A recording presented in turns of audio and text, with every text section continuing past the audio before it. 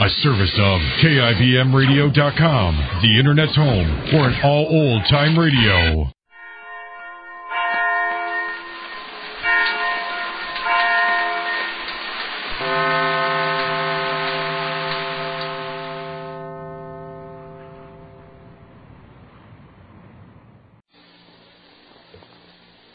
And now, the Goldbergs. Well, to hear Molly tell it, love is the great fulcrum of human life. It's what makes the wheels of life keep turning.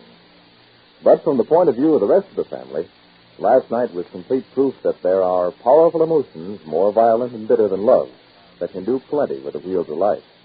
All night long the phone rang. And on one side was the former Mrs. Way, and on the other side were the Goldbergs, waiting to see what Way would do. And Way, well, listen, as Jake, bleary-eyed and exhausted, asked for another cup of coffee. Give me another cup of coffee, Molly. So I at least can keep one eye open today. I didn't sleep either. Who slept? Nobody slept. Dear. Cream?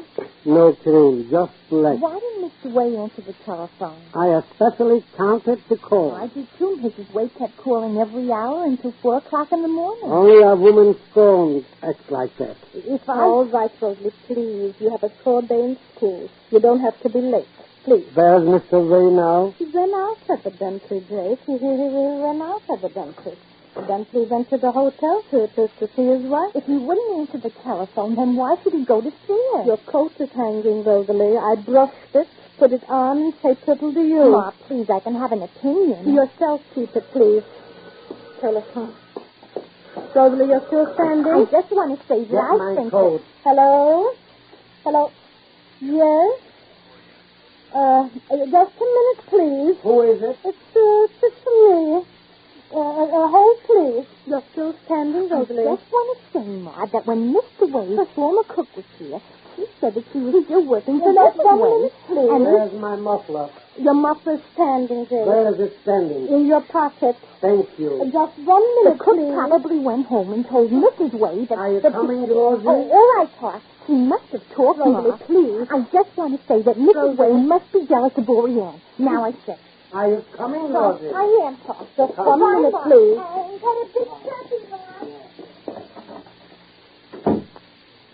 Hello? Yes, this is Mrs. Goldbergs speaking to Mrs. Way. Well, the question that you called so continuously last night, well, when you was on the phone, I explained to you explicitly that Mr. Ray already expired for the night, and then you called and you called and called. Well, you know, we are country people, and and then, excuse me, then Mrs. Leland, then Mrs. Oriane Leland came to the telephone. Whichever your conversation was evidently because it was very, after all, you never met the woman. And, yes, well, then, morning, Oriane. Well, then, we'll discuss it some other time. Bye. Morning, Oriane. Morning. I don't think anybody had any sleep last night. No, not very plentiful. Not, sit, Oriane, girl. I'll spill you. Why can't I do that myself? I'm going to spill myself for anything else. Sit here. I counted the calls. She called about 10 times. I heard the clock strike 4. Yes, I heard it also strike 4. Here, Oriane. Well, I don't know what to do. Did Mr. Way leave? Well, he went out very early. Cream? No, thank you.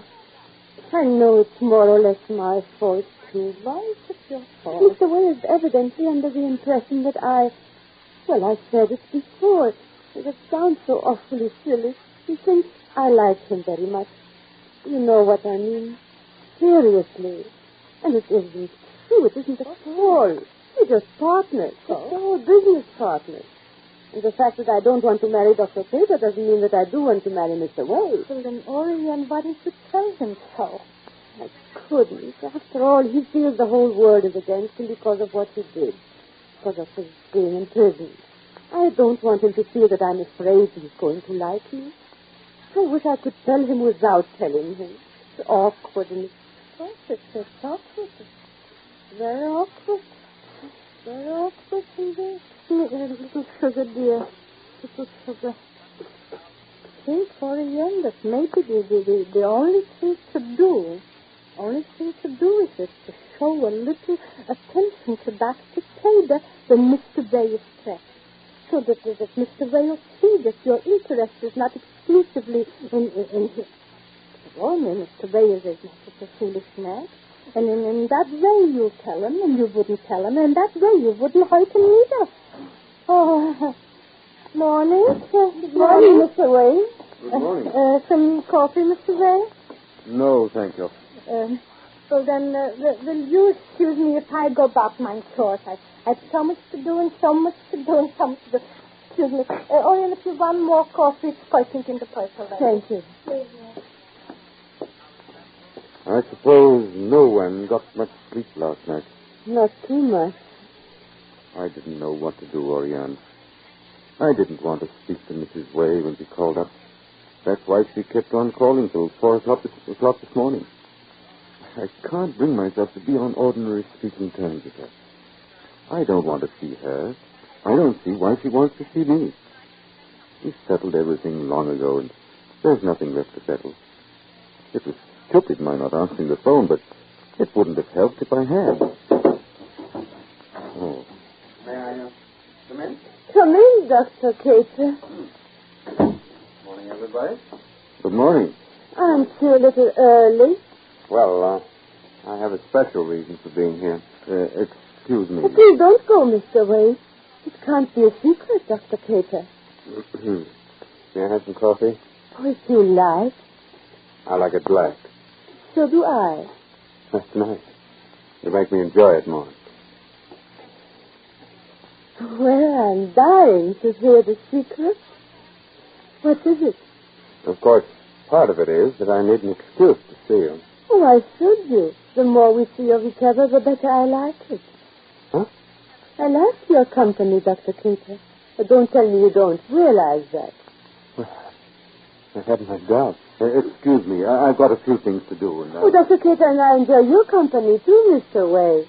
After all, you are my business partner, and Dr. Cater is my some kind of a partner. I'm not sure just what. I've got a few things to do. Excuse me. Oh, Anne, I knew I had a wonderful idea.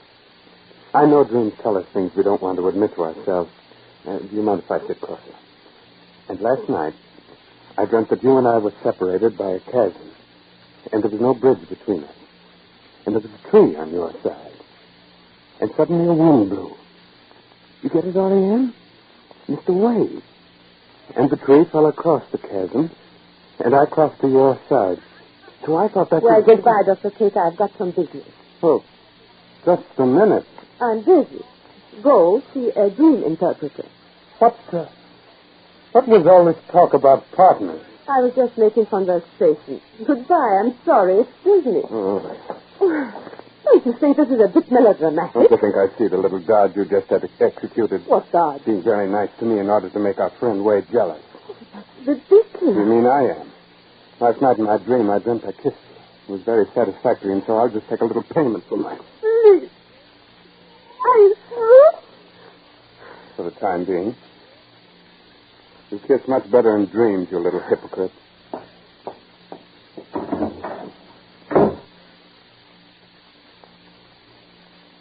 Molly's advice didn't work too well with Dr. Cater.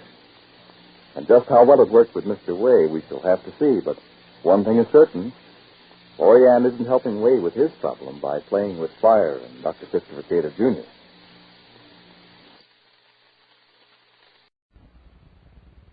Iron Eyes Yeast presents Lights Out, Everybody.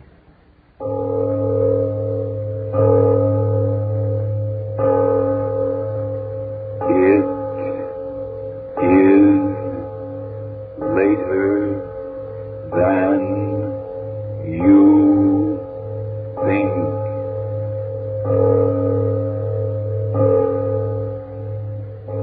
if you frighten easily, we sincerely suggest that you turn off your radio now. My name, Arch Oboler. Tonight, the fourth in our series of tales of the weird and the unusual. If you like Moon and June and Love and Dove, and if you're afraid of the dark and the things of the dark, you're forewarned. For tonight's story is about the greatest terror in the world, the conscience of a man.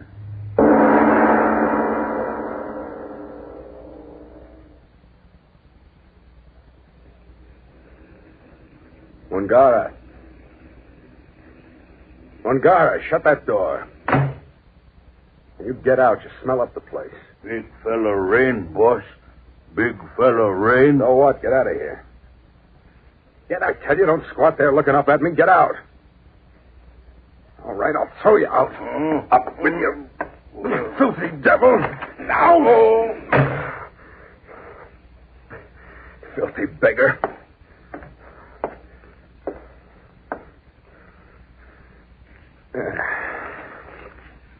I'll write my last letters. Dear Sheldon. Well, here's my last letter to you. Another 3 weeks and my exile's over. I'm coming home. After 3 years in this devil-forsaken bush country, home. Home. I've almost forgotten how to write that word. Well, Sheldon, my friend, tell them to fatten up the fatted calf. I'm coming home rich. S. Alec Riverton won't have to take their infernal snobbery. He's got rich out here, and he's coming back to buy the town and everybody in it.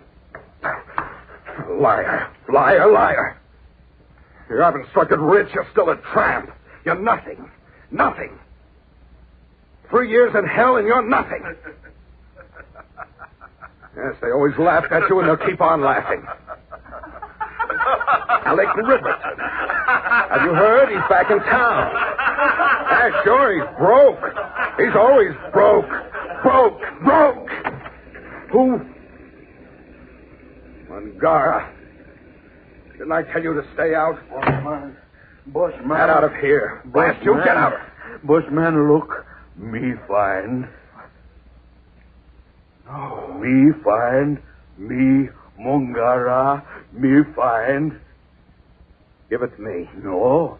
Me find. Me. Diamond as big as your hand. Me take stone Queenland. Buy 2, 3 wife. Me, Mungahra. Listen, Mungahra. I have no money. Me take Queenland. Bossman Queenland got lot money. Oh, yes, lot money. But I'll give you my rifle.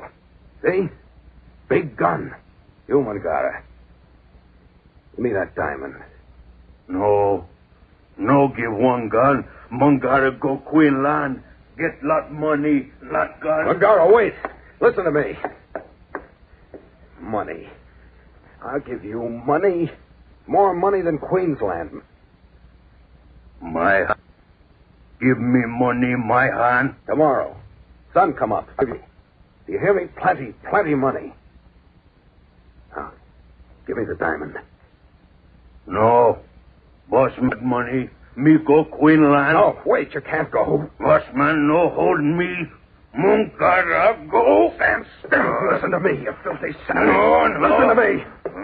I've got to have that diamond. It's my chance. You can't take it from me. Go Queenland. I'll give you anything you want. Just give me a chance to buy it from you. No, I'll not get away from you. That diamond, give it to me. You're not going to sell it to anybody else. Give it to me. No. Me find it. You no take from me. No. You devil. I can't take it. I haven't got your strength. No, me go. All right. Yeah. Your knife. Knife. I'll kill you. Kill you.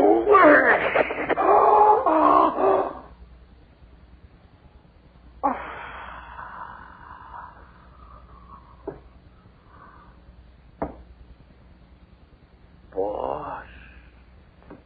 Man.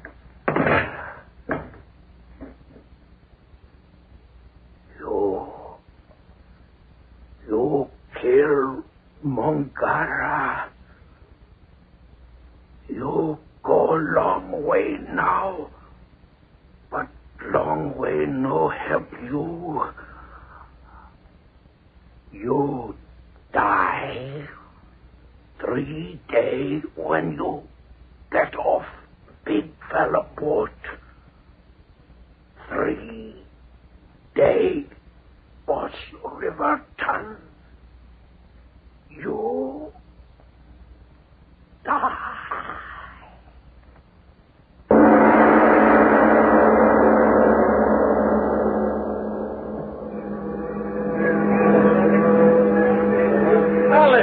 Alec Riverton. Yes, Charles, over here. By George, Alec, really you? Good to see you, Sheldon. You got... Oh, obviously, I'm here. You've struck it rich, huh? Good old Alec. What'd you find? The whole bunch of us been crazy with curiosity ever since I got your letter. Gold, platinum, tungsten.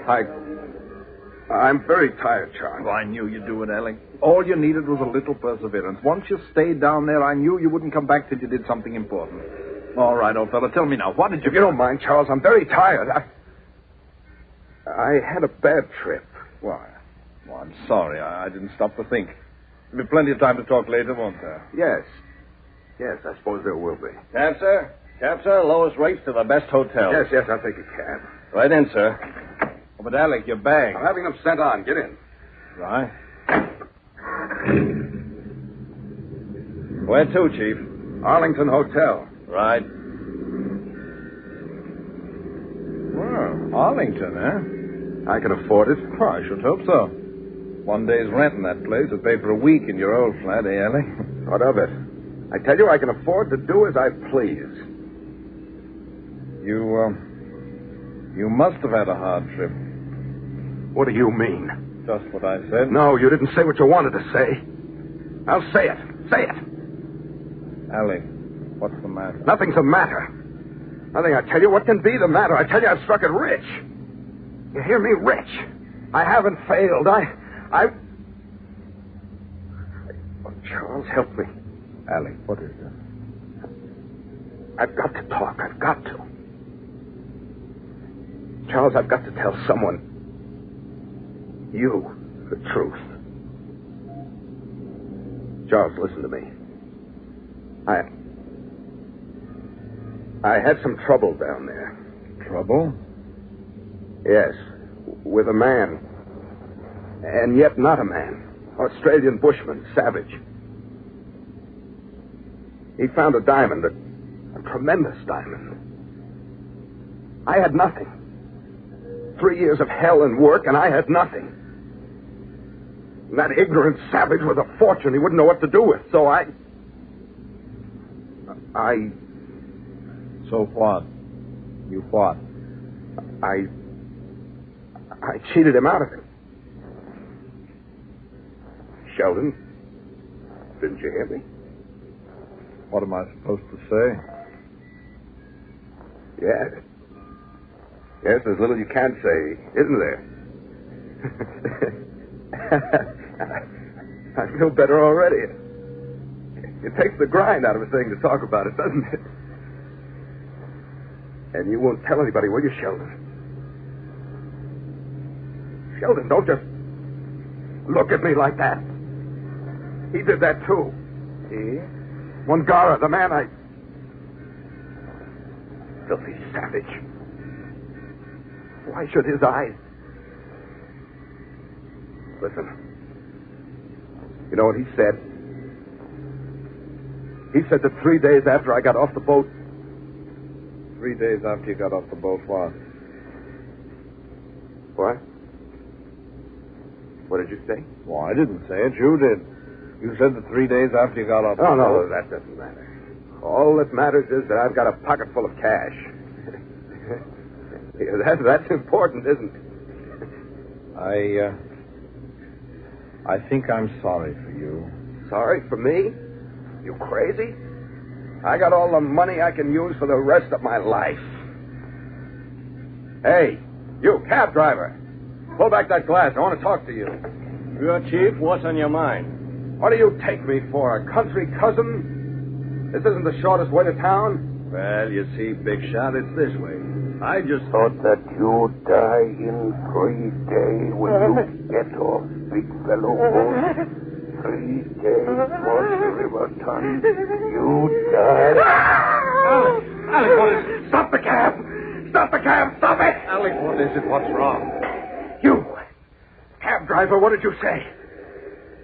What did you say? Sir, help me. I ain't said nothing. No, you spoke. What's the matter What's wrong with you? He didn't say anything to get excited about. No, honest, all I said was that I'd take you the way you wanted to go. Mungahra's voice. I heard it. Mungahra? But you said that He's dead, yes, I know he's dead.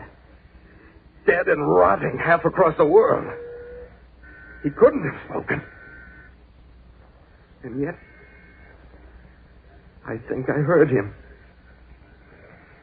The dead can't speak.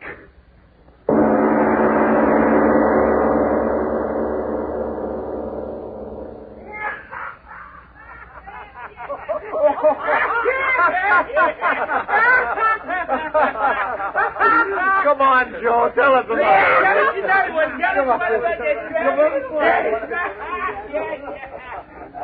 Do you mind if we go outside for a little while, Miss Bennett? Man? All right. I can't take those jokes either. Well, this is more like it. The air is good. Yeah. I haven't had a word alone with you all night, have I? Truthfully, I didn't expect you to talk. Why not? Oh, Charlie Sheldon told me you weren't much of a talker. He's right. Where I've come from, I haven't had many opportunities to talk. Well, come now, not sing, Mr. Riverton. Almost as bad as that. Down under. Where? The bush country, interior Australia. Oh. You know, you're the first woman I've gone out with since I got back. I'm not quite sure whether that's so flattering. It is. Until Sheldon introduced me to you, I just didn't want to be with anyone. Thank you. Very pretty, aren't you? In the dark? No, really. Oh, I'm all there. Man. 3 years in the bush country. Maybe I'd better go in. No, stay. Please. Just talk to me. Talk? Yes. All right. How long have you been back? 1 day. Is that all? I'd better go in. Oh, no. No, I won't. What were you doing in Australia? Business of some sort? You. Please tell me about you. You're an actress? 2 schools of thought. Right now, I'm what's unhappily known as resting between engagements. Let's get away from here. What do you mean? Go. Someplace away from here. Should I? I want you to. That does it. I can never say no to a good-looking man who knows his own mind. All right, Mr. Riverton. Whatever you say, but don't forget that 3-day boss man. You die. No. What's the matter? What is it? You. What did you just say? Well, all I said was that if you wanted... 2 3-day boss man, you die. You devil. What? You think you can fool me, but it's you, Mungahra. I heard you. What's the joke? I don't get it. Out of your throat, I heard it. Well, now, look here. I'll stop you. I'll stop you, Mungahra. I will. I will. Hey, somebody speak. Hey, stop that, Joe. Let go of us. Let go of us. Help! Somebody help me choking to death. He's choking us.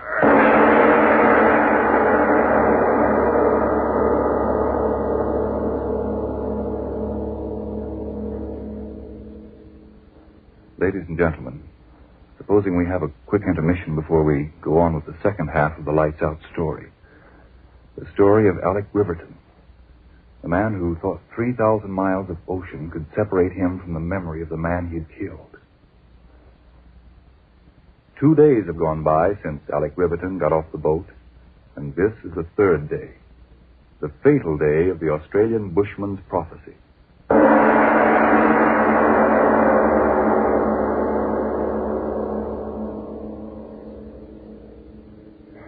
Now, look here, Alec. For 24 hours, you haven't moved out of this room. Now, why don't Stop it. It's none of your business. Oh, isn't it? Not for me, you'd be in jail right now. Why do you think Nan Bennett didn't have you thrown in jail? She needed money. Yeah.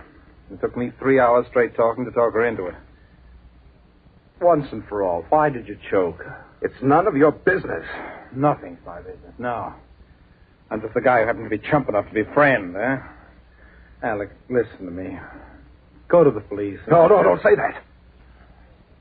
Sheldon, if you talk. I can't talk and I won't talk, Alec. My infernal friendship. Alec, at least let me call in a doctor. Doctor? What do I want with a doctor? For your nerves, maybe he... Mind your own business, I tell you. I'm all right. There's nothing... Who's that? Oh, waiter, I suppose, about dinner. Are you sure? Well.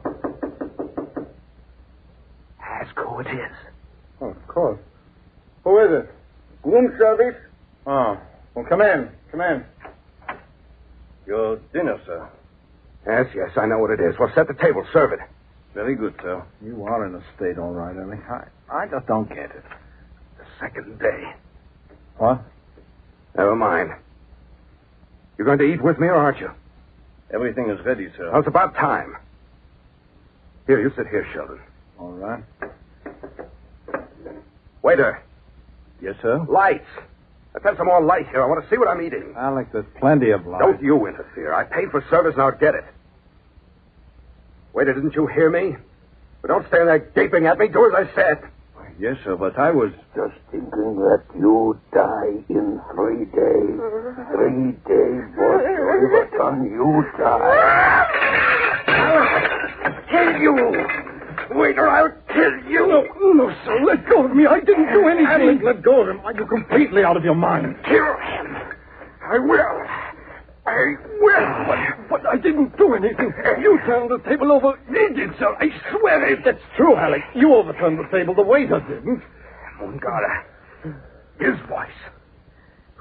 Waiter, you spoke with his voice. I heard you. I saw your lips move. What? Alec, what are you saying? The waiter, what did he say? Quickly, what did he say before I threw over the table? Answer me. What did he say? I don't remember. What did you say, waiter? I merely said that I thought the meat was a bit cold. Perhaps I'd better replace it. Oh, no, you lie. You lie. I heard you. You spoke with his voice. Get out. That devil won't get me. He's dead. Get out. Get out. Get out. My head. Alec. Alec.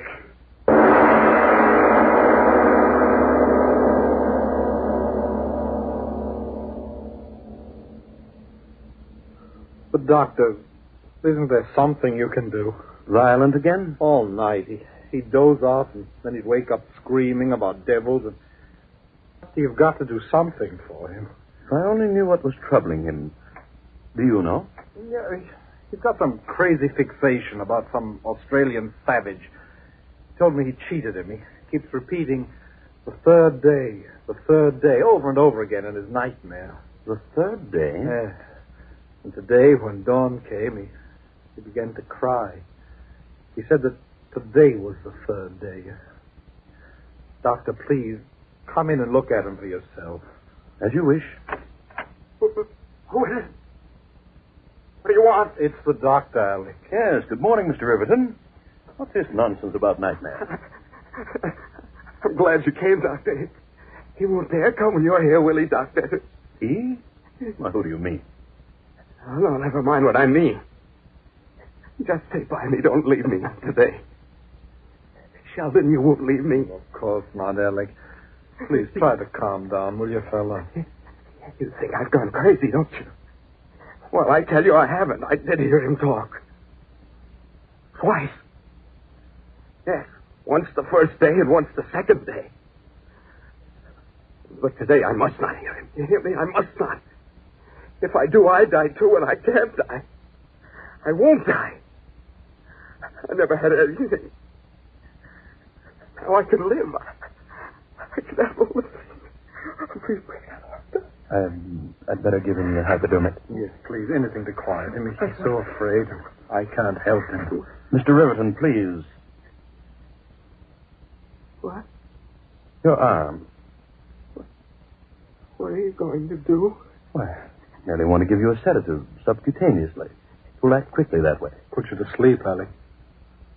Sleep? It'll put me to sleep. Yes. Yes, of course. Then give it to me quickly. He can't hurt me when I sleep, can he? Who can't hurt you? Stop asking questions, I tell you. Give me the injection quickly. The third day, if I fool him today, he can't hurt me ever. I know he can't. Can you give me the injection? Here's my arm. Hurry, Doctor. Yes, hurry. I've got to be asleep. Yes, of course. In a moment you'll be all right. Yes, just another second and... You die, Boss Riverton. You die. Alec, Mr. Riverton. No. Stay away from me. What? I heard you. What is wrong? You're not the doctor. You're him. The devil, Mungahra. Doctor, he's out of his mind. Do something. Yes, of course. I'll give him the sedative. No. You're him. I know it. You're him. You speak with his voice. I heard you. You're him. Alec, the doctor wants to help you. Of course. To help you. No. Don't touch me, Mungahra. Don't touch me, Mungahra. Get away from me, Mungahra. You're dead. I killed you. I saw the knife drive in you. You're dead. You hear me? You're dead. The dead can't live again. No, that knife in your hand. Don't do it to me. I'll give you back your diamond. I'll give you back your diamond, Mungahra. Don't knife me. Don't.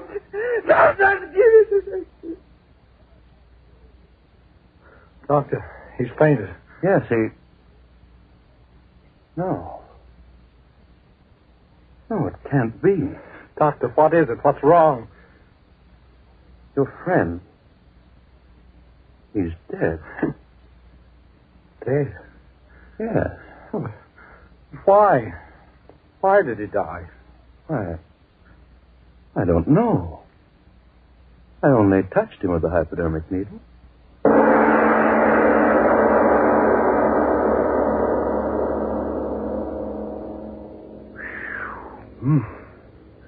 You mean, Mr. Oboler, the man died from the power of suggestion? You heard the story.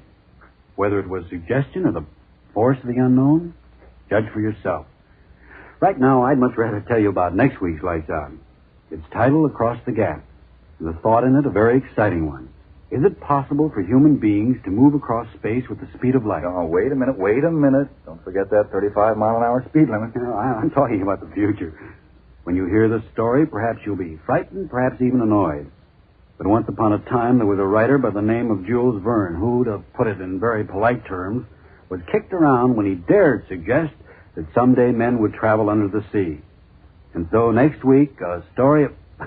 but as usual, we better wait for next week. Lights Out will come to you next Tuesday at the same time. Be sure to listen for Arch Oboler's unusual Story of the Future, Across the Gap.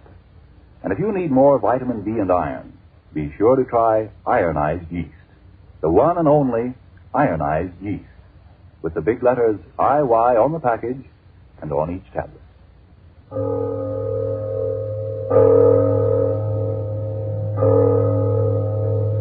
It is later than you think.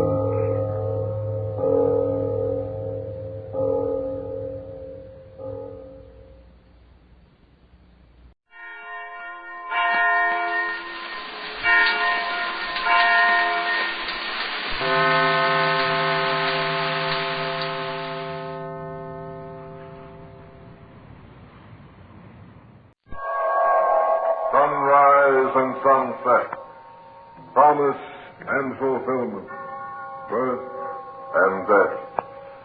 The whole drama of life is written in the sands of time.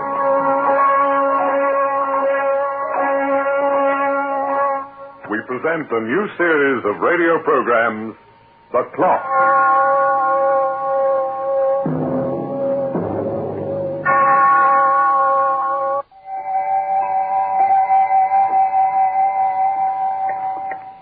The world is full of statistics, and statistics are often measured from the point of view of time. For example, there is a baby born about once every 11 seconds in the United States, and once every 22 seconds there is a death. Gamblers will tell you that if you stood at the roulette table in Monte Carlo with unlimited funds for 50 years, the odds would still be 36 to 1 against breaking the bank. But Smiley Scallon will tell you that the greatest odds of all is the risk you take when you break the sixth commandment. Thou shalt not kill.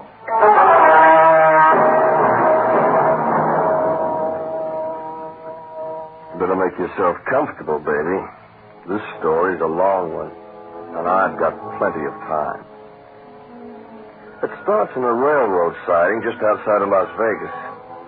I'd been riding the rods from Frisco, and I didn't have a dime. But I got some grub before I holed up in this cattle car, and I figured it'd last me all the way to Chi. Must have been about midnight when the freight jerked to a stop, and right away I hear a couple of railroad dicks making the rounds with their shillelaghs, looking for a skull like mine to crack. You take that side, Joe. I'll take this one. If I catch one of those chiseling bubbles, beat the ears off them. Anybody in there? This one's empty, Joe. Try the next. Anybody in there? Flash your line, Joe. Hey, there's one of them in the corner. Come on out of there, you thimble stick. I ain't done nothing. Come on, I say. You come in and get me. Tough guy, huh? Well, I'll beat the living daylights out of you. Grab him, Joe. Don't let him get away. Go on, after him. Give him the works. He caught me full behind the ear and cut my head. But that was nothing to what I'd catch if they ever grabbed hold of me. I ducked behind the cars and headed for a row of shacks near a clump of trees. I had just enough strength to open the door of the first one and flop on the floor like a winded puppy when they ran by. Oh, that was close. Boy, oh boy, was that close. Someone chasing you, young man? Who's that? All right, don't be frightened. I won't give you away. Here, let me light a candle. There's nothing to worry about. They'll never seem to look in this shack. Who are you? Well, what you doing in here? My name is Pillsbury. Cyrus Pillsbury, and this is my home. This dope? There ain't even a bed here. I use the floor. No one disturbs me because these shacks have been condemned. And all supposed to be boarded up.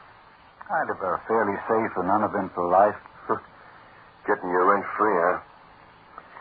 You got any grub? I have some food. You're welcome to all you can eat. Oh, thanks. Thanks a lot.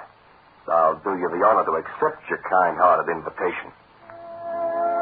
He had a couple of cans of salmon and a loaf of bread. I finished it off inside of 20 minutes.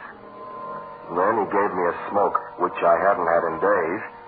And I settled back and took it easy for a while. You ever been in Las Vegas before, young man? I ain't never had that pleasure. Gambling town, you know, and gambling is quite legal in this state. So what? Haven't you ever played roulette? Roulette's a sucker's game. Oh, it's true. The odds against winning the game of chance are long. But when you've got a system... A system? The chumps got their systems. And the house always rakes in the dough. My system's infallible. Absolutely foolproof. I can win a fortune of roulette inside 3 or 4 hours. Yeah? You don't believe me? Well, sure, I believe you. Why shouldn't I? You're worth $1 million. And you also got a hole in your head and your brains are spilling out. Well, I'm sorry you're skeptical. You take me for a dope. If you're so hot at busting a bank, what are you living in this rat hole for? And look at your clothes. They're falling right off of your back.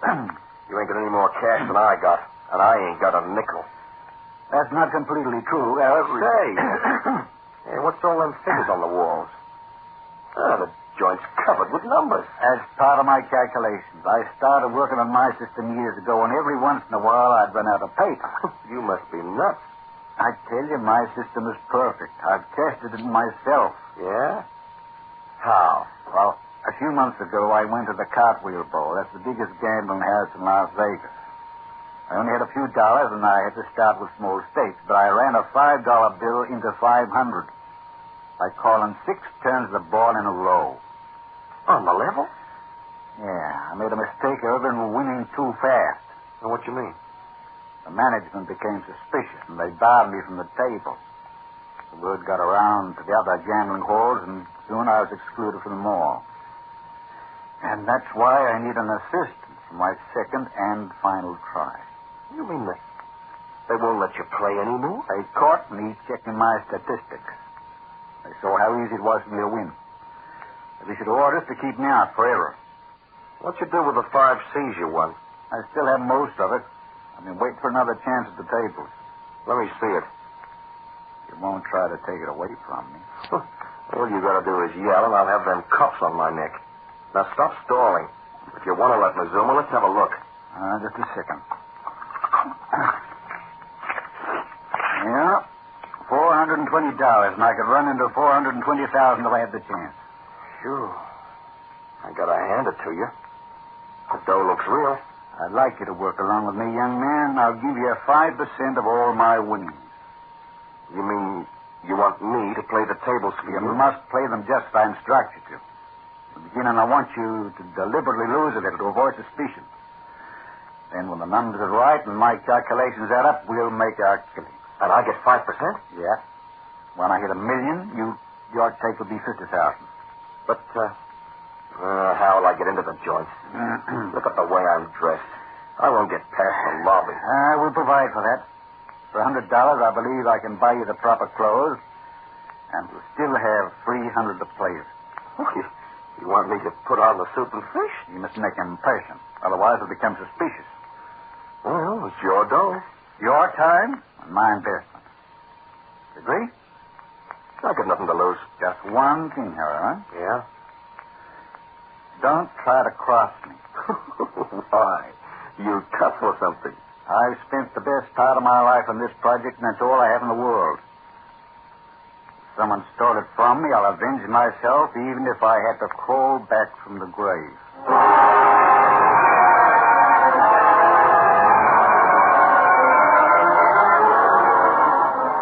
Here, let me fix the tie to you, Smarty. Yeah. Not quite right. Yeah. How do I look, huh? You look the part in those clothes, only just don't talk too much. Why not?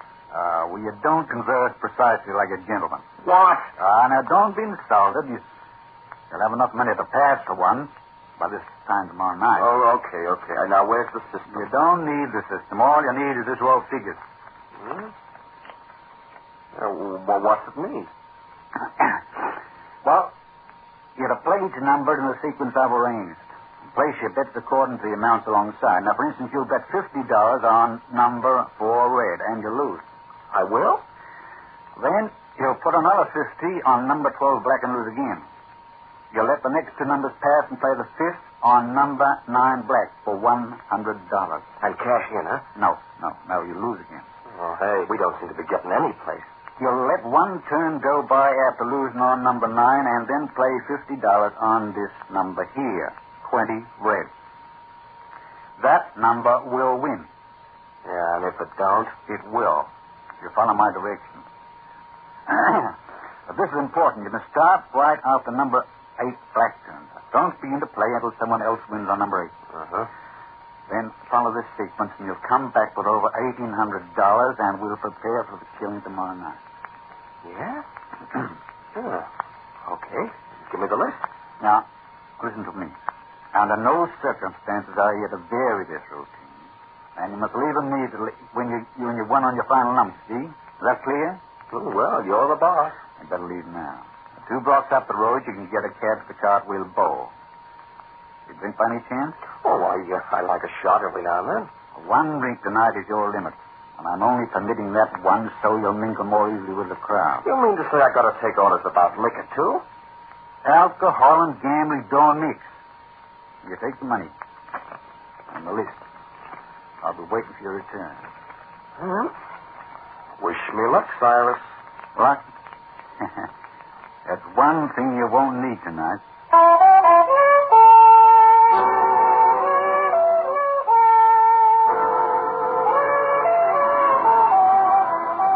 The Cartwheel Bowl was part of a big hotel. The slickest I ever saw. I got a little worried when I first walked in. But when I saw the way they kowtowed to my fancy clothes, I felt like I was in. I had a little time to kill. Cyrus said I shouldn't begin until 10. So I walked over to the bar in the corner and ordered my one drink for the night. There was a dame sitting near the entrance, and a knockout if ever I saw one. She was wearing one of them low-slung evening dresses and sipping a dry martini. And I noticed she sort of smiled at me when I sat down next to her on the stool. Why? Will it be a chaser? I beg your pardon. Do you have a match? Oh, sure, baby. Yeah, keep the pack. Thank you. Haven't I seen you somewhere before? Maybe. Me? No. Monte Carlo. Never been there. Oh. Well, I've been all over the USA half a dozen times. Name's Scallon. Smiley Scallon. My name's Olga. That sounds just how you look. Hey, barkeep. Another drink for the lady. You're very kind. You live in this hotel? Yes, I'm here for 6 weeks. Say, I'm getting a divorce, you see. Oh, your hubby must be cockeyed for the babe like you walk out. Oh, he loves me, but he can't afford me. I like to gamble too much. Why ain't you playing the table? I'm a little short of cash. Do you intend to play? I'm gonna bust that bank wide open, baby. That's what they all say. But I got a system. I've also heard that before. Yeah, so have I. But the old guy's so sure of himself that... What? Oh, nothing. Let it lay. Hey, it's almost 10. Looks like I gotta get to work. Want to keep me company, baby? For luck? Why not? Then let's get started. Here's where Papa begins to make himself $1 million.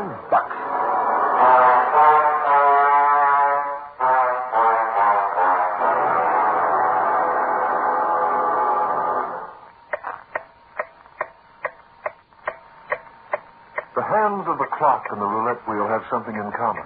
They both go round and round. But the clock hands are sure and firm. They leave nothing to chance. While the man who stakes his life upon the little bouncing ball may find that his croupier is dead.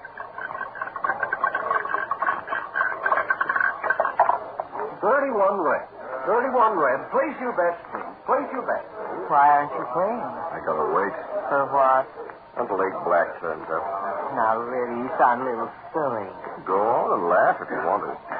But I got a system that can't be beat. And I'm following orders. Who is this man who gave you the system? Just no gink I met. Pal of mine. Number 8. Number 8 wins on the black. Number 8 on the black. Place your bets. 8. Yeah, that's me. Where's my list? $50 on the red form, mister. I'm keeping my fingers crossed for you. Oh, I ain't gonna win this one. What? Wait my turn.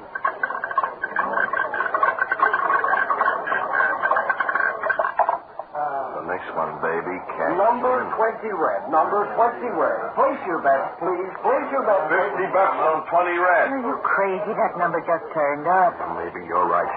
B. Too late now. 20 red, repeat. Hey. 20 red, repeat. You won. Place your Sure. bets, please. No chips, mister. Give me the cash. You're kidding? Sir. Tomorrow's another night. But your luck's just changing. Can't help it, baby. You'll be back tomorrow night. Sure thing. Will you be here? I'll be waiting for you. First, I'm busting the lid off this joint, and then I'm having a little celebration. Keep your eyes open this time tomorrow, kid, and watch me go to town.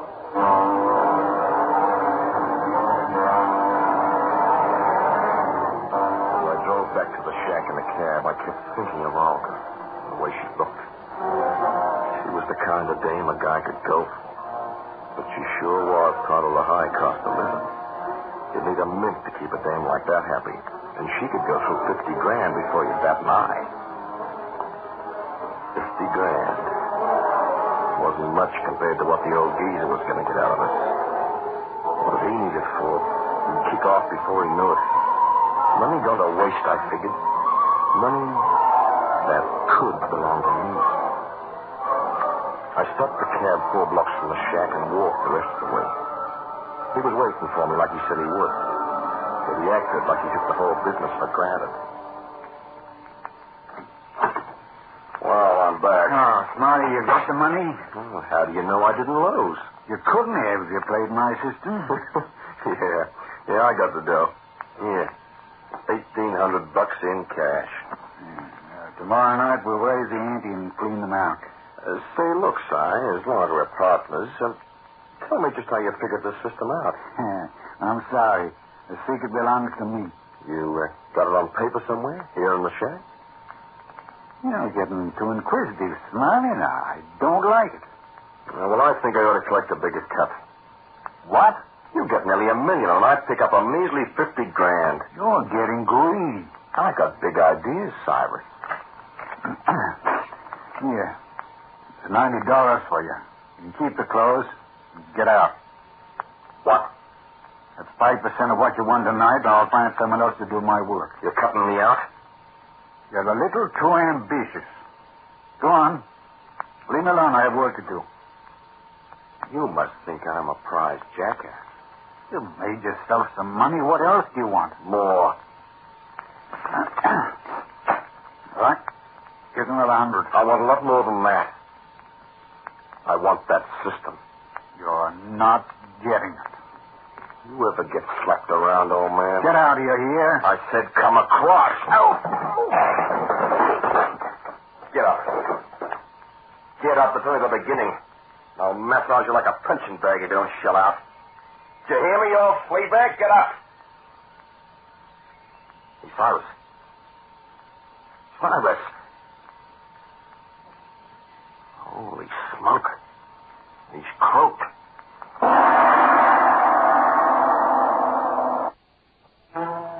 I only slugged him once, I swear, that's all. I guess he couldn't take it. Must have got a heart attack or hit his head. Anyway, he was finished. First, I thought of grabbing the next freight out. But then I got a hold of myself. I went through his pockets fast and found what I wanted. It was a little red book with a lot of numbers in it I couldn't figure out. But there was one thing about that book I could understand. Each page was marked in order. And all I had to do was follow the numbered charts and hit the jackpot. Nobody saw me leave the shack. Then I got a room in a small hotel for the night. The next day I laid low, but I didn't see nothing in the papers. I figured they hadn't found me yet. I got my suit pressed and my shoes shined, and about 9:30 I was back at the Cartwheel Bow, looking for Olga.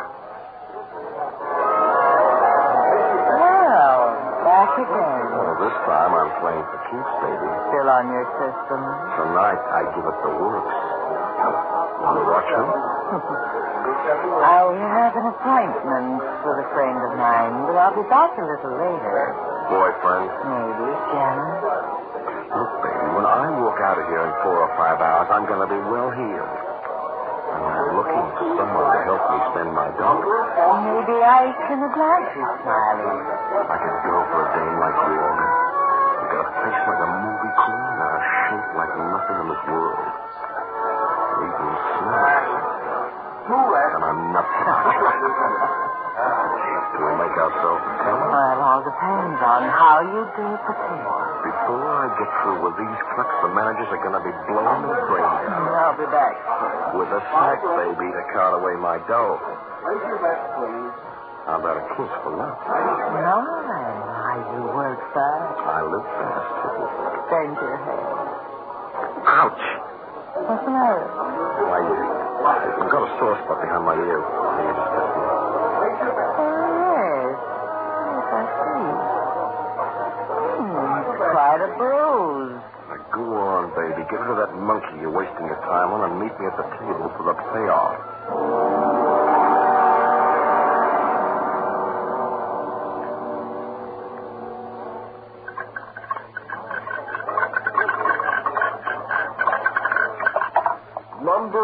11 black. Number 11 black wins. Place your bets, please. Give me $800 worth of chips. All hundreds. I looked at my little red book and found a circle under the first number, which was 6 black. I figured I was to start playing after that number came up. I was right. Number 6 black. Number 6 black wins. Place your bets, please. 500 smackers on number 1, red.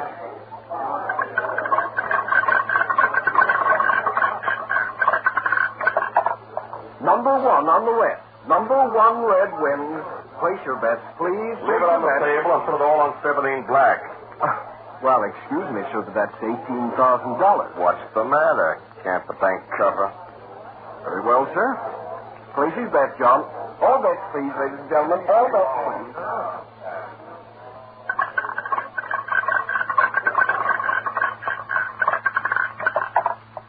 Number 17 on the black.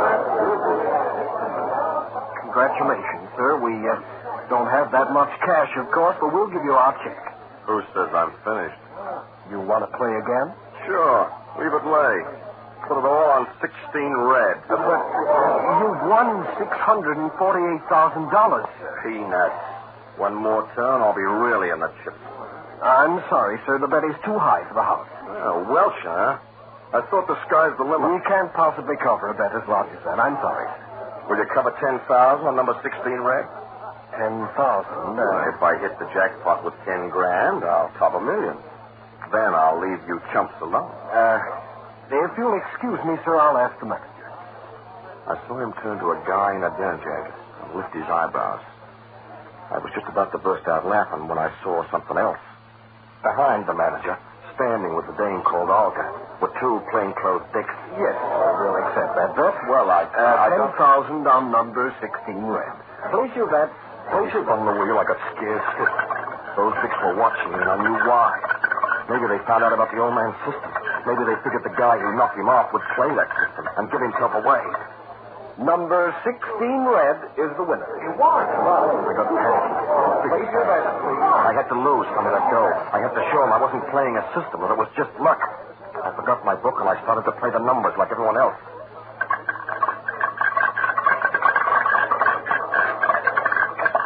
But it didn't work out.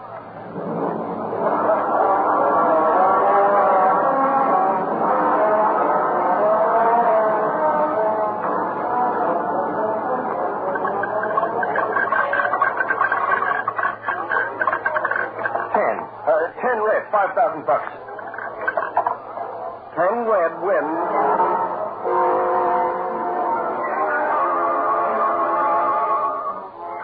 20 black. $10,000.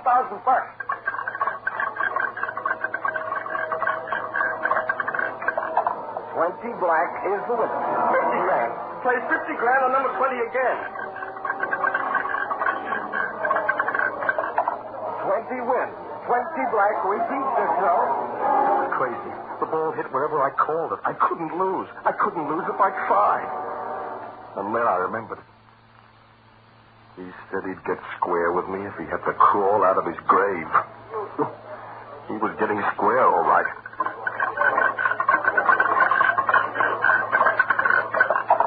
Number 20. 20 wins again.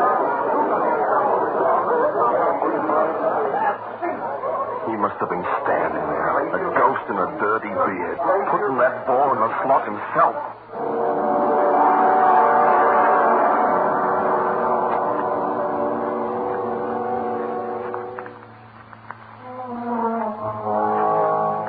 Well, that's the story. Of course, I had to be the chump. They had me on more counts than I figured. The cut behind my ear that the train Dick gave me. That's what scared Olga. And she's the one who gave him the tip about my knowing the old geezer with a sister. And now look at me. Spilling my story to the DA typist like I was drunk. Sitting here in the DA's office when I'm worth $2 million. Me. I'm one of the richest guys in town. Sure. And I'm taking the system with me. When I get the chair.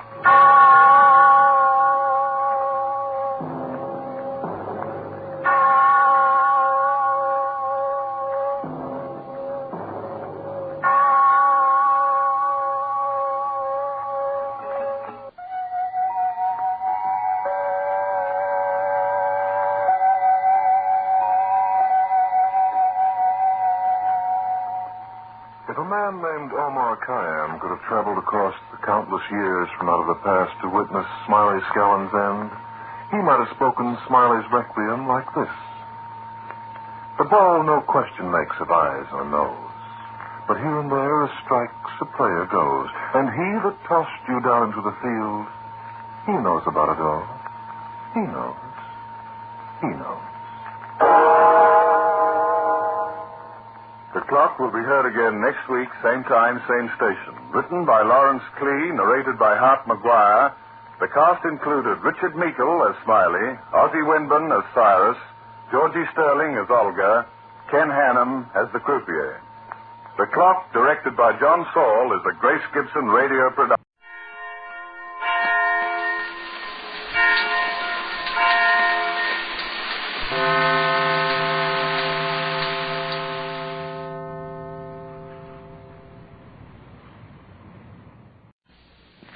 The Signal Oil Program, The Whistler.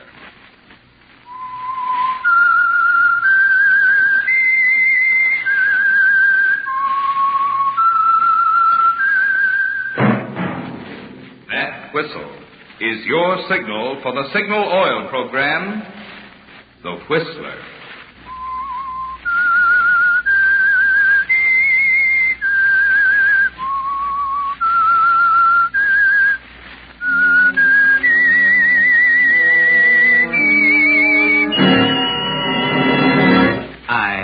The Whistler, and I know many things, for I walk by night. I know many strange tales hidden in the hearts of men and women who have stepped into the shadows. Yes, I know the nameless terrors of which they dare not speak. Yes, friends, it's time for The Whistler. And remember, let every traffic signal remind you. With new Signal gasoline, you do go farther than ever. Look for the familiar big yellow and black circle sign that identifies those popular Signal service stations throughout the West from Canada to Mexico. And now, The Whistler's strange story, Bulletproof.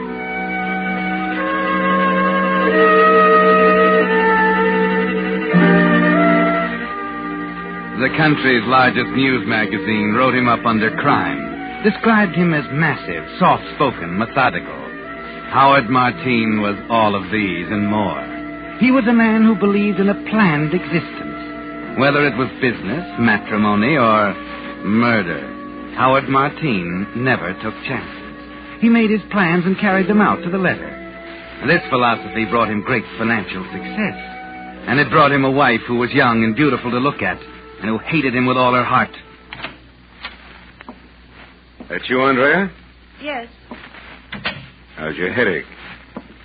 What? Your headache. That's why you went to your room, isn't it? Oh, yes. It's better, thank you. Howard, I've come to a decision about... Us, my dear? Yes. I'm going away. Oh, now, really, Andrea, we've been all over that before. I'm getting a divorce, Howard. There's nothing you can do about it. You make it very difficult for me, Andrea. After I explained I can't afford to lose you just now. No, it wouldn't be good for business, would it?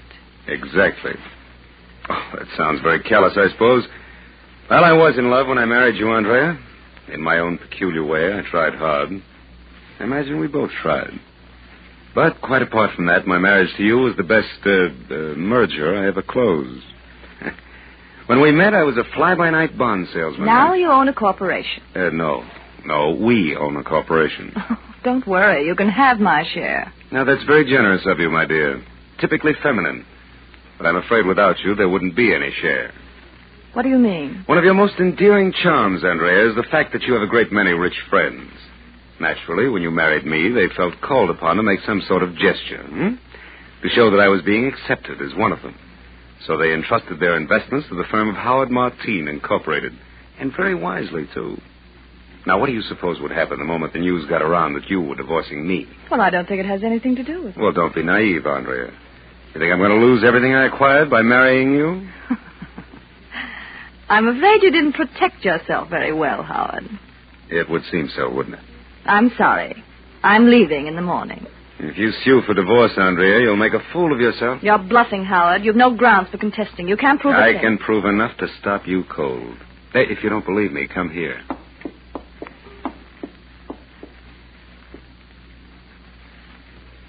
What's that?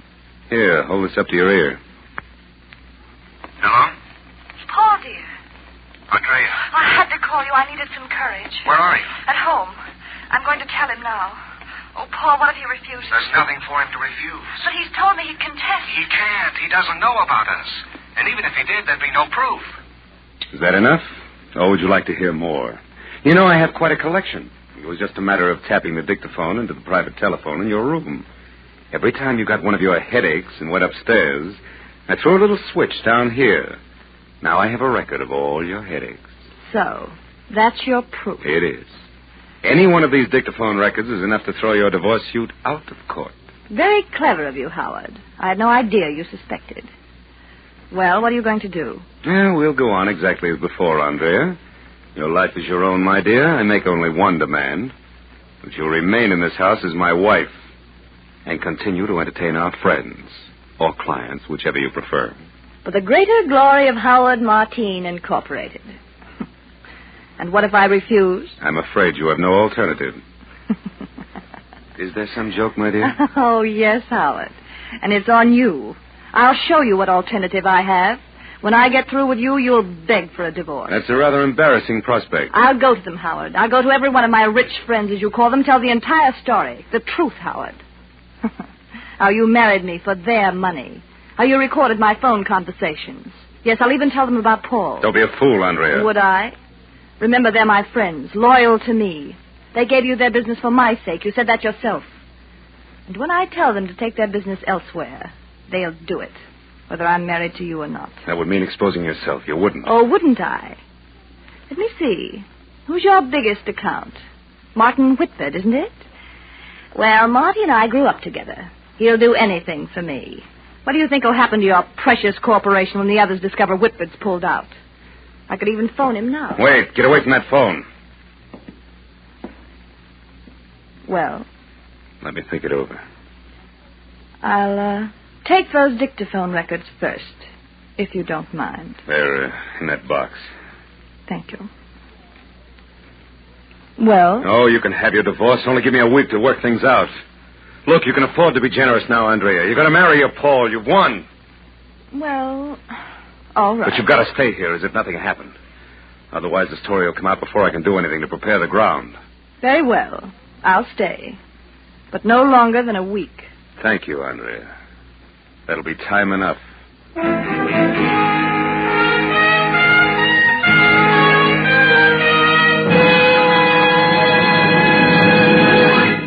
With the prologue of Bulletproof, the Signal Oil Company brings you another strange story by The Whistler.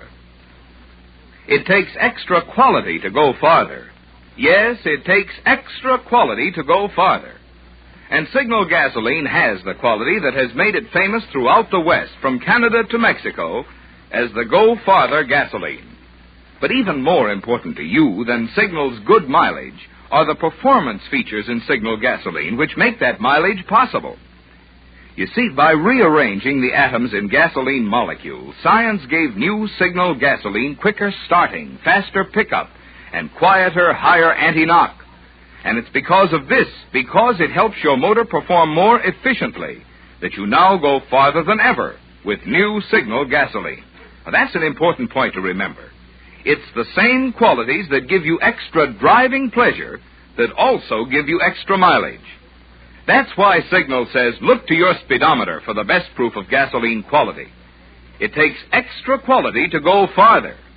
And Signal is the famous Go Farther gasoline. And now, back to the Whistler.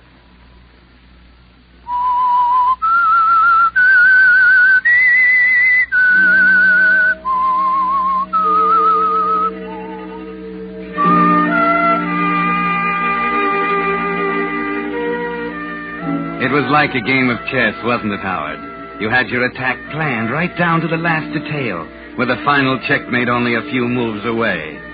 But as it often happens, you were so absorbed in the plan of attack that you completely overlooked the obvious, simple countermove that Andrea would be bound to make, that you would go to her friends and tell them the truth.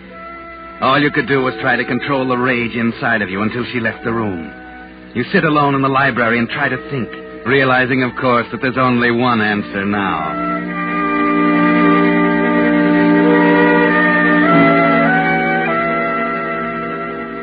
It's midnight when you decide you'll have to stop thinking about it for the time being. You have a week left, and your brain will be clearer in the morning.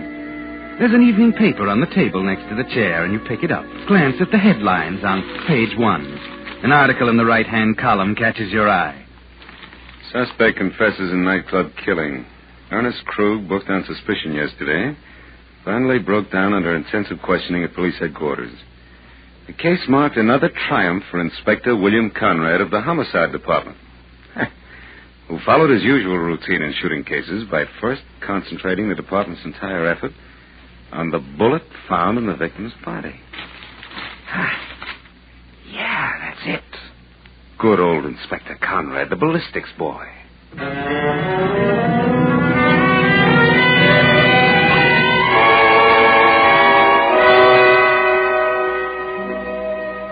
Well, you have a plan now, haven't you, Howard? The next morning, you're quite chatty with Andrea over the breakfast table. Of course. There's no point in holding grudges, is there? Particularly since the poor girl hasn't much of a future. You begin by dipping into your past, the shadowy past of a one-time confidence man named, not Martine, but Marin, Joe Marin. That was your name in the old days when you used to play around in the fringe of the law, always ducking out just in time to let the other fella take the rap. As Joe Marin, you pay a visit to an old friend in his dingy little gun shop in the slums of the city.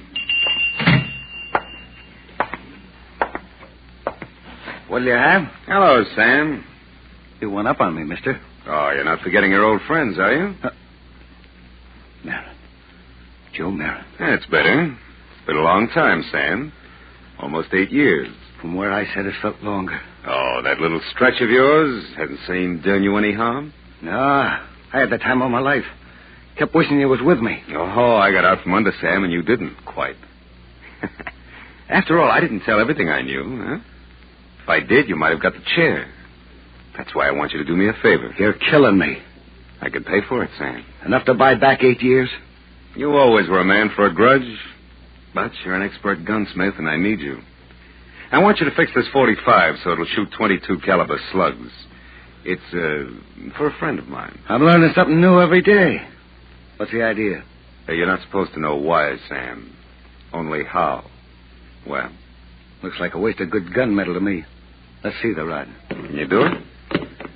Yeah, I can do it. But I ain't gonna. No? Why not? I ain't exactly my own boss. I gotta be careful. Oh, yes. I know all about that. You know, that's why I'm so sure you're going to do this for me? I don't get you. Well, being on parole kind of fences a guy in, doesn't it? What does it? Listen, Marin, I don't know what you're talking about. I ain't done anything to violate my parole. That's not the way I heard it. Well, I'll try somewhere else. See you in a little Wait a minute. Well? Shakedown, huh? What do you know, Marin? I don't know a thing, Sam, not a thing. When do you want this? Day after tomorrow? Pretty short order. It'll be worth your while. Okay, Mr. Big.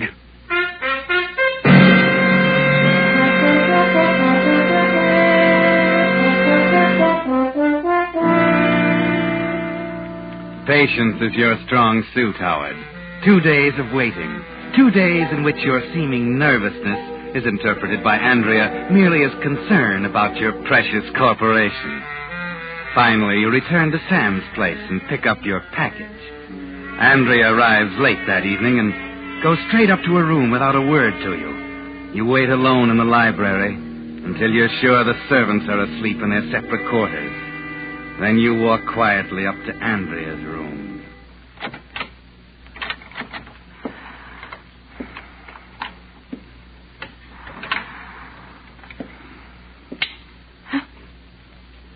Who's there? Don't be frightened, dear. It's only your husband. What do you want? Just a final plea, Andrea. Are you quite certain you want to go through with the divorce? Did you wake me up in the middle of the night to ask me that? Oh, it's only half The past. answer is yes, Howard. Now, please leave me alone. You won't reconsider? Good night, Howard. Well, I tried. I did everything in my power Howard, what to... are you doing? Howard! No!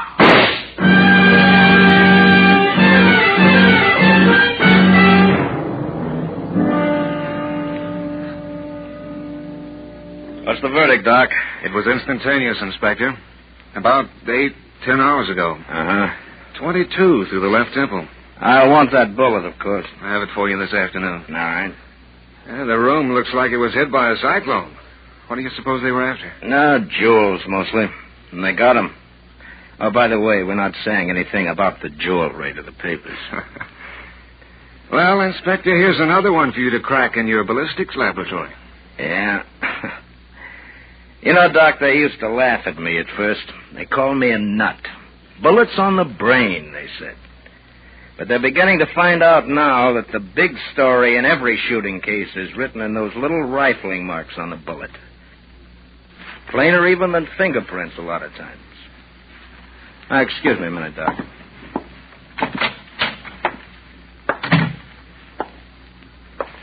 I just got the doctor's report, Mr. Martin. Oh, yes, Inspector? Your room is just down the hall from your wife's. It's funny you didn't hear anything during the night. Well, I don't know. I might have heard a shot, but I can't think very clearly now. Certainly, I understand. I seem to remember some sort of nightmare. I thought it was a dream. You see, I didn't know anything had happened until the butler woke me this morning after... I see. No, it's funny, that 22... It's a woman's weapon. Never heard of a second-story man packing anything less than a 38. Oh, Mr. Martin. Yes? This Army 45 of yours here in the trophy case, is this the only gun in the house? Oh, of course, Inspector. If you have any doubt, you may search the house, perhaps the servants. Well, that's 45, all right. You want to take it with you, Inspector? I can remove it from the case. No, it's not necessary. This job was done by 22, and I think you can forget the servants. This looks like an outside job, start to finish.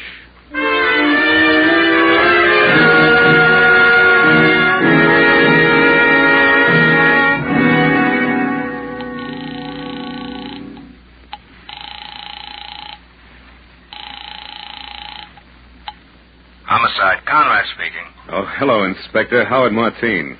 Oh, yes, Mr. Martin. I'm sorry I haven't been much help to you during the past few days. Well, I understand. I just called to see how you were coming along. Well, I'm afraid we haven't much news for you yet.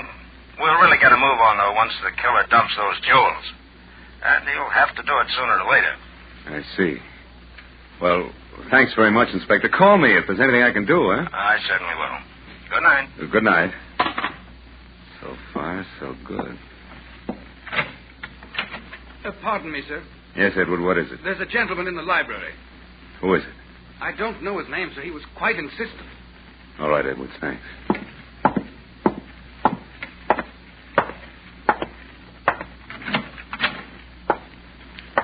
Hello, Joe. What do you want? Relax, Joe. Pour yourself a drink. Hope you don't mind. I just helped myself. Pretty good bourbon. You're just going to stand there? Sit down. Go on. All right, Sam, what is it? Well, I want to offer my condolences, first of all. Tough, ain't it? What happened to your wife, I mean? Yeah, quite a shock. You know, I said to myself, there's something to think about. All I got is a newspaper to go by, understand? Page 1. Society dame knocked off during robbery. Don't say what kind of a robbery. Only that the dame is knocked off with a 22. Now, there's something to make a guy think, ain't it? Go on, I'm listening. Especially unusual here in this town where the homicide inspector's a nut on ballistics. So right off, I figured out. Somebody saw in the inspector a curve. That's when I think of old Joe Marin. Threatening to frame me on a parole violation if I don't play nice and fix it Army 45, so she'll shoot like a 22. Marin. Martin. Same guy. I put 2 and 2 together, the bell rings, and out comes $100,000. That's what it's going to cost you, Joe. $100,000. I haven't got $100,000. I'm a reasonable character. What have you got? I can't do it, Sam. I can't. You better start thinking, Joe. Wait a minute. I have got $100,000 in jewelry. How hot is it? Oh, not hot at all. It belonged to my wife. Now, look, you can turn it into cash in 10 minutes if you want to. Let's have a look, huh? Right.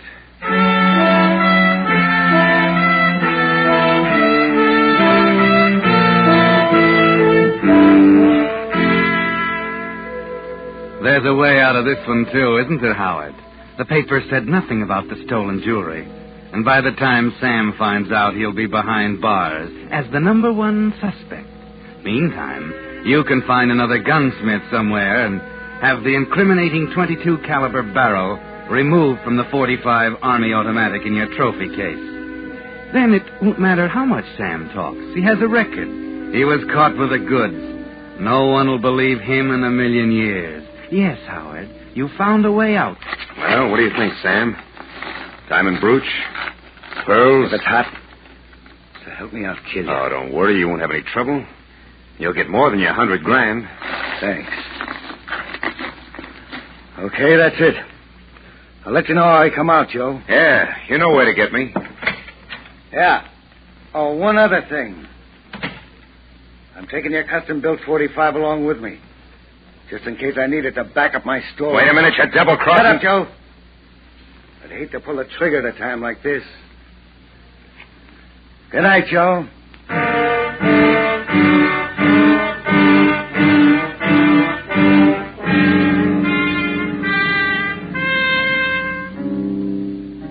He's gone, and there's nothing you can do now, Howard. Once again, you became so wrapped up in your own plans, you forgot the obvious countermove. This time, the Army .45 in the trophy case, Sam's ace in the hole. You spend an anxious evening. It's late now, and you sit alone in the library trying to think. The house is quiet, with an occasional sound from the pantry where Edward the butler is polishing silver. And then... Who is it? Who's there? Take it easy, Joe. This thing might go off in my hand. Sam. What are you doing? Shut up. Open the window. It's cold out here on the balcony. Yeah, okay.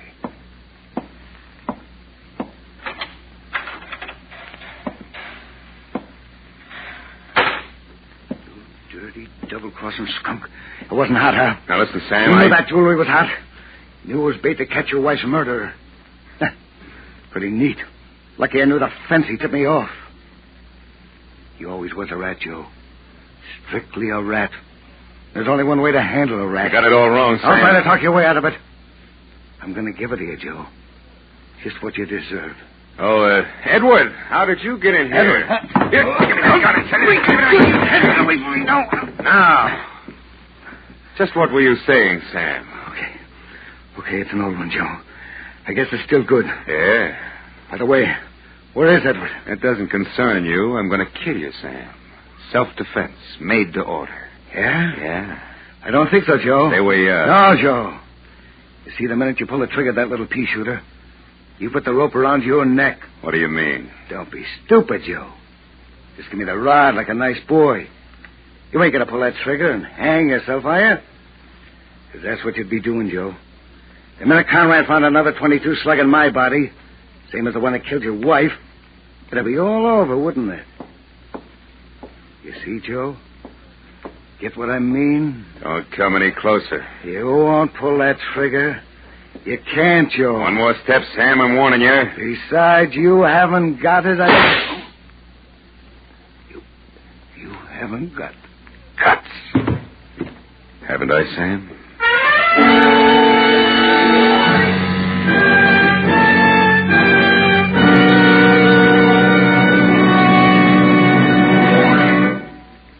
The Whistler will return in just a moment with the strange ending of tonight's story.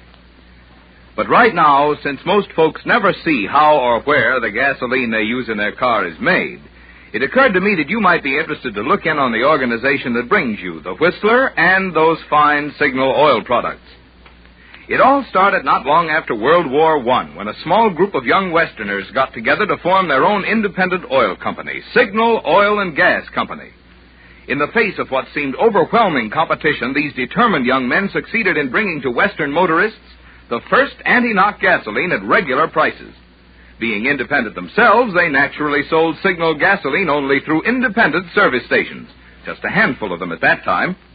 But motorists liked Signal products, liked them so well that the Signal organization grew and grew, until today independent Signal dealers serve 7 western states from Canada to Mexico. Now, obviously, there must be good reasons why so many motorists have switched to Signal. You can discover these reasons for yourself by just stopping at your own neighborhood Signal dealers. There you'll find the tops in gasoline and automotive lubricants, backed by Signal's 15-year tradition of quality. And you'll enjoy more thorough, more conscientious service, because Signal dealers, being in business for themselves, have an incentive to serve you better. And now, back to the Whistler.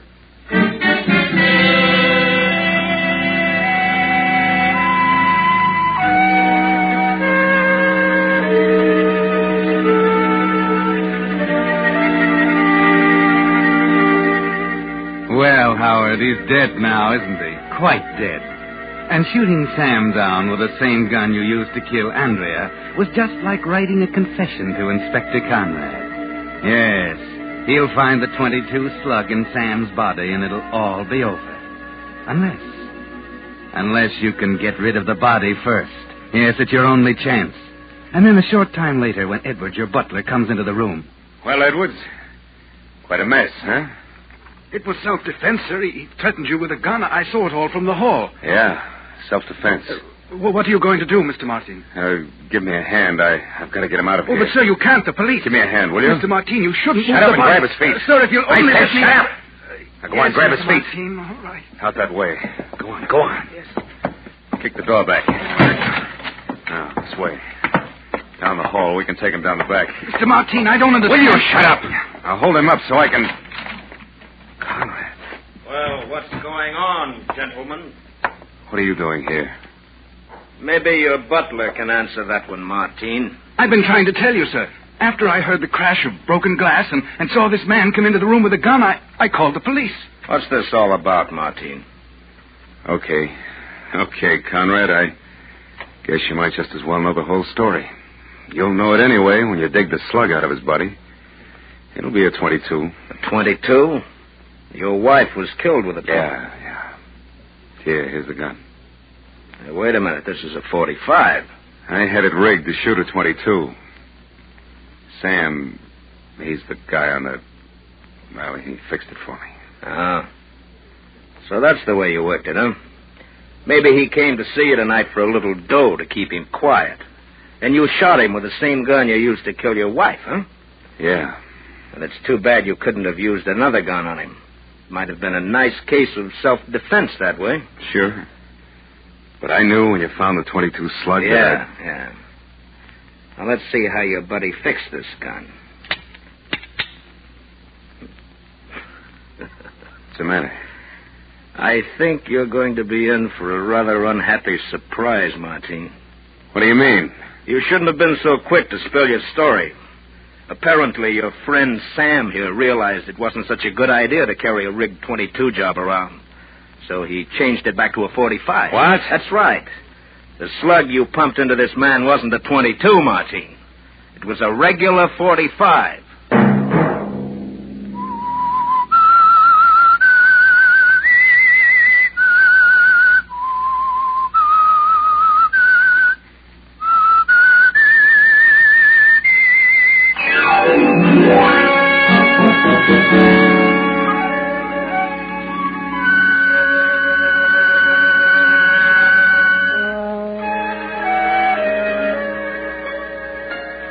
Next Monday at 9 o'clock, The Whistler will bring you another strange tale.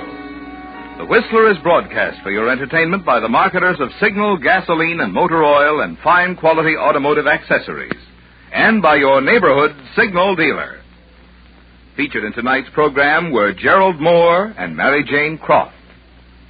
This program, produced by George W. Allen, with tonight's story by Kenneth Harvey, music by Wilbur Hatch, is transmitted to our troops overseas by the Armed Forces Radio Service.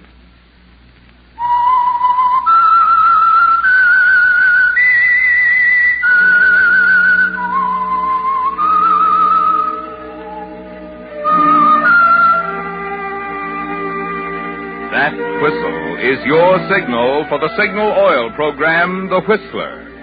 This is Marvin Miller speaking, reminding you to look for those familiar yellow and black circle signs that identify those popular Signal Oil stations throughout the West from Canada to Mexico. This is CBS, the Columbia Broadcasting System.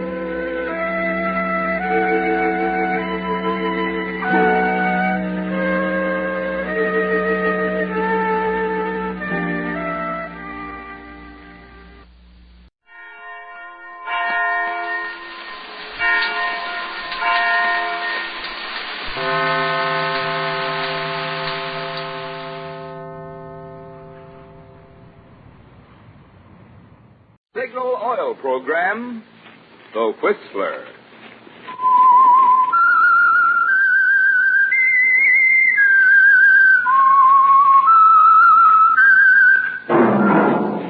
That whistle is your signal for the Signal Oil program, The Whistler.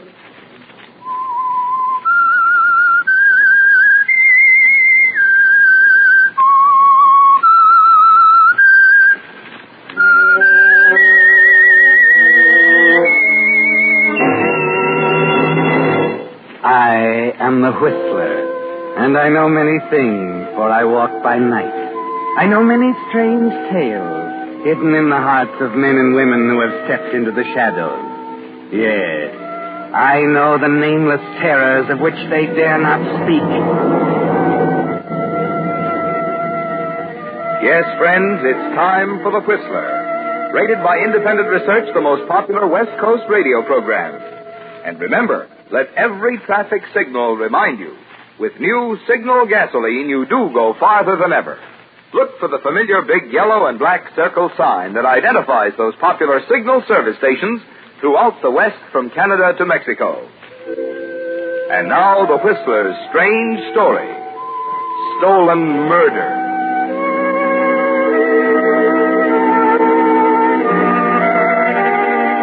Ken Broderick and Tom Barton had grown up together and were fast friends until Ken married Helen Johnson. Helen had never liked Tom, not only because he was pasty-faced and sickly, but principally because of his influence in keeping her husband Ken in St. Augustine, Florida. According to Tom, they were going to write great American novels and bring the world humbly to their door. But Helen had other ideas. A letter to her brother, who was an important literary agent in New York, and she wangled a job for Ken as copywriter in a small Manhattan advertising agency. And so on that night of February 23rd, they were ready to say goodbye to Florida and to Tom Barton. Thank heavens, Ken, this is the last time we'll drive down this street. Look at it. 11 o'clock and everybody, absolutely everybody in bed. Yeah, I suppose. But you know we're liable to miss this old town after we've been in New York a while, don't you? Oh, Ken, that again, for heaven's sake. I can't help it. If Tom would only go along with us, it'd be different. Tom, will you do me a favor and forget Tom? When we got married, we were going to travel and meet people and do exciting things. Well, this is our chance. Sure, this is our chance. Okay, here we are. We say goodbye to Tom, and that's that. Well, I'll be glad to get this over. Well, coming with me, aren't you? Do I have to? It's the least you can do, Helen. All right. If it'll make you feel any better.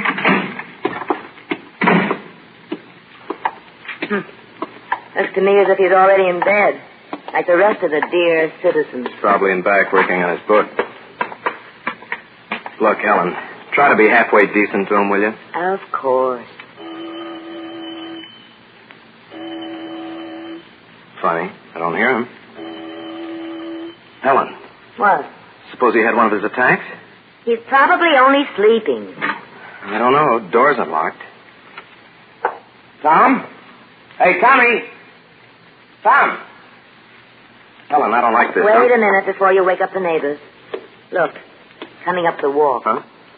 Oh, Tommy. Hey, we were beginning to worry about you. Ken. Helen.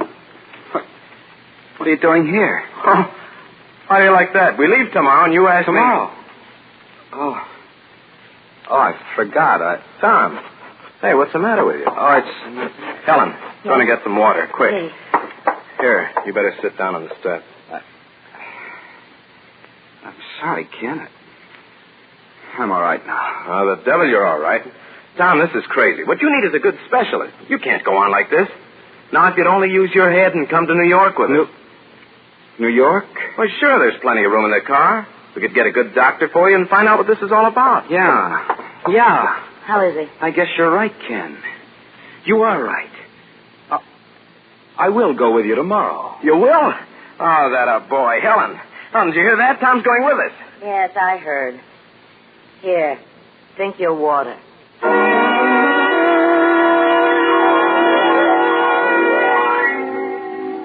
So you won your point, didn't you, Ken? Tom came to New York with you.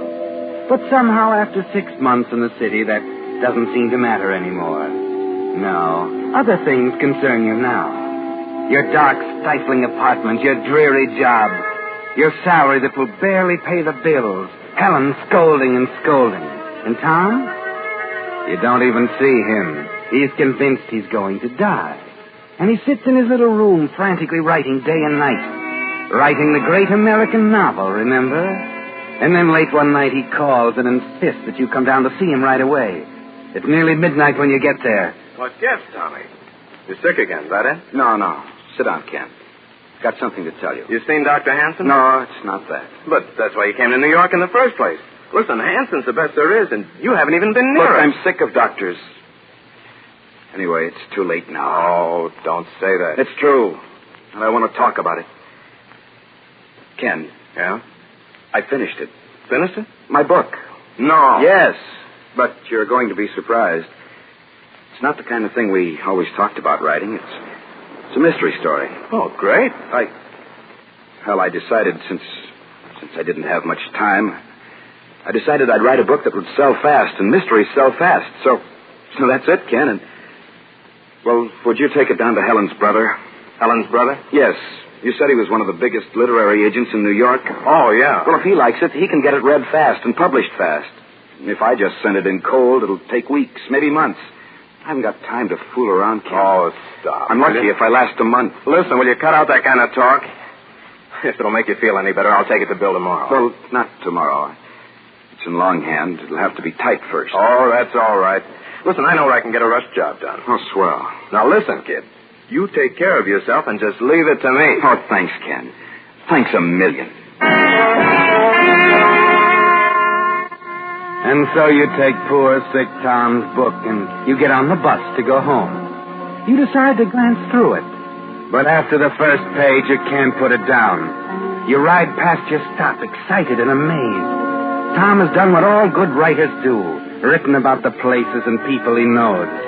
He calls the town in his book Centerville, California. But it's St. Augustine, Florida, down to the last duffer sitting in the square.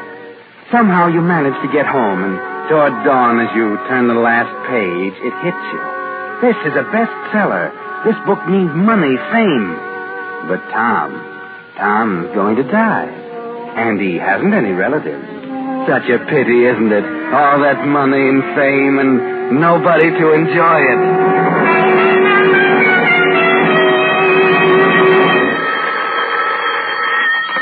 Hello?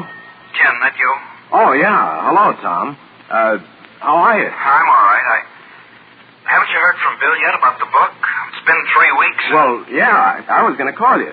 Bill liked the book quite well, but he thinks you should do a little rewrite. Rewrite? I haven't time. I feel terrible. I thought the book was good just as it stands. Oh, it is, except for a few minor points. Look, Tom, I've been thinking. You know that little cabin Helen and I rented in June up in Connecticut? Yeah, what about it? Well, I can get it for you cheap. It's kind of a dump, but it's way off by itself. If you get up there and spend a couple of weeks rewriting some spots and... Yeah, I gotta get out of New York anyway. That's an idea. Well, suppose I call the real estate agent right away, and then Saturday I'll drive you up. Oh, thanks. Thanks, Ken. I don't know why you do all these things for me. Oh, forget it. After all, what are friends for?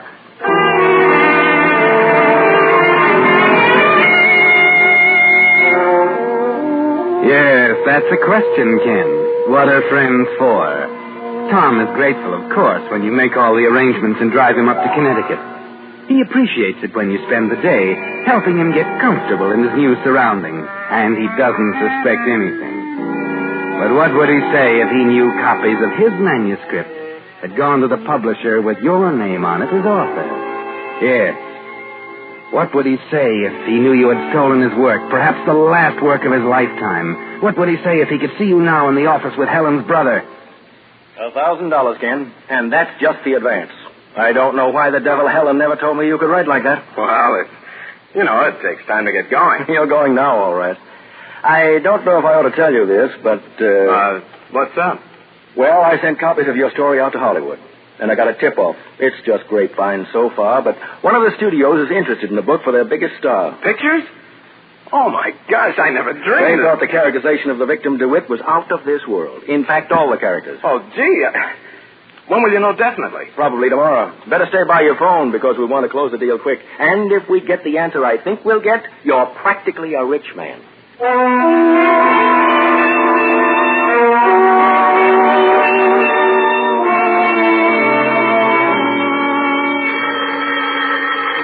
Hello, Bill? No, it's me, Tom. Tom. I was expecting a call from Bill on your book. Where are you, anyhow? I'm in Fairfield, Ken, and I've got news, terrific news. Huh? What do you mean? Well, maybe it's early to say yet, and I may be disappointed, but Dr. Hanson seems so sure. Dr. Hanson? Tom, for the love of Mike, what are you talking about? I'm sorry, I'm excited. I'm trying to tell you that I came over here to Fairfield. I was going by this house out at the south end of town, and I saw a brass plate on the door. Dr. Frank Hanson. He lives out here. I remembered he was the specialist you were always talking about. Well, I took a chance. It's all an allergy, Ken. Certain foods, they poison me, And what, Tommy? Well, don't you get it? Hanson says 6 months of rest out here and strict diet, and I'll be a new man. Oh, think of it, Ken. I'll probably outlive you after all.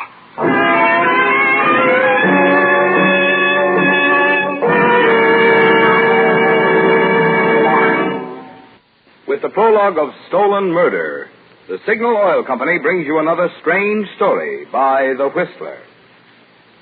When you look up and see a sleek airplane streaking across the sky, it's interesting to consider how modern engineering has not only made today's planes fly faster and perform better, but also get far better mileage.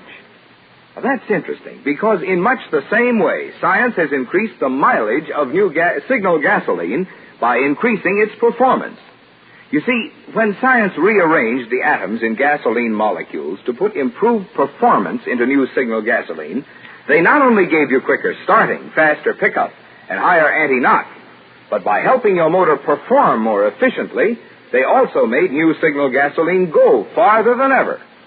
Well, that's an important point to remember. It's the same qualities in gasoline that get extra driving pleasure from your motor that also get extra mileage. That's why Signal says look to your speedometer for the best proof of gasoline quality. It takes extra quality to go farther. And Signal is the famous Go Farther gasoline. And now, back to the Whistler.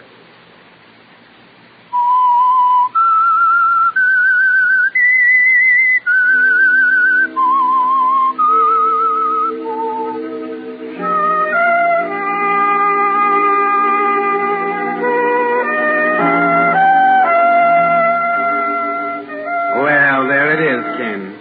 There's your terrific news. Tom is going to live. And now what happens to you?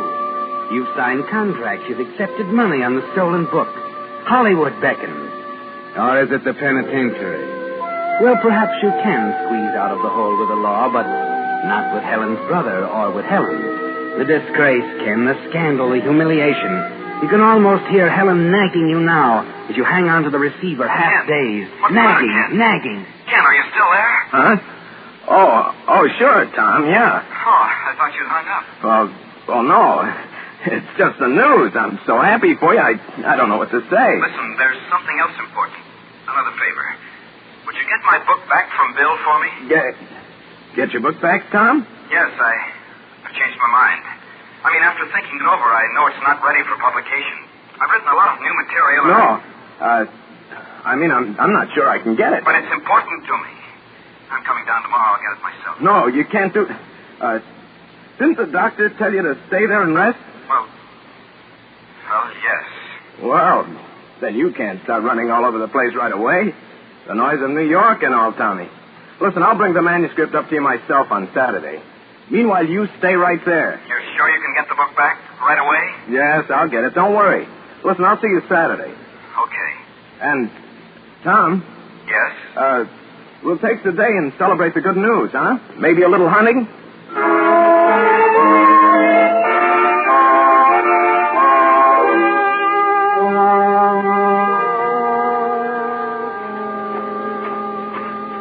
Hiya, Muscles. How's Trick? Ken, you old son of a gun, it's good to see you, boy. Hey, boy, you look great. Oh, really? I can hardly believe it, but I've gained 3 pounds already. 3 pounds? Yeah, well, come on in. Come in. Yeah.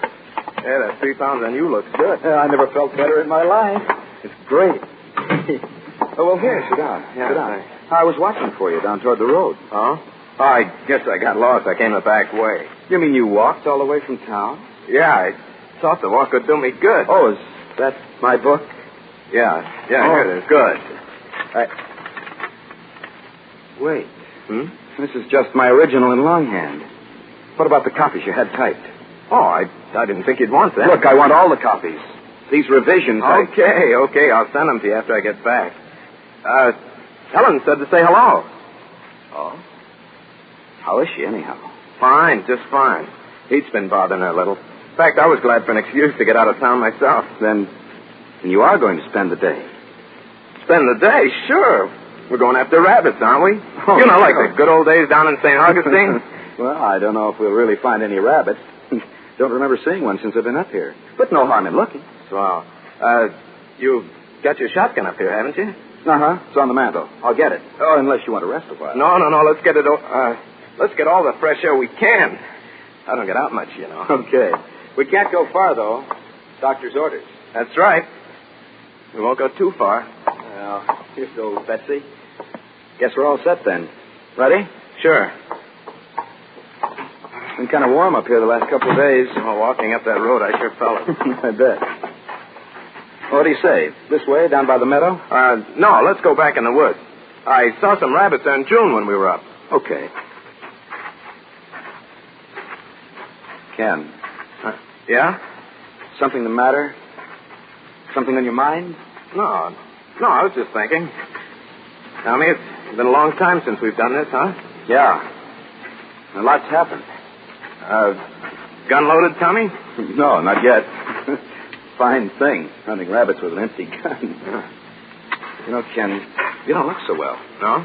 You ought to give up that job and get one up here in the country. Hey, there's one over there. Yeah, I see him. Get a beat on him. Oh, you knocked the mend over, eh? I sure did. Looks like a beauty. Yeah. Well, how's that for a shot? Good going. Nice and fat, too. Well, we'll have rabbit stew, Ken. In you go, old boy. Now, come on, Ken. With one rabbit around, there's bound to be a million more. Yeah, how about me taking the gun? Huh? I want to try my hand at knocking over a rabbit.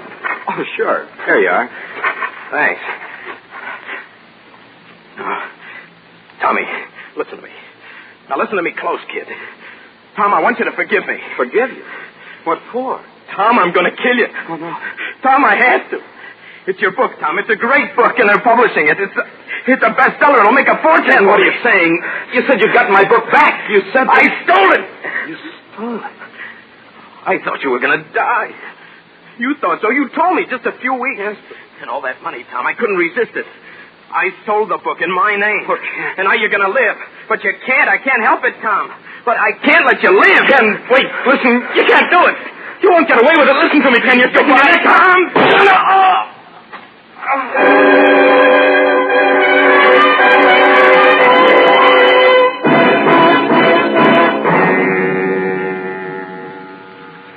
So it's done, Ken. All over. And you put the gun under the body just as you'd planned. But you're weak in the knees, and you don't know if you can get back into town unseen or not. And then suddenly you find strength you didn't know you had. Because through the brambles there's a sound. Hey! And a voice. Hey! Who is it? You got a rabbit? Hey! You dive for the embankment of a little stream and press yourself hard against the ground behind a rock. Hey! Good Lordy. You can see him now. A tall kid carrying a shotgun.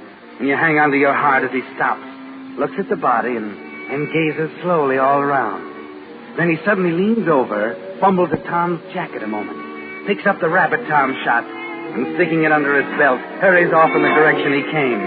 And you, Ken, you lie there wondering if you'll ever breathe freely again.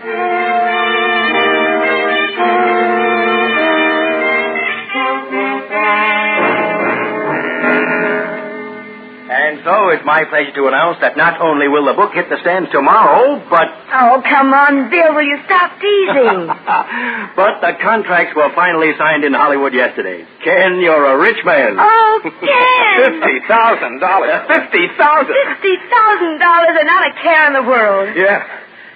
Yeah, not a care in the world. And did you see the publicity in this morning's paper? What breaks we're getting. The lead column in the Times book section. No. Hey, that's wonderful. Haven't seen the papers yet, but... well, I'd rather hoped you had. Well, Bill, what's the matter? I'd hoped that this wouldn't have to spoil the good news, but your friend Tom Barton... Tom? I might as well give it to you straight. He was killed by a shotgun out near Fairfield. Oh, no. They only found the body last night. Oh, Ken. Suicide? No, they thought that at first. Ill health. But a doctor out there says he was in good spirits. He had every chance of recovery. The doctor? Then an accident? Worse than that. From the position of the gun and the body, they suspect murder. No. But look, Ken, it's nothing for you to worry about. You don't want to let it spoil the success of your book.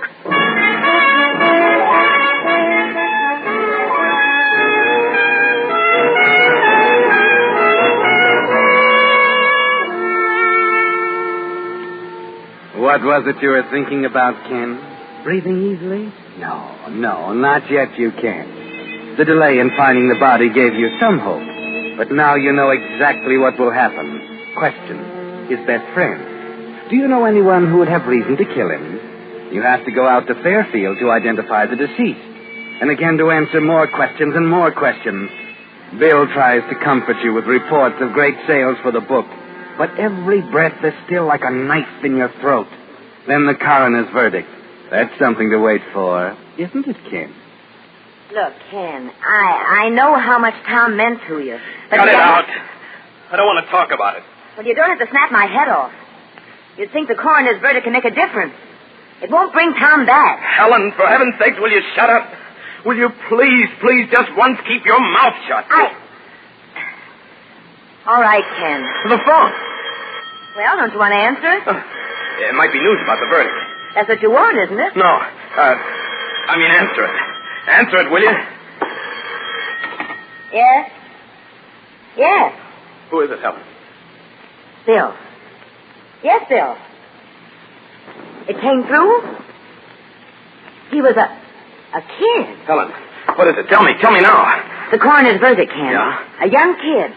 They picked him up trying to pawn Tom's watch. Uh-huh. He admitted being on the scene of the shooting and taking the watch from Tom's jacket. Confessed the whole thing. Confessed the whole thing? What, Bill? He testified that no one was there, so it just had to be accidental? The jury couldn't reach any other verdict, huh? Accidental? Helen! You want to talk to him, Ken? Huh? Oh, no, I'll call him... No, wait. Yes, I will talk to him. I think it's time the three of us went out somewhere. To celebrate my book.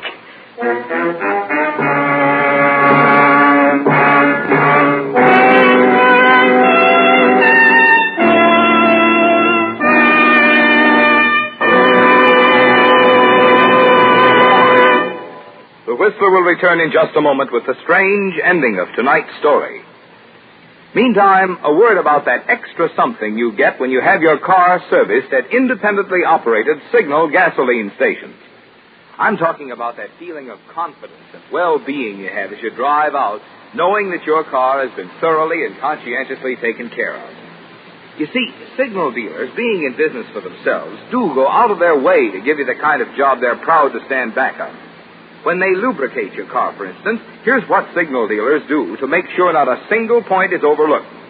Instead of relying on memory, they check each point against Signal's lubrication chart which shows every lubrication point on your car and specifies which of Signal's 9 specialized oils and greases each part should have for long, trouble-free service. But they don't even stop there. No, sir. Just to make doubly sure, they check each point again, which is why it's called Signal's double-check lubrication. That's the kind of service you want these days when your car has to last until who knows when. And that's the kind of service you get from your friendly, dealer-owned Signal service station. And now, back to the Whistler.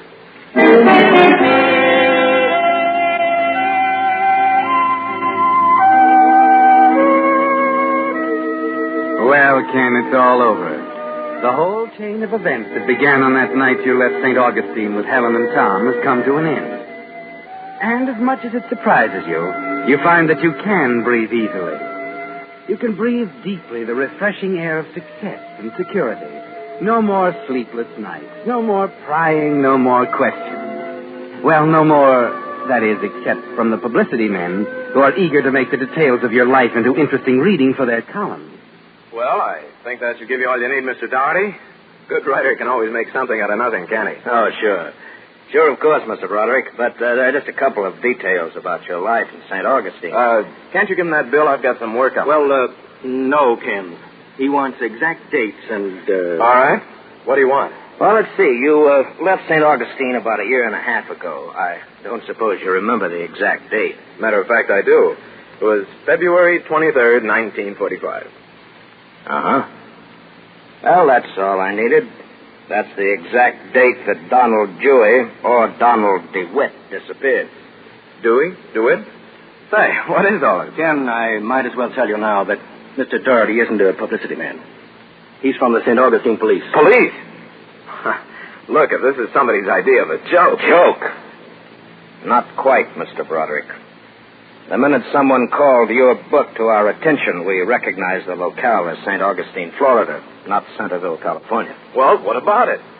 We recognized the murder victim as Donald Dewey, not Donald DeWitt. We followed the directions in the book down to the last detail, and it led us straight to Dewey's missing body. Only the actual murderer, the author of that book, could have known where it was hidden. What? Murderer? Oh, no. So that's why he changed his mind about leaving Florida. That's why he didn't want the book. Look, Ken, you'd better not say any more until we get you an attorney. But for the life of me, I'll never know why you did this. To sit down and write about an actual murder. Like the confession of a dying man. Like the confession of a dying man? Oh, that's funny, Bill. What you just said is very funny.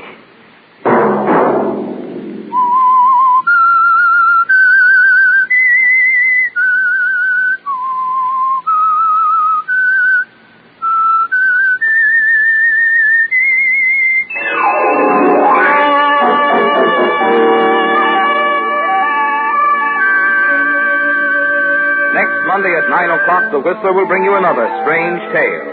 The Whistler is broadcast for your entertainment by the marketers of Signal gasoline and motor oil and fine quality automotive accessories, and by your neighborhood Signal dealer. Featured in tonight's program were Paul Frees and Howard Culver.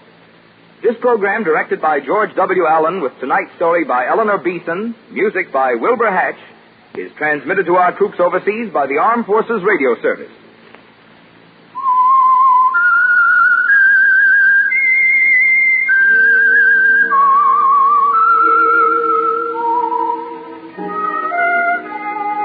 That whistle is your signal for the Signal Oil program, The Whistler.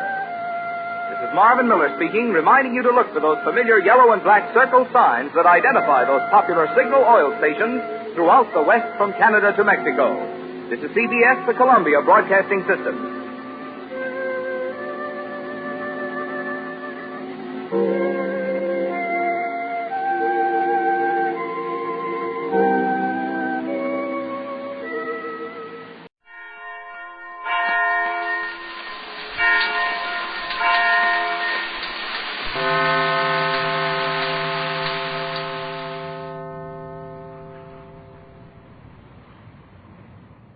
Quiet, please.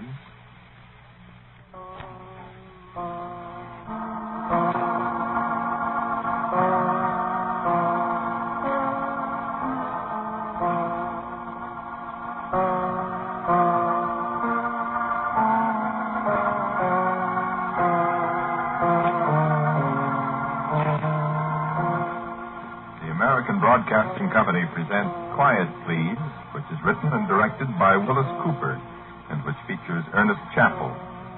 Quiet Please for today is called Shadow of the Wings.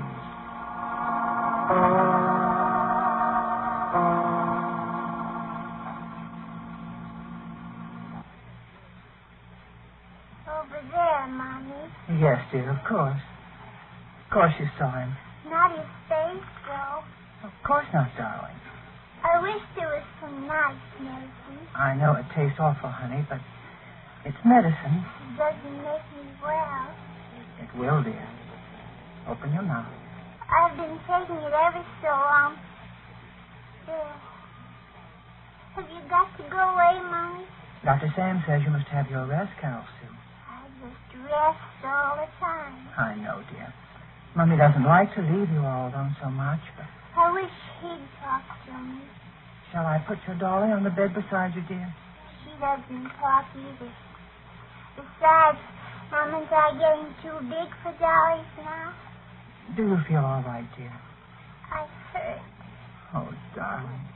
I always hurt, Mommy. It doesn't make any difference.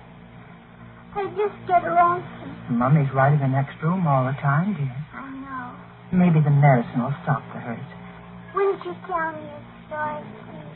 Honey, it just breaks Mummy's heart she can't stay and tell you a story, but Dr. Sam says you mustn't get excited, don't you see? I wouldn't get excited, Mommy. I have to do what Dr. Sam says, Carol Sue. I wouldn't get very excited. You try to sleep now, dear. Will you?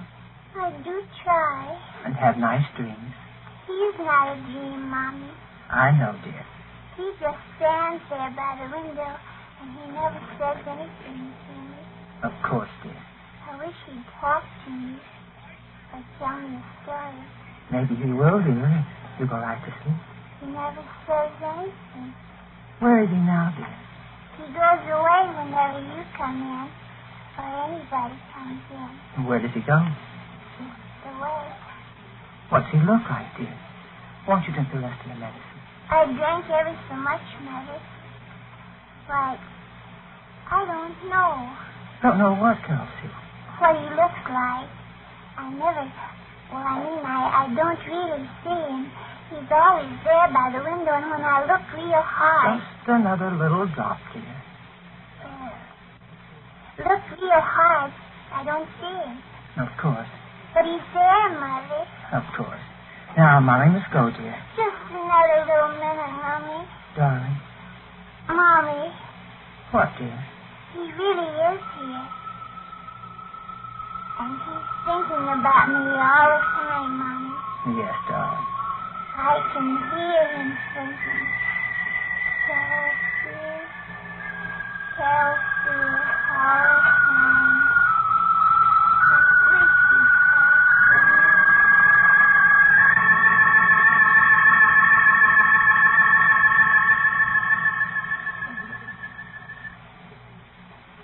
Michael, put up your sword. It is only I, your brother. Why, I am no demon, Michael. I am no plotter against the throne. I am your brother. Why, you'd have run me through with that great shining sword, Michael, if I'd not spoken. And then what of the world? Be not so ready with the sword, Michael. Are you grown testy these latter days? Are you grown a little proud, a little vainglorious in your old age? Remember our brother that grew proud, Michael, and vaunt not yourself. Oh, no, I will not say his name. I know the law, and his name is forgotten amongst us. Nay, Michael, I jested with you. Be not angry, for it is not often that I jest, Michael. Is all well? Is it well with my brothers? Is it well with you? Yes, I am well. I am always well. Too well, Michael? Oh, now, you jest. Farewell a while. There's one who waits on me, and her I must attend.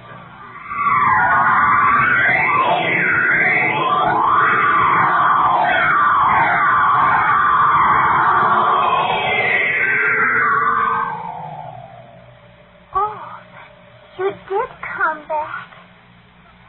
I was so lonesome all by myself. Mommy says she can't stay here with me. Mommy says I have to be alone so I won't get excited, and she won't stay with me. But you did come back. I knew you'd come back. I'm so sick. But I'm not so lonesome now. Why do you stand by the window where I can't see you? I won't get excited, really. Wouldn't you come and sit on the bed and talk to me? Tell me a story? Please. Mommy doesn't think you really come to see me. Wouldn't you come away from over there in the shadow so I can see you? Oh, please. If you'd only just talk to me, I wouldn't get excited. I promise I won't get excited, because I know what'll happen if I do. I've heard Mommy talking to Dr. Sam. Dr. Sam says if I get excited, I'll die. Won't you come and talk to me, please, mister? Are you a ghost? I don't think you're a ghost, because I'm not afraid of you. Please come and talk to me. Please. Carol Sue. Carol Sue, are you awake, dear? He's gone away, Mommy. Darling, I thought you must go to sleep. I can't sleep, Mommy. You mustn't talk to yourself, dear. You must... I wasn't talking to myself. I was talking to him.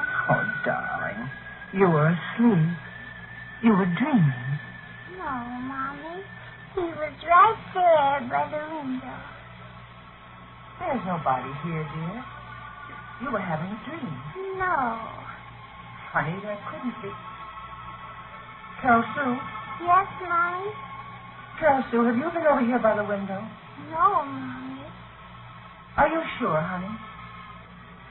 Are you sure? No, Mommy. I see him there all the time. Why, Mommy? Somebody's been there by the window, dear. Mommy, I told you. He stands there by the window.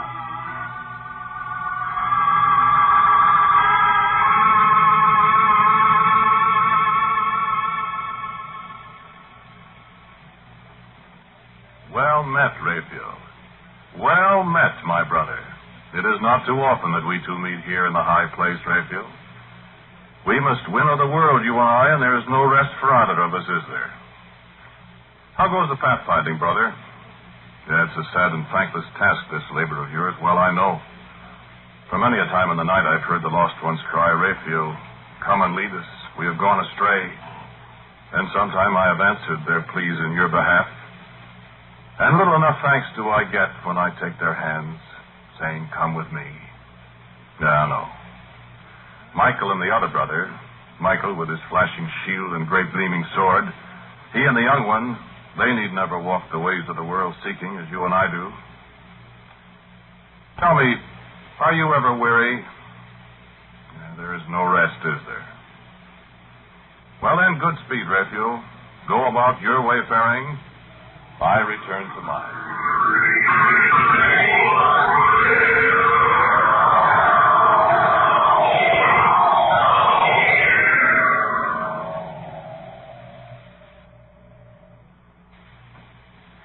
Tell me, Dr. Sam.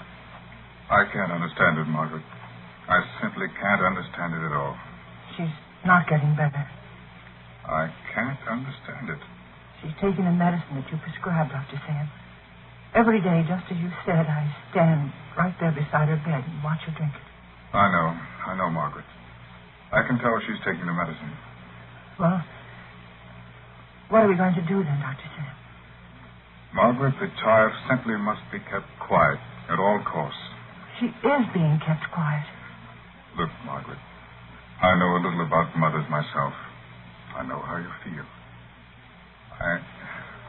Margaret, you've got to stay out of Carol Sue's room. I do stay out. Then who goes in the room? What did she tell you, Dr. Sam? Who goes in there? Dr. Sam, what did she tell you? Has she mentioned it to you? Did she tell you about by the window? She did. It wasn't I, Dr. Sam. It was an extraordinarily vivid dream then, Margaret. Wasn't a dream, Sam. Well, Margaret? There was somebody there.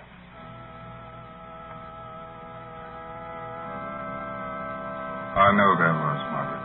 Who? You don't know? I don't know. Cross your heart, Margaret? I don't know, Sam.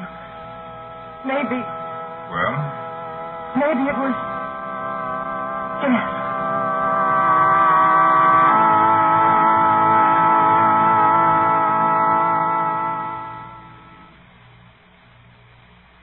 Still waiting, Gabriel? A long, long time. Eternity, brother. A long, long time since the black darkness lay upon the face of the waters and there was no light. Aye, and a long, long time of waiting till darkness descend again at the sound of yonder great golden trumpet. How long since you have looked upon the fair green hills of the world, Gabriel? How long since your eyes have beheld the blue of the waters and felt the winds of the west upon your cheek? So many countless years, Gabriel, and yet it's fair and beautiful as first we saw it that day so very long ago. No day goes by, Gabriel, that I do not walk upon the earth, nor any night.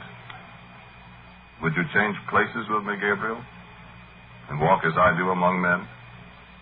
You would not. You would not have my task? Well, fortunate, Gabriel, for there is no choice. Though I weary of the hills and the mountains and the long, sweet plains of earth, I have my task, and my task I must perform. Michael with his sword, Michael, a captain of the host. Raphael, a seeker out who walks the earth on a gentler task than mine. And you who wait the word, as we four waited it before the evening and the morning with the first day. Wait, Gabriel. Eternity may not be so very long.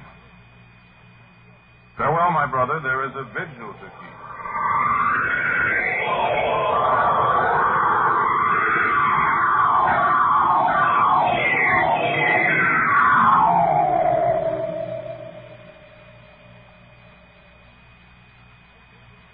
I will go in. I'll stay with her and watch Dr. Sam. Is she asleep? She's very quiet. Don't wake her, Margaret. No. I'll watch. I'll stay awake, and if... Be very quiet. I'll be very quiet. Good night, Dr. Sam. Good night, Margaret. You'll call me. I'll call you. Carol Sue. Carol Sue. Carol Sue, darling.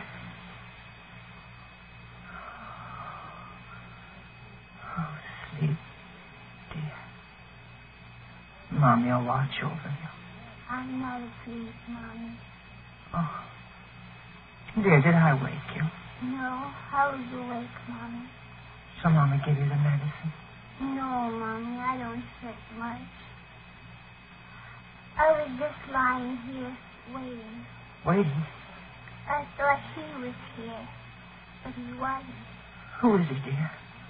I don't know. You're dreaming, dear. Oh, no, Mommy. Mommy will be very quiet, dear, so you can sleep. All right. Go to sleep, dear.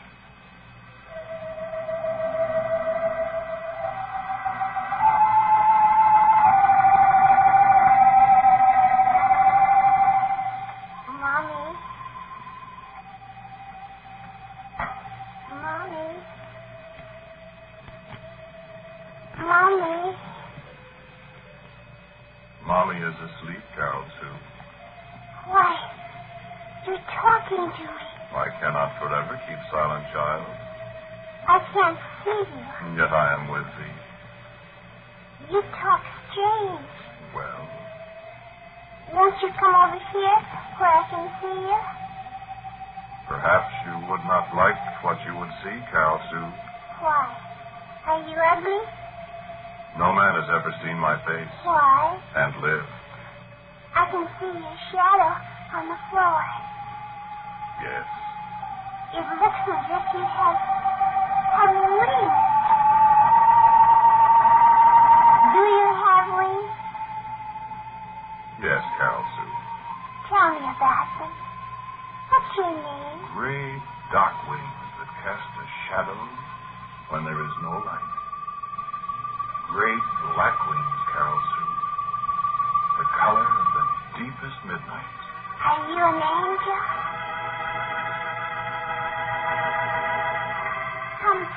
Sit by me, Angel. I have been at your side, little Carol Sue, for all your life.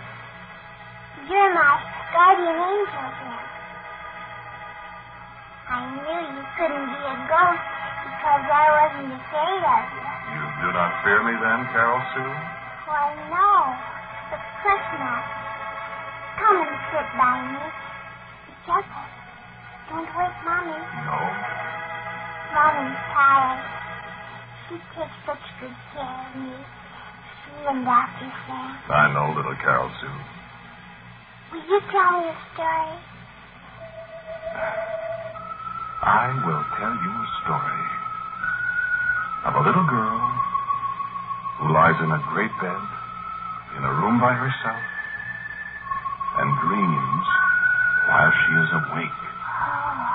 A patient little girl who has never known what it is to walk like other little girls, who must lie in bed alone and always be in pain.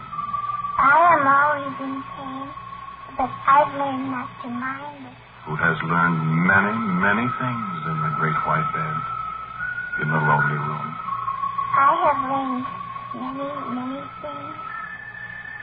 A little girl who knows that death will come for her very soon. Who knows and does not fear. What's the little girl's name? You know her name. Carol Sue.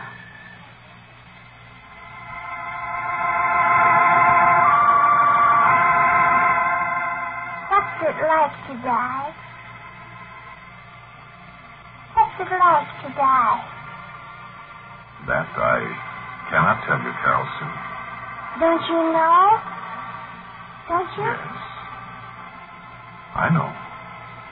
Is it like going to sleep? Is it... will I go to heaven? Is it like nothing, Angel? Do not ask me, Carol Sue. It is forbidden that I tell. Won't you tell me anything about dying? I will say to you, be not afraid. I don't think I'm afraid, Angel. But I'll be sorry for Mommy. Mommy loves me. Yes. And I love Mommy. Yes. Oh, I hurt. If you take my hand, Carol Sue. If I take your hand, I'll die. Won't I, Angel? Yes, Carol Sue. Will you tell me a story before you take my hand, Angel? It's been so long since anybody told me a story. There is so little time, Carol Sue. Just a little story, then.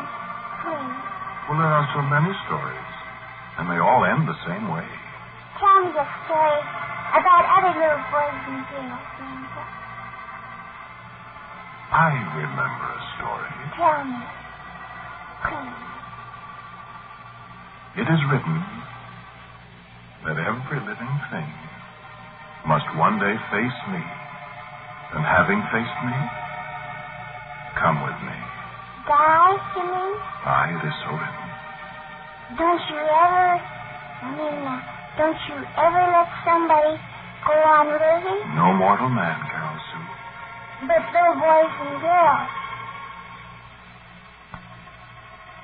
There was a time, and it was long years ago, and it was in a place called Egypt. Now, in this place called Egypt, there was a great people held in captivity by the dreadful Pharaoh of Egypt. Did he die, the Pharaoh? His time came at last, and he came away with me. But in this time of which I speak, when the people of Egypt held these others in bondage, so that they must labor under the whips and lashes of the overseers, there rose a great man who was appointed to lead his people out of that bondage. And through his faith he worked many miracles against the Egyptians. Yet did the wicked Pharaoh never remembered his promises and still held the men and the women. And the boys and girls? All the people he held in captivity. And so there came a night. And well I remember, for it was this very time of the year. And in Egypt the nights were hot, and the people suffered so. And the leader prayed, and behold, the word was in him. And he went to his people and spoke to them. Woe to the Egyptian host, he said. Woe unto them and their children. Even the children, Angel? Hearken to me. Now came the long night, and the moon was darkened, and the heat lay upon the land and in the houses like a fell spirit. And in the night I was bidden go forth and slay the children of all the land, even the firstborn of the Egyptians. All the little children, Angel? But the houses of the people who were in bondage, in each of those houses, the people took a lamb and slew it. And with the lamb's blood did they mark the lintels of their doors. Therefore, I, having the bidding, did descend upon the land of Egypt, and I did take away all the firstborn of the Egyptians. But in the houses where the blood of the lamb was set upon the lintels, I entered not. And their firstborn I spared, that they lived. Lived forever, Angel? No mortal lives forever, my child. At that time I passed them over, but when their time came, I laid my hand on their shoulders and said, Come with me to thy long home, for it is finished. And they died too. As all must die. Now, you have heard your story of how I spared the lives of the children for a time, and in a good cause. Now will you take my hand? They all died. Yes. I thought it was going to be a happy story, and it's all about dying. My stories all have the same end, Carol Sue. Come. Take my hand. Can I say goodbye to Mommy first? Mommy? Mommy? Mommy? Carol Sue. Mommy? Was I asleep? Yes, Mommy. Mommy, There's someone in this room. Carol Sue. Yes, Mommy. There's someone. Who is it? Who is it? Tell Angel. Where is he? I can't see it. It's so dark. No, Mommy. You mustn't see him. The shadow on the floor. It's his shadow, Mommy. Carol. No, the shadow of wings. His wings, Mommy. Who are you? Answer me, who? My name is Azrael. Azrael. Azrael. The black winged of the archangels. Azrael of the veiled face. I am Azrael. The angel of death. No. Where are you? Where? Carol Sue, where? I am here. You will not take her. I will take You her. can't, you won't. She cannot stop me. I am Azrael. Oh, no, Azrael. Not my child. Not my own Carol Sue, no. I had stood at her bedside for these many nights, and she has known I was here. The time of waiting is over. Come, child, take my hand. Mommy. No. Give her back to me. Give her back. No. I'll fight you. Dr. Sam. Help. Dr. Sam. He knows it is useless to call him. He has done his best, and he did not prevail over me. Oh, where are you? I'll fight you. I'll stop you. Look not on me, mortal. I'll fight. You fight me to no avail, woman. For I am always the winner. I am the unconquerable. Carol Sue. No, Mommy. It's too late. I've seen his face. Azrael, have mercy. I'm not afraid, Mommy. Where are you, Carol Sue? Where are you? She has taken my hand. Say your goodbyes, Mother. Azrael, have pity on me. Have mercy. It may not be. Take me. No. Take me and spare her, Azrael. No, Mommy. Have you no pity? Must you snatch her away from Mommy, I love you. Israel! I have my duty. I may not falter. Come, child. We must go. Israel, listen to me. I dare not. Haven't you ever spared a child? Haven't you? He told me about the children in Egypt, Mother. He spared them. Yes, Israel. You spared the children of Passover. Spare my daughter. But they all died, Mother, when their time came. It is time. Have you always been so merciless? Can no one escape your hand and your black wings? Israel! Hearken to me, woman. Will you? Hearken. Not one has ever escaped my hand. Haste, woman. I may not let her stay. Never have I. Remember. Remember? Remember.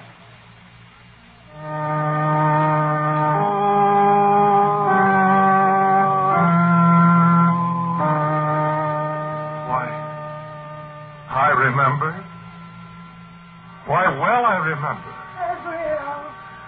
A certain high hill, shaped like to a man's skull, and a great clamorous crowd and the Roman soldiers casting dice for a cloak, and 3 tall crosses high above the heads of the multitude.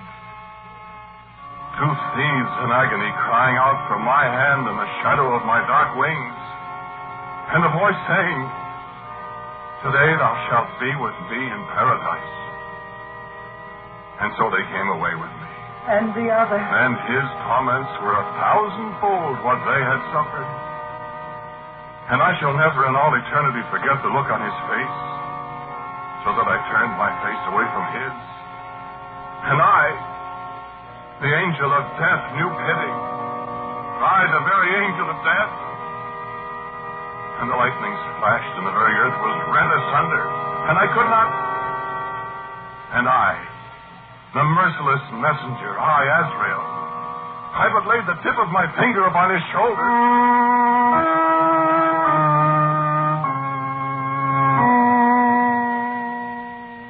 In 3 days. Why, this is the day itself. This is the day he arose. Take thy daughter, woman. Keep her to cherish her and bend thy knee in thanksgiving to the Most High. Michael! Michael! Raphael, Gabriel! Archangel brothers! Behold! Death himself is conquered!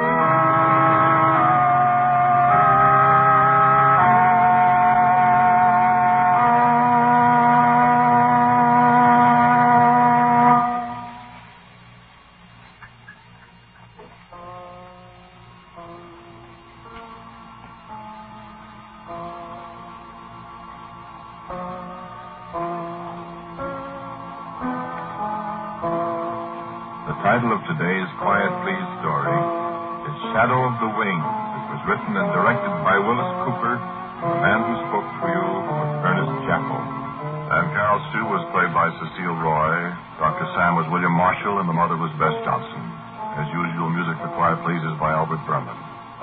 Now, about next week, our writer-director Willis Cooper. Thank you for listening to Quiet Please. Next week, I have a Scottish story for you called The Vale of Glen Cove. And so, until next week at this same time, I am quietly yours, Ernest Chappell.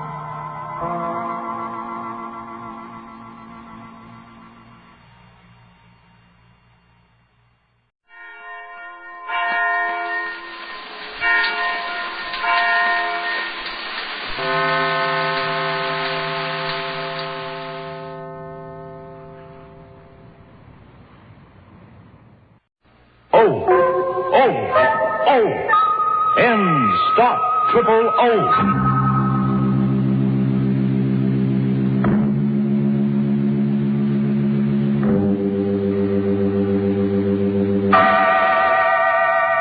Inner Sanctum Mysteries, brought to you transcribed by High Potency Ends, America's most popular, truly effective chlorophyll tablets.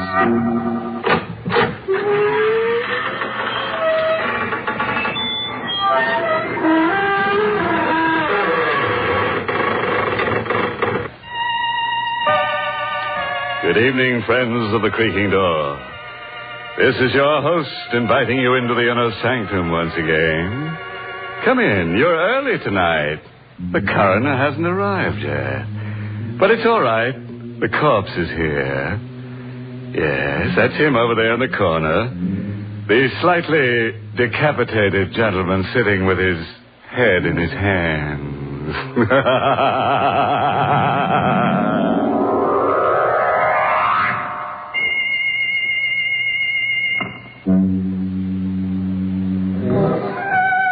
All right, friends.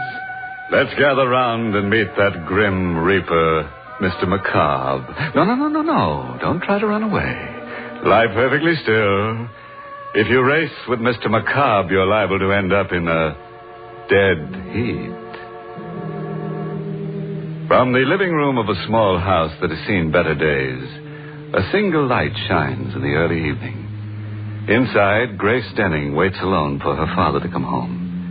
Anxiously lighting one cigarette from the other, she paces the floor until at last she hears his footsteps on the porch stairs. Father? Is that you, Father? Yes, dear. Oh, were you worried about me? Well, you're never this late for dinner. I thought something might have happened to you. You weren't down at the river again, were you, Father? No. Well, where were you? Just downtown. I stopped off for a minute. Grace, why are you staring at me? Well, you look so strange, so frightened. Well, I should be frightened. You know what it's like to live without money week after week, waiting, hoping for a break that never comes. Well, don't worry, darling. Your luck will change. I'm not worried anymore. You got the loan? Yes. From the bank? No. From Dr. Tarleton. Dr. Tarleton? He wouldn't lend you any money. He wouldn't lift a finger to help you. Why not? He's an old friend of mine, isn't he? Well, I wouldn't call him a friend. Not after the way he's treated you all these years. He still hasn't forgiven you for taking Mother away from him. Don't be a fool. Well, he hasn't. He's still in love with her. He told me so. At the funeral. Well, what difference does it make? I've got the money, haven't I? But how did you get it? I told you he lent it to me. Why did he lend you that money? Because I gave him something in return. What? I sold him my brain. What do you mean, Father? I willed it to him in return for the loan. Your brain? Yes. He said it would be of value to him in his experiments. He said the medical school was making a study of men with artistic talents. But you haven't painted for years. Well, Dr. Tarleton didn't really want my brain, Grace. Can't you see? It was just an excuse to torment me. Well, you're not going through with it. I won't let you. You'll have to, Grace. I've gotten the money. Then you'll give it back. I won't let you take it. Here, what are you doing? Holding him up to return that money. Put that phone down. Father, let go.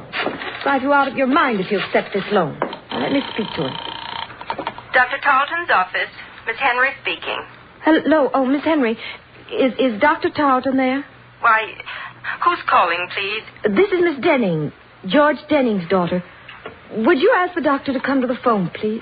I'm afraid I can't, Miss Denning. Dr. Tarleton is dead.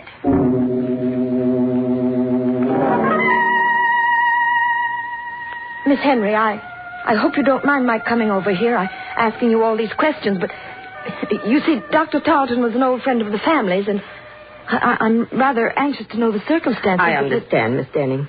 Dr. Tarleton often spoke of you and your mother. When did he die, Miss Henry? This afternoon, about 5 o'clock. We can't be sure of the exact time. Nobody was with him when he died. Nobody? As far as we know. I was out of the office on an errand when it happened, and when I got back, he was dead. But what happened to him? I mean, it was all so sudden. Did he have a heart attack or something? Well, he was subject to dizzy spells, Miss Denning. He probably had one this afternoon. Oh, I see. But I'm not sure that's what caused the accident. Accident? Yes, he fell against the instrument cabinet in his office and broke the glass. The edge of it cut an artery in his neck, and he died before anyone could reach him. How awful. Well, what makes you think it wasn't an accident? I don't know. I just have a feeling it might have been murder. Why?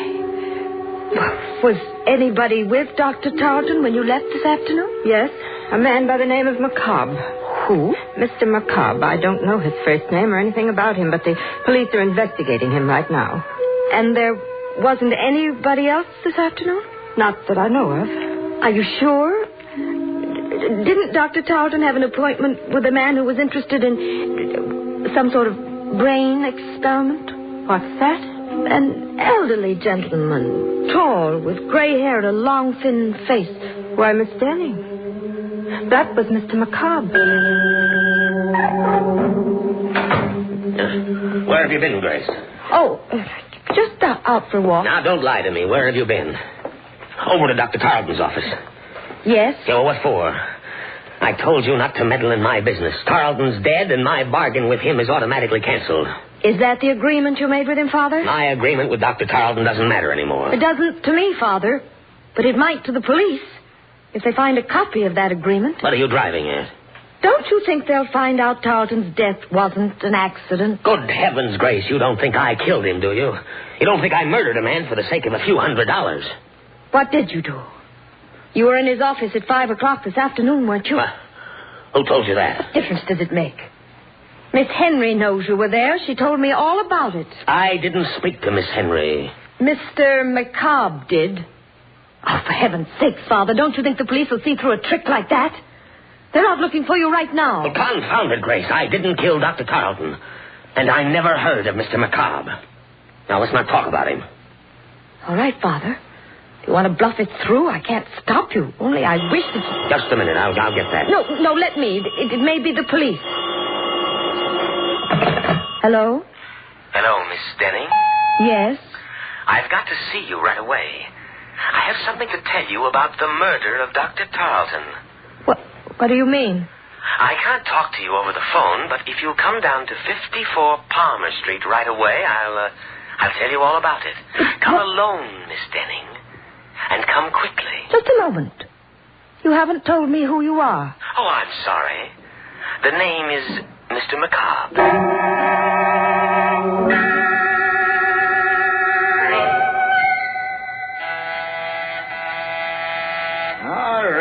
All right, I'm coming. Yes, what do you want? What? I'm Miss Denning. Weren't you expecting me? I never expect anybody around here, especially at this time of night. What did you ring the bell for? Well, I was supposed to meet somebody here. Are you sure you got the right address? This is the University Medical School, the autopsy lab. We're closed up for the night. That's strange. I was sure he said 54 Palmer Street. Who was this? One of the students? No, a friend of mine. Well, it's a funny place to be meeting a friend of yours, but if he said he'd be here, well, maybe you better come in. Well, Come on, I don't mind you waiting on the inside. Sure. Yeah, I'm always glad to have a little company around. A place like this kind of gets under your skin. What do you mean? Ain't you never been to a medical school before? No, Well, there ain't nothing to be afraid of, lady, but it's just like being in a morgue with them dead ones around, especially tonight. Why tonight? And didn't you read in the papers what happened? Didn't you see where that doctor got killed under mysterious circumstances? Dr. Tarleton? Yeah, that's the one. You knew Dr. Tarleton? Well, sure I knew him. He used to teach down here. Anatomy. Oh, I didn't know that. Maybe that's why I was told to come here. Because of Dr. Tarleton? You know something about his death? No, but the man I'm supposed to meet here does.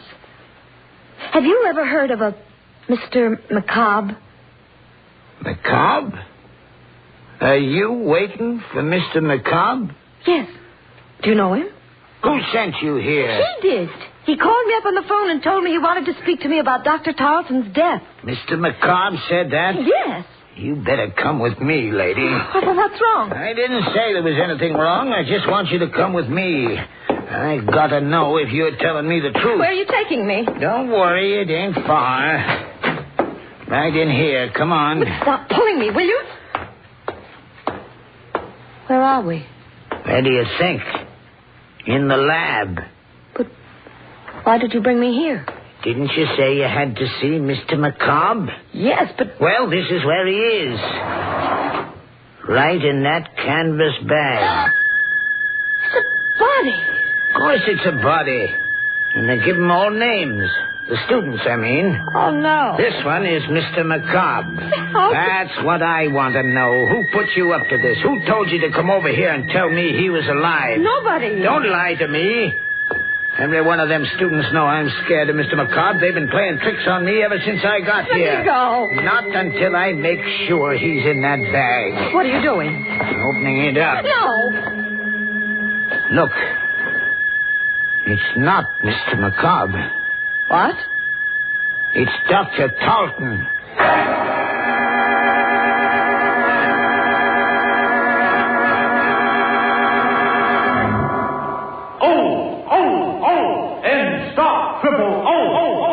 Yes, high-potency N Stop Triple O. Stop odor of breath, odor of body, other personal odors. All three at the same time. That's important because anyone who comes in contact with the public should take high-potency N's chlorophyll tablets as protection against all odor offense.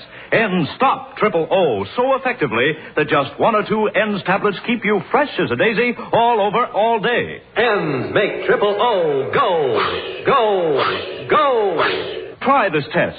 Rub an onion slice on your hand. Now moisten an N's tablet and rub it over the same spot. Why, the odor's gone. Exactly. That's how high-potency N's act inside your body to stop odors where they begin. They're made from a more potent form of chlorophyll, contain fully effective Daratol chlorophyll, and so act faster, longer, more thoroughly than any other type of chlorophyll product. High-potency N's are guaranteed to stop Triple O the very first day or money back. No deodorant, mouthwash, chlorophyll chewing gum, or toothpaste, nothing that acts only in the mouth or on the surface can possibly stop Triple O. You must take chlorophyll internally for these results. So get N's, that's E-N-N-D-S, N's, pleasant tasting and safe as any garden vegetable. Get high-potency N's, available everywhere. Trial size only 49 cents, larger sizes even more economical.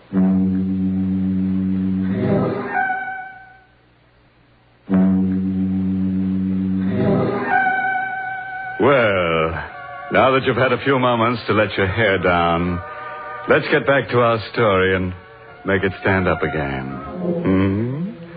Let's see now, where were we? Oh, yes. In that lovely little dissecting room where the university goes to meet the student body. As I remember it, Grace Denning went there, too, with a night watchman to see a man about a corpse. But the corpse didn't keep his appointment. At the last moment, Mr. Macabre got cold feet and left Dr. Talton holding the bag. Are you sure it's Dr. Talton? Can't you see it is? I'm going to call the police. Now, wait a minute. You're not going to call anybody till you tell me why you came here. I told you. You told me a lie. You knew Dr. Talton was in this bag. You brought him here. Don't be a fool. Well, then who did? Who put you up to this? One of them students? No. They must have, or you wouldn't have told me that story about Mr. Macabre. Where is he? What have they done with him? Nothing. Please, I didn't have anything to do with it. Mean you're not playing a trick on me? Of course not. Then it's true. It was Mr. Macabre. What? He's the one who killed Dr. Talton. He's the one who put him in that bag. What are you talking about? You're insane. Insane, am I? You don't know about Mr. Macabre. You don't know where he came from. What do you mean? His body, Miss Denning. They brought it from the state penitentiary. He was a murderer. Stop it! Stop it! No, I can't stop it. Don't you understand? We've got to find him and bring him back before it happens again. Wait, there's the phone. Hello? Hello? Is Miss Denning there, please? Just a minute. It's for you, Miss Denning. That call? Yes, here, answer it. Oh. Hello? Hello, Miss Denning? Yes? Tell your father not to worry about the murder. Dr. Talton was killed by a woman. A woman who lives at 9 River Road. How do you know? Who is this? Don't you recognize my voice? I'm Mr. Macabre.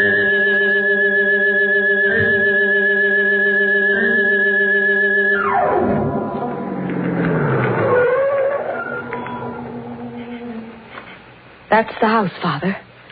9 River Road. Grace, you're not going in there. I've got to, Father. I've got to know who this woman is. Well, then I'm going with you. No. Please. You stay here. It may be some sort of a trap to find out where you are. I'm better off alone. Well, careful, Grace. Please be careful. If this woman is a murderess... Don't worry, Father. Just stay in the car, and I'll call you if I need you. Well, all right, dear. I'll be right here. Come in, Miss Benning. Miss Henry. Yes, Dr. Tarleton's nurse. Good heavens. How did you know I was at the door? I saw your car drive up. Come in, won't you? But, Quick, Miss Benning, come in. I've got to talk to you. What's the matter? I'll tell you in a minute. Just let me close the door. There. That's better. Now I can speak freely. You act as though you were expecting me, Miss Henry. I was. That's strange. Nobody knew I was coming. Oh, but you're wrong. I had a message saying you were. A message? From whom? Well, he wouldn't give me his name over the phone, but I had a feeling it was Mr. McCobb. Remember? He's the man I told you about at the office, the one the police are looking for. He called you on the phone? About 10 minutes ago. What did he say? Well, he didn't want to talk very much, but he said you were coming over to see me about Dr. Tarleton's death. He said you suspected me of committing the murder. What do you mean? Do you, Miss Denning? Why, no. I have no reason to suspect you. What made you think I did? Just the fact that he said so. And the way you're looking at me right now. How did you find out about the letter opener, Miss Denning? What letter opener? The one that's missing from Dr. Tarleton's desk. Who told you about it? Why, nobody. I didn't know it was missing until you just mentioned it. Then why did you come here? Because Mr. McCobb... Don't blame it on him. He never saw that letter opener. Well, neither did I. I don't even understand what connection it has. Don't you, Miss Denning? Why would a letter opener be taken from Dr. Tarleton's desk unless it had been used to commit the murder? You mean Dr. Tarleton was stabbed to death? He might have been. The murderer could have stabbed him first and broken the instrument cabinet later to make it look like an accident. Only that isn't the way it happened. How do you know? I know because that letter opener isn't really missing. It's just been mislaid somewhere. And if I had a chance to search the office, I'd probably find it. Why don't you search the office now, Miss Henry? I will, if you'll come with me. All right. I'll come with you. Good. I felt rather peculiar about going down there alone, but if you're with me... Miss Denning. What's the matter? Behind you, look. At the back window. What? I don't see anything. It was there, I tell you. It was there a moment ago. What? A face peering in through the window. It's macabre. That's funny. There doesn't seem to be anyone else back here. It's been your imagination. No, I saw it. I tell you, there was something... Wait, what is it? Thought I heard something move behind the garage. Quick, let's go in there. We can look through the back window without being seen. Careful now, we mustn't make a sound. Here, hold on to my arm. I can't see a thing, Miss Henry. Who's there? Don't be afraid, Miss Denning. It's me. Who are you? Mr. Crane, don't you remember? The night watchman from the medical school. What are you doing here? I'm looking for Mr. McCobb. He's around here somewhere. I just saw him. Where? Out in the field, behind the garage. I don't see anyone out here. You're not looking in the right place. Come with me. I'll show him to you. No, don't. Don't go with him, Miss Henry. Why not? It may take 2 of us to bring him back. He might not want to come with me. Please. Will you leave us alone, Mr. Crane? Go back to your job. Let the police find Mr. McCobb. No, wait. He might know where Mr. McCobb really is. Of course I know. I just told you he was down there in the field. Then you go find him, Mr. Crane, and wait for me. I'll be there in a minute. All right. But don't leave me out there alone with him too long. For heaven's sake, Miss Henry, don't you know that man's crazy? Crazy or not, I've got to know what he's up to. Here, take the key to Dr. Tarleton's office and go down there right away. Aren't you coming with me? Not until I find out about Mr. McCobb. Don't worry, Miss Denning. I'll meet you at the doctor's office in a few minutes. Are you sure you'll be all right? Of course. Go ahead. All right. I'll see you later. Mr. McCobb! Mr. McCobb! Oh, Mr. Crane. Where are you? Why don't you answer me? Here. Who's on that path? Oh, no, don't. The letter opener. The same letter opener.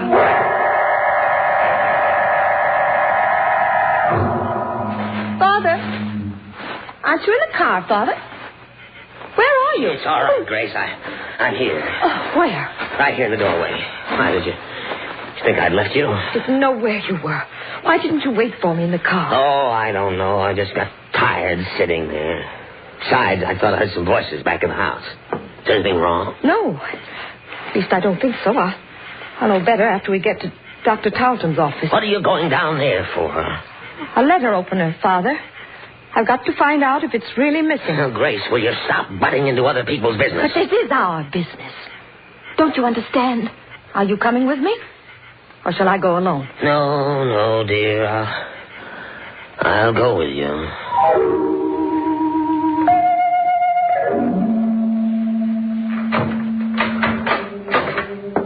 Wait right here, Father. Just outside the door. Let me know if anybody comes down the hall. Even Miss Henry. All right, but hurry. I'll be as quick as I can. Oh, I should have turned on the light before I closed that door. Now, where on earth's that light switch? Oh. Well, what's the matter with this thing? It doesn't work. No, it doesn't, Grace. Who said that? I did. Don't you recognize my voice? No. Where are you? Over here. Sitting at my desk. Dr. Tarleton. Yes. You're alive. No, my dear. I'm just living on borrowed time for a while. Just long enough to tell the police who murdered me. It's a trick. You're not really dead. No. You shouldn't have come back here to return that letter opener. That was the trap we set for you. Only we never dreamed you'd kill Miss Henry. Who are you? Dr. Tarleton, dear. The man who was foolish enough to leave you half his estate because of your mother. You're a murderess, Miss Denning. Be quiet. Be quiet or I'll kill you. You can't kill me, Grace. You've done it already. I'll do it again. I'll do it right this time, the way I killed Miss Henry. Here, put that letter opener down. Let me go. Grab her, Gus. I've got her hand. No, don't touch me. It's all right, Miss Denning. We won't frighten you anymore. We've got all the evidence we need now. You're a detective. You guessed it. The dead man. The one you had propped up in the chair. Who is that? Don't you know? That was Mr. McCobb.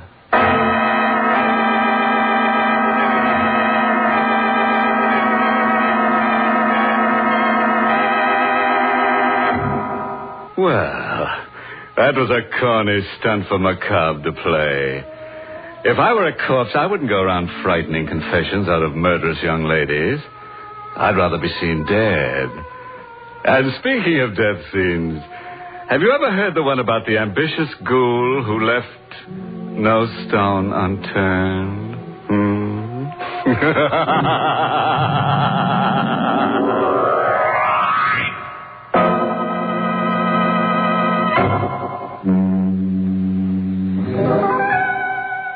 Tonight's Inner Sanctum Mystery was written by Robert Sloane and starred Barbara Weeks in the role of Grace.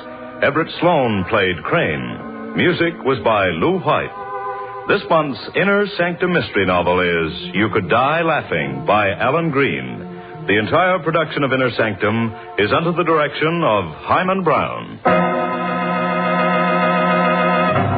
When in the summer sun over an hour a day, look out for glare fatigue. And when eyes look dull and bloodshot from wind, smoking, or reading, get Eye-Gene. Contains Lexitol. Acts like a doctor's prescription. Just 2 or 3 soothing drops in each eye floats away that tired eye feeling. Your eye doctor will tell you, don't neglect your eyes. Use Eye-Gene eye drops daily. EYEGENE. Safe, gentle, a tonic for your eyes. Trial size only 25 cents. Larger economy sizes too. Eye-Gene at drug counters everywhere.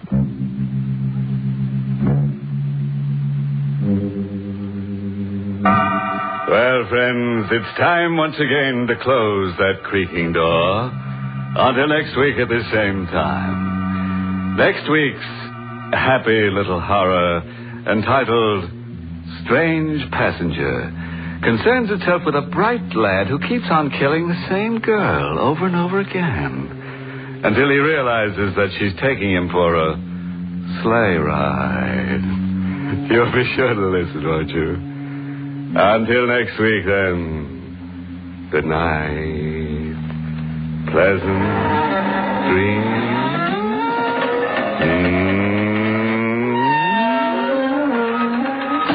Be sure to join us at the same time next week for another Inner Sanctum Mystery, brought to you transcribed by High Potency N's, America's most popular, truly effective chlorophyll tablets. And don't forget N's two great television shows, Police Story on CBS TV and Lights Out on another TV network. Please check your local television listings for day and time. Carl Caruso speaking.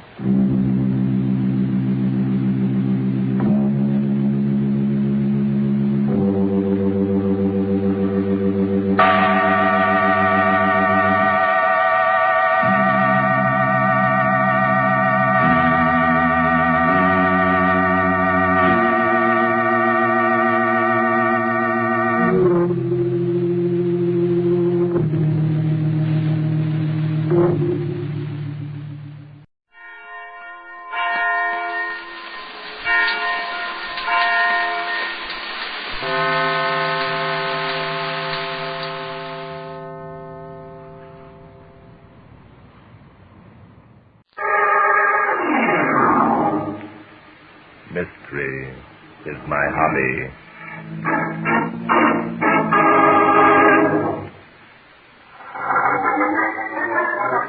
Today's story took place last fall.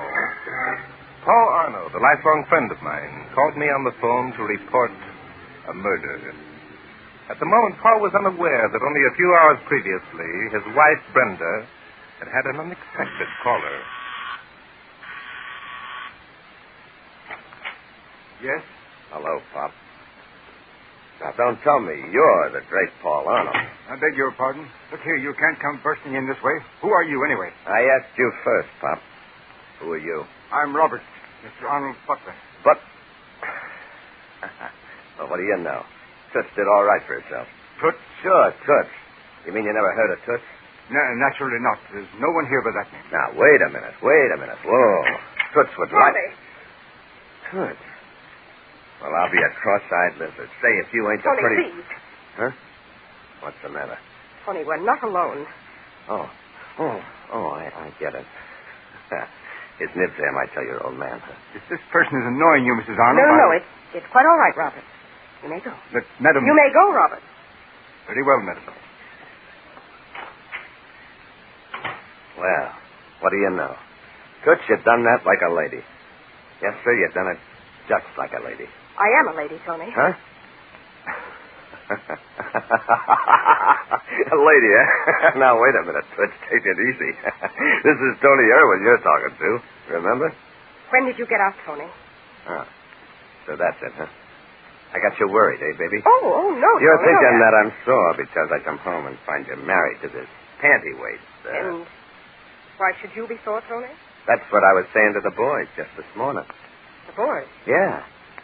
Some of the boys said, Tony, you ought to be sore at Toots, they said. But why, Tony, why? That's what I told them. Why? I says, how did Toots know that I was going to get sprung after only doing a couple of years? Tony, please. Double cross? No, sir. I laughed at him. Why, I says Toots wouldn't double cross nobody. I didn't double cross you, Tony. Sure, you didn't. That's what I'm saying, baby. You wouldn't double cross nobody. I'm glad you feel that way, Tony. You bet. Baby, I'm proud of you. You got class. I always figured you'd make the grade if you got the break. Yes, Tony? I ain't like some guys. Some of them boys... You know what they wanted me to do? What? Take that Chuck Pizzera, for instance. There's a character. Well, what did Chuck say? Why, he says, look, Tony, don't be a dope. Toots is in a chip, he says. Look, he says, she used to be your girl, didn't she? Okay, go on up and clip her for a few $100. She'll never miss it, he says. And what did you say, Tony? Nothing doing, I told her. Not me. I ain't that kind of a guy, see? Thank you, Tony. I ain't that kind of a guy, I says, who'd stool on a friend. Not even if she did double-cross me. Tony, I didn't. So what if Toots would pay off to keep me from telling about the weekend we spent together? Tony, that's not so. Sure, it ain't. Yeah, but the thing is, this Paul Arnold don't know it ain't so. What do you mean? Well, it's like this, baby.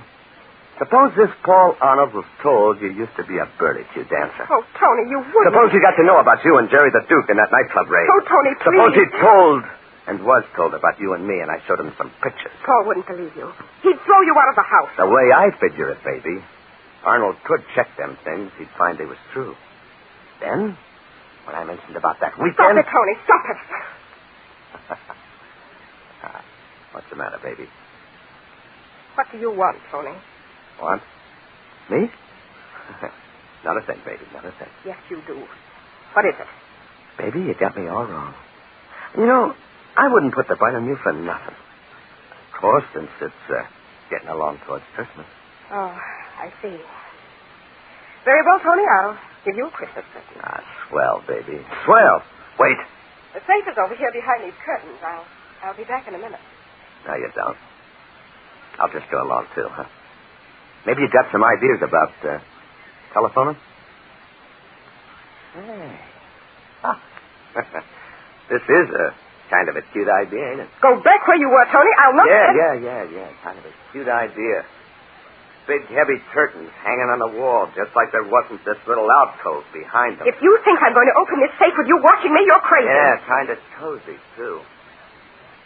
Just big enough for us two. Tony, don't look at me like that. Come here. Tony, you keep your hands off me. Come here. Just us two. No. Like I used to be, huh? Come here. Take it easy, baby. Take it easy. Maybe we can make another deal. What's that? There's someone... Hey, who turned off the lights?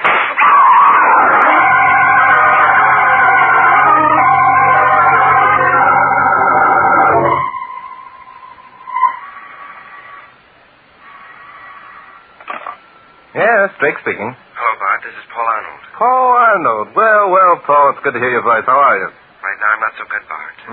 There's a dead man lying in my living room with a bullet through his heart. What? Yeah, he was murdered. Murdered? How do you know? Well, my wife was standing beside him, and my butler was standing in the doorway and saw it. My sister was in the hall and heard it happen. And by the way, there's a guy here named Danton who's accused practically everyone of making it happen. Danton? Not Inspector Noah Danton. That's the guy. Know him? Yes, slightly. Tell the inspector, Paul, that you've talked to me and I'm on my way out. And don't worry about him. The old boy's bark is worse than his bite.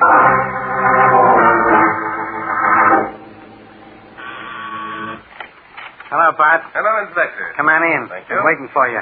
You got my message, huh? No, Inspector. What message? What message?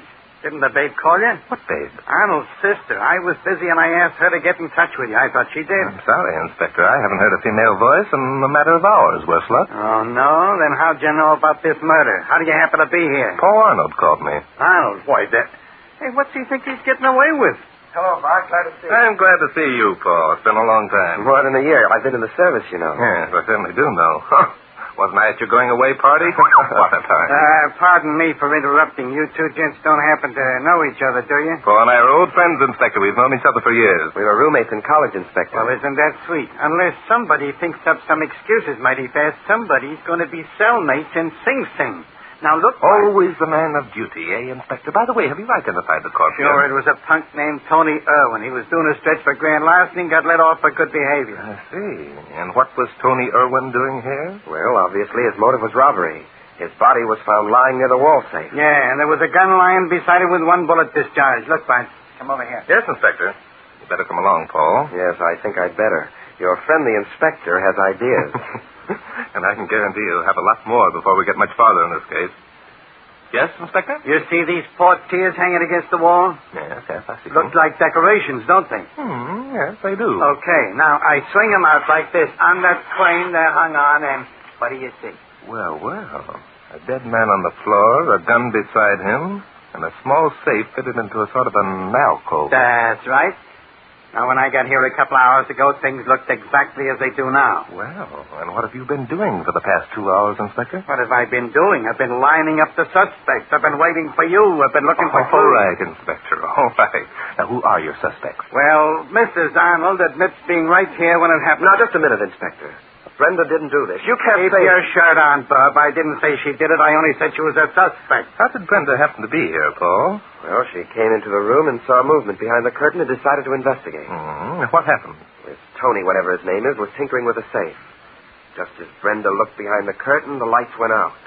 There was a shot. Brenda screamed and ran out of the room. That's her story. Now, look here, Dan. Never mind, Paul. The inspector sounds much worse than he means to. Oh, is that so? Inspector, Now, have you checked the fingerprints on the guns? That's being done now. How about the safe? What about the safe? Well, if Mrs. Arnold were telling the truth, as you seem to doubt, Inspector, Tony's prints would be on the safe. Huh. That's right, isn't it? Well, I'll have the boys check. Good.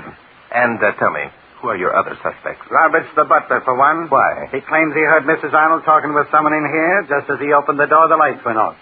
Roberts says he saw someone standing near the door to the hall across the room. Then the shot came. Did Robert see where the shots came from? Yep, he says the guy that was standing near the other door fired it. But he didn't recognize the other party. No, he only got a glimpse. Inspector, why do you suspect Roberts? Because he must have been lying. That gun right there is the one that killed Irwin. Oh, you're sure of that, Inspector? Sure, I'm sure. You know I don't make idle statements, Bart. No. Whom else do you suspect? Arnold's sister, Agatha. Oh, that's ridiculous. Aggie's so scared of firearms, she won't even look at one. Yeah? And why didn't she call Drake when I asked her to? I'll tell you why, Bub. She's the guilty party, and she knew that if Drake got on the job, he'd prove she was guilty. Inspector, let's not make idle statements, remember? Paul, it looks to me as though you're the only one that's in the clear in this case. Yes, and I'm sure I wouldn't be if I hadn't happened to be on a plane coming back from Boston at the time the murder was committed. Oh? That checks. I called the airport. Paul Arnold left on the plane that took off from Boston at 6:30 p.m. He couldn't have gotten here before 9 o'clock, and the murder took place at 7:30 p.m. Well, thanks for that much, anyhow. Don't mention it, Bub. We always aim to please. And stop calling me Bub. Bart, it seems to me your friend the inspector is determined to make a complicated plot out of a purely simple case. Yeah, well, Bart, it seems to me that your friend Bub Arnold is talking out of turn. What's simple about it, Bub? Well, anyone with any sense wouldn't ask. This man Irwin is an ex-convict, sent up for larceny. Obviously, he came here with the idea of robbing my safe. Okay, so then what happened? We already know what happened. Someone shot him. See what I mean, Bart? Everybody wants to get into the act. I'm sorry, Paul. The inspector is right. Thanks. Why Tony Irwin this is unimportant. Somebody murdered him. It's the inspector's job to find out who. Okay, I guess you're right. The only thing that we're sure of is that you're not the guilty party because you were on that plane. Well, Brenda isn't guilty either. I appreciate how you feel, Paul, but still the inspector... I beg your pardon, sir. Yes, Robert, what is it? There's a Mr. Harrison on the phone, said he'd like to talk to you. Harrison? I don't know any Harrison. What's he want? Well, he said something about a ticket. Oh, yes. Of course. I'll talk to him, Roberts. Very good, sir. If you'll pick up the extension... No, I'll take it in the library. Very good. Excuse me, Bart. I'll be back in a minute. Take your time, Paul. No hurry. Harrison, he doesn't know him. Inspector, what are you doing? I'm listening in on that conversation over this extension telephone. Inspector, gentlemen, don't do that sort of thing. I'm not a gentleman. I'm a cop. Well, at least keep your hand over the mouthpiece. I've got my hand over the mouthpiece. Ah. Something interesting, Inspector? Yes, something very interesting. Well, I'll be... What, Inspector? But how good a friend of yours is this Paul Arnold? Why, the best. I've known him for years. Think he's on the up and up, eh? Yes, I gamble. That's too bad. Why? But I hate to tell you this. Arnold wasn't on the plane. What do you mean he wasn't on the plane? That guy Harrison that Arnold was talking to, he used the plane ticket that Arnold bought. He just called to thank Arnold. But Paul Arnold was here in New York at the time Tony Irwin was murdered.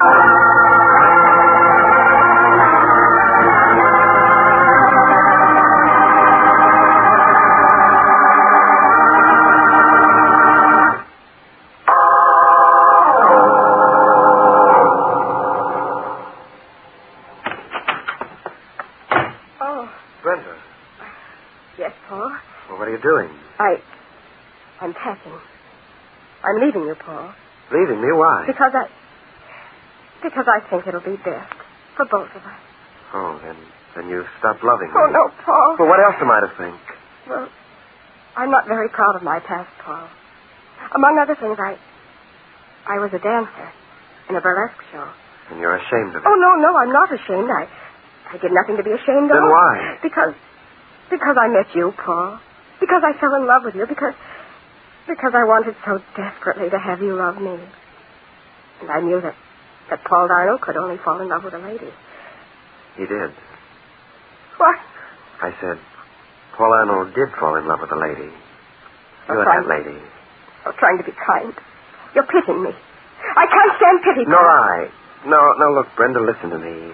I've known for the last 3 months about your past. You've known? Yes, sure. Tony Irwin called on me.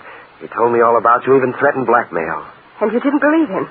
Well, I found that everything he told me was true. But why didn't you tell me, Paul? Why should I worry the girl I love with something that was completely unimportant? Oh, Paul. Oh, there, you poor kid. Kiss me, Paul. Hold me close. Oh, darling, what a fool I've been. No such thing. I should have warned you. Irwin waited until things quieted down, then tried his blackmailing stunt on you. That's why I didn't go to Boston. I was worried. You didn't go to Boston? No, at the last minute I had a hunch. I gave my ticket to a man named Harrison at the airport. In fact, he just called me on the phone to thank me. Then you were here when... When Irwin was shot? Yes. I came in the back way just as the shot was fired. But you didn't... Shoot Irwin? No, darling. I didn't get the chance. Someone beat me to it. Paul, listen to me. Does Barton Drake know that you weren't on the plane? No, why? Then you've got to tell him, Paul. If he finds out that you were lying... Nonsense. Let Bart have his fun. But it isn't only Drake, Paul. It's Inspector Danson. Oh, Paul, can't you understand how important this is? Drake's clever. He might prove that you... Brenda, you don't think that I... Oh, darling. Come here to me. Listen, Bart's my best friend. Don't worry about him. And even if I did kill Tony Irwin, I've got the best alibi in the world.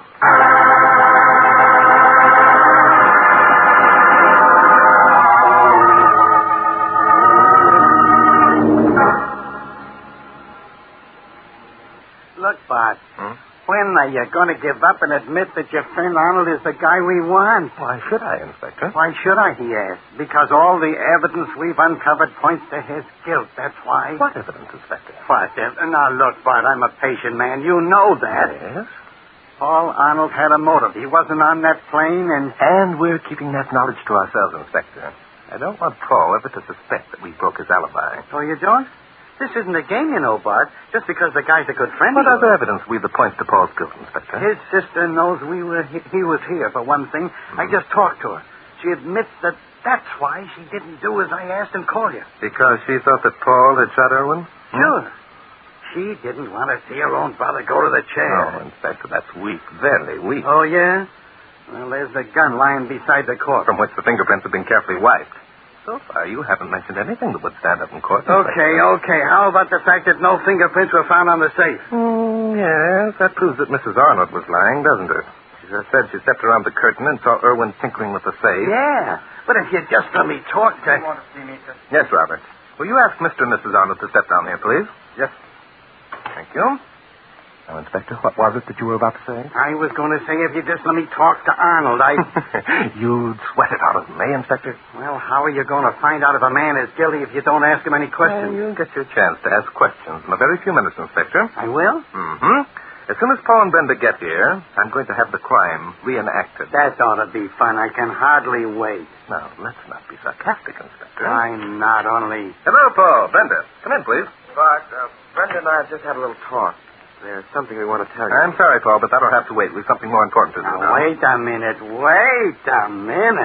If the guy wants to talk, let him. It's really quite important, Mr. King. I'm sure it is, Brenda, but it'll still have to wait. Inspector, will you ask Roberts to step in here, please? Now, listen, Bart. And, Inspector, will you also ask Paul's sister, Agatha, to stand in the doorway to the dining room? That's where she claimed she was when the shot was fired, wasn't it? Sure, but... Fine. Hurry along, Inspector. We'll have everything ready by the time you get back. Okay. Only I'm more used to giving orders than taking them. Now, Brenda, if you stand over there near the curtains in the exact spot where you were when the lights went out. I will. Only if you'll listen to what Paul has to say. I'm sorry. What Paul has to say will have to wait. Now, wait a minute, Bart. This may change your whole outlook on the situation. I'm sorry, that's impossible, too, Paul. Listen, I appeal to you. If Brenda won't cooperate... She'll cooperate if you weren't so doggone rude. I'm sorry. There are times when a man in my position has to appear rude. Not to my wife, you don't. Whose wife it is doesn't matter. It does in this case. Now, listen. All right, Robbie. Inside. Just a minute, Inspector Denton. Pipe down, Gramp, and do as you're told. Danton, take your hands off Roberts. He's done nothing. Well, now, what's happened to the big, happy family I left a few minutes ago? Never mind the wisecracks, chum. Bart, I thought you were a friend of mine. Friendship ceases where murder's involved, Paul. Now listen to me, all of you. You're going to do as I say, or Inspector Danton will take the three of you down to headquarters and lock you up. Now you're talking my language, Bart, old boy. So this is when I ask a friend to help me out. Oh, what's the use, Paul? If this is the kind of person Barton Drake is, and what we have to say won't matter anymore. Brenda, you're 100% right. All right. If it's going to make you any happier, what do you want us to do? Thank you, Paul. Brenda, will you stand over near the curtains, please? Yes, all right. This is where I was when the shot was fired. Fine. And where was Owen standing? Directly in front of the safe. How were the curtains arranged? Well, they were halfway open. About like this. Thank you. Stay there, please. Now, Roberts, if you'll just stand here in front of this door. I beg your pardon, sir. Yes? It wasn't near this door that I was standing when I saw the shot fired. It was over there near the library door. Yes, I remember your saying so. However, if you don't mind, I prefer that you stand here. Now, look here, Bart. If you think that Roberts had anything to do with Irwin's killing, you're crazy. He's been with me for years. We'll go into that later, Paul. Inspector, where's Paul's sister, Agatha? She's out in the hall near the dining room door, bored stiff. But look here, sir. If it were Miss Agatha, I mean, the dining room door is right behind where I'm standing. I mean... Well, what do you mean, Roberts? Are you implying that Agatha murdered Tony Irwin? Oh, no, sir. Of course not. Then keep quiet. Say, everyone's getting mad at everyone, aren't they? Paul, will you go over and stand near the door to the library, please? Okay. So now I'm standing here. What am I supposed to do? Look over towards the curtains. Can you see Brenda standing behind them? Sure I can. They're half open. Excellent. All right, Robert. Tony Irwin was supposedly standing in front of the safe, farther back in behind the curtains, when you stepped into the room. Is that correct? Yes, that's correct. Now, Robert, I want you to raise your hand as though you had a gun in it. Point it in the manner you claim to have seen the figure point it, and fire. Yes, sir. The figure was standing here. He aimed deliberately. Good heavens. Well, Robert.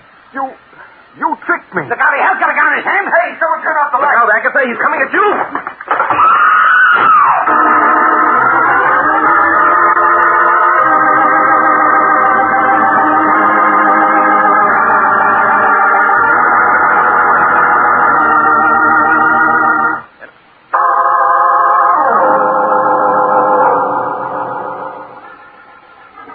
Why doesn't somebody turn off the light? Which way do we go, Inspector? Through this door. Come on. Right. It's Agatha. He's holding her in front of him. Stand back or I'll shoot. So will I. Look out, Inspector. You'll hit the girl. Not me, brother. All right, Roberts, you got one chance. That does it. You blundering idiot. You hit Agatha. No, I didn't. I hit Roberts. Nice work, Inspector. Come on. Agatha, are you all right? Yes, I'm all right. Is Robert dead? Yeah, he's dead, lady. Inspector Danton never misses.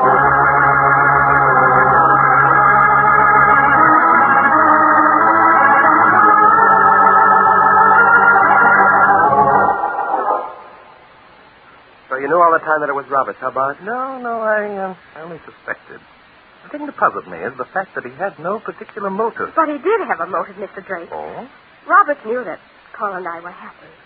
He apparently overheard my conversation with Tony Irwin and realized that our happiness was being jeopardized. Roberts has been in our family for years. He was just being loyal. You know, I wish somehow we could repay the debt. Well, I think Roberts would feel repaid if he knew how things had turned out. Yes, I suppose you're right. Oh, Paul. Oh, no, darling. Can I say something? Yes, of course you can, Inspector. All I want to know is, how did you know that Roberts was it? Well, that's a fair enough question, Inspector. Roberts said he glimpsed a figure standing in the doorway that led to the hall. He said he saw that figure take deliberate aim and fire. I get it. Anyone standing in the doorway leading to the hall couldn't see the two people standing behind the curtain. Ah, that's right, Inspector. Robert, standing in the doorway of the library, could see them plainly. So he assumed that the figure could see them, too. Uh-huh. And how did you know that this figure just didn't fire blindly and hit Tony Irwin by mistake? Oh, Inspector, I'm ashamed of you. Because if he had, there would have been a bullet hole in the curtain. Now, wouldn't there? Yeah. And there wasn't, was there? No, there wasn't. By the way, Paul, what was it that you and Brenda were so anxious to tell me a little while ago? Well, but it really doesn't matter now. No, it isn't important at all. As a matter of fact, it had something to do with my alibi. Bart, it would kill you if you knew. It would, huh? Bart, shall we tell him? Absolutely not, Inspector. I told you I'd like Paul to think... I don't mean that. No, what do you mean? Tell him, you know what? Huh? Maybe they won't think they were so darn smart after all. Oh, I see what you mean, Inspector, yes. Paul, whenever you think of how you put one over on Barton Drake, just remember that mystery is my hobby.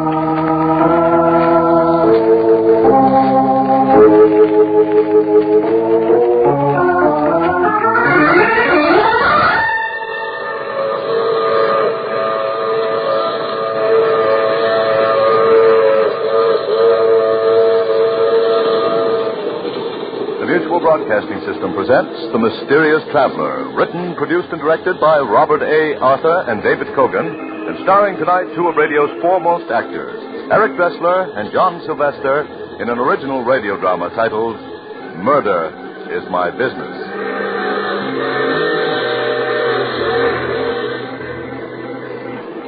This is The Mysterious Traveler, inviting you to join me on another journey into the realm of the strange and the terrifying. I hope you will enjoy the trip, and it will thrill you a little and chill you a little. So settle back, get a good grip on your nerves, and be comfortable, if you can. Our story tonight begins in a huge white mansion overlooking the Hudson River, some 50 miles above New York City. In a large, comfortable room, David Phillips, a slender, nervous man in his early 30s, is seated at a desk, typing.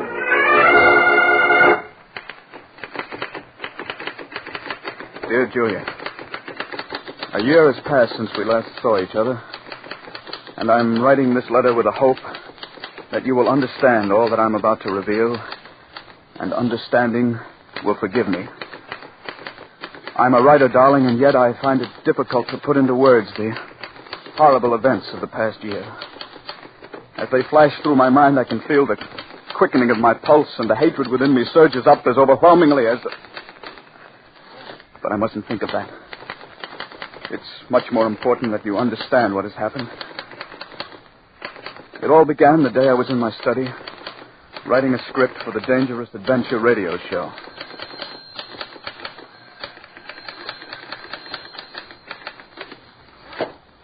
Darling, it's for you. Who is it? Basil King. Basil King? Dave, wait a minute. I want to talk to you. But, honey, Basil King, I can't keep him waiting. Yes, you can. Well, we'll talk fast. King's looking for a writer for his radio show, isn't he? Yeah, Sig Rodman just quit. Quit? You mean he had a nervous breakdown? And so has every other writer who's ever worked for Basil King.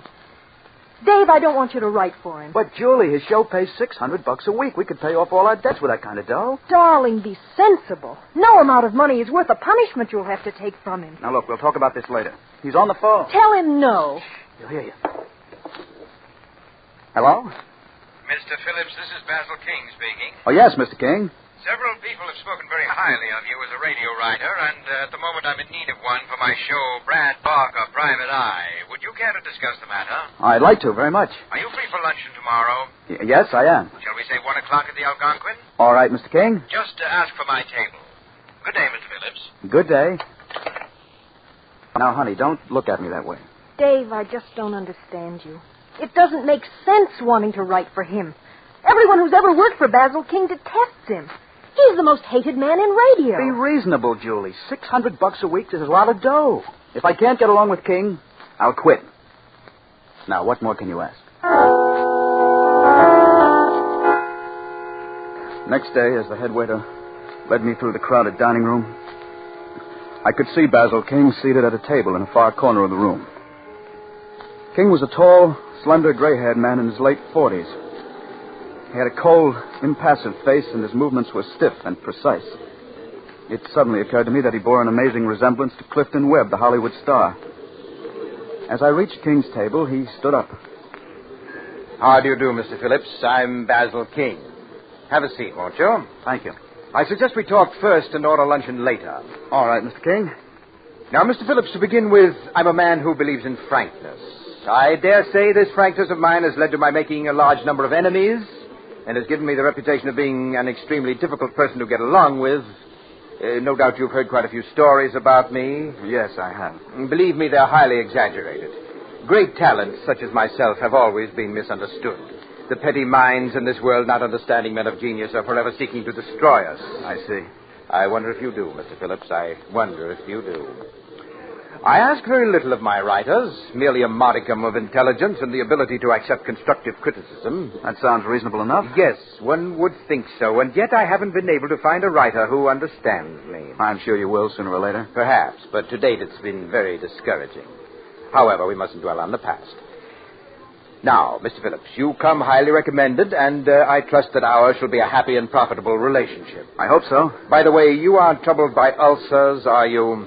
Why, no. Good. For some unfathomable reason, all the writers I've had in the past seem to have been afflicted with ulcers. I can't stand people who are always taking pills and subsisting on bland diets. Tell me, are you familiar with my show, Brad Barker, Private Eye? Oh, yes. I've heard it quite often. Good.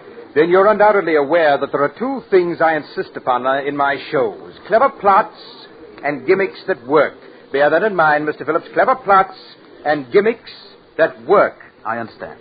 It's on those two rules that I have single-handedly built the most popular detective show on the air. You've only to look at the Hooper rating of Brad Barker, Private Eye, to substantiate what I'm saying. Yes, I know. You've got a terrific rating. 18.6. Needless to add, my sponsor, the Zestful Chewing Gum Company, has increased its sales tremendously. Now, Mr. Phillips, I'm prepared to pay $600 a week for the writing of Brad Barker. Is that satisfactory? Yes, that sounds fair enough. When may I expect your first script? Well, let's see. Today is Wednesday. What about Monday morning? That's satisfactory. Monday morning it is. Now, shall we order luncheon? An hour later, Basil King and I separated in front of the Algonquin. I went home and started work on the script, determined to turn out a show that would make King sit up and take notice. After 4 days and nights of intensive writing, I completed the script. Monday morning, I went downtown to Basil King's luxurious office and turned the script over to him. As I sat by his desk, watching him read it, it was hard to tell what he thought of it. His face was cold and impassive as he turned page after page. At last, he finished reading it and looked up. It won't do, Mr. Phillips. It won't do? Well, why not? First of all, you haven't caught the spirit of Brad Barker in your dialogue. But more important, the plot is weak, and your murder gimmick won't work. Well, I don't see why it won't. Would you mind explaining? In this script, you have the victim, what's his name? Charles Riker. Yes, you have this fellow, Charles Riker, whose life has been threatened, barricade himself in a small cabin. All doors and windows are locked from the inside, and in addition, he's armed to the teeth and has a watchdog with him. That's right. 2 days after this fellow Riker has barricaded himself, Brad Barker breaks into the cabin to find him dead. Dead of poison. Yes. Your gimmick is that the murderer, unable to get at Riker, has tapped the water pipe which ran from the spring to the cabin and poisoned the water. Yes, well, what's wrong with that? My dear fellow, don't you think that when Riker drew a glass of water in the cabin, he'd have tasted the poison in the water? But I planted in the script that the poison was tasteless. Oh, you did? Well, nevertheless, it won't work. Oh, why not? It just doesn't ring true. I don't feel it. Why not? I wish you'd stop asking why not. It's obvious that I don't like your gimmick, and if I don't like it, 15 million radio listeners won't like it. If our relationship is to continue, you must learn to accept constructive criticism. After all, my dear fellow, you have merely to look at the rating of the show to realize that I am never wrong. Furthermore, I should like to point out that at no time...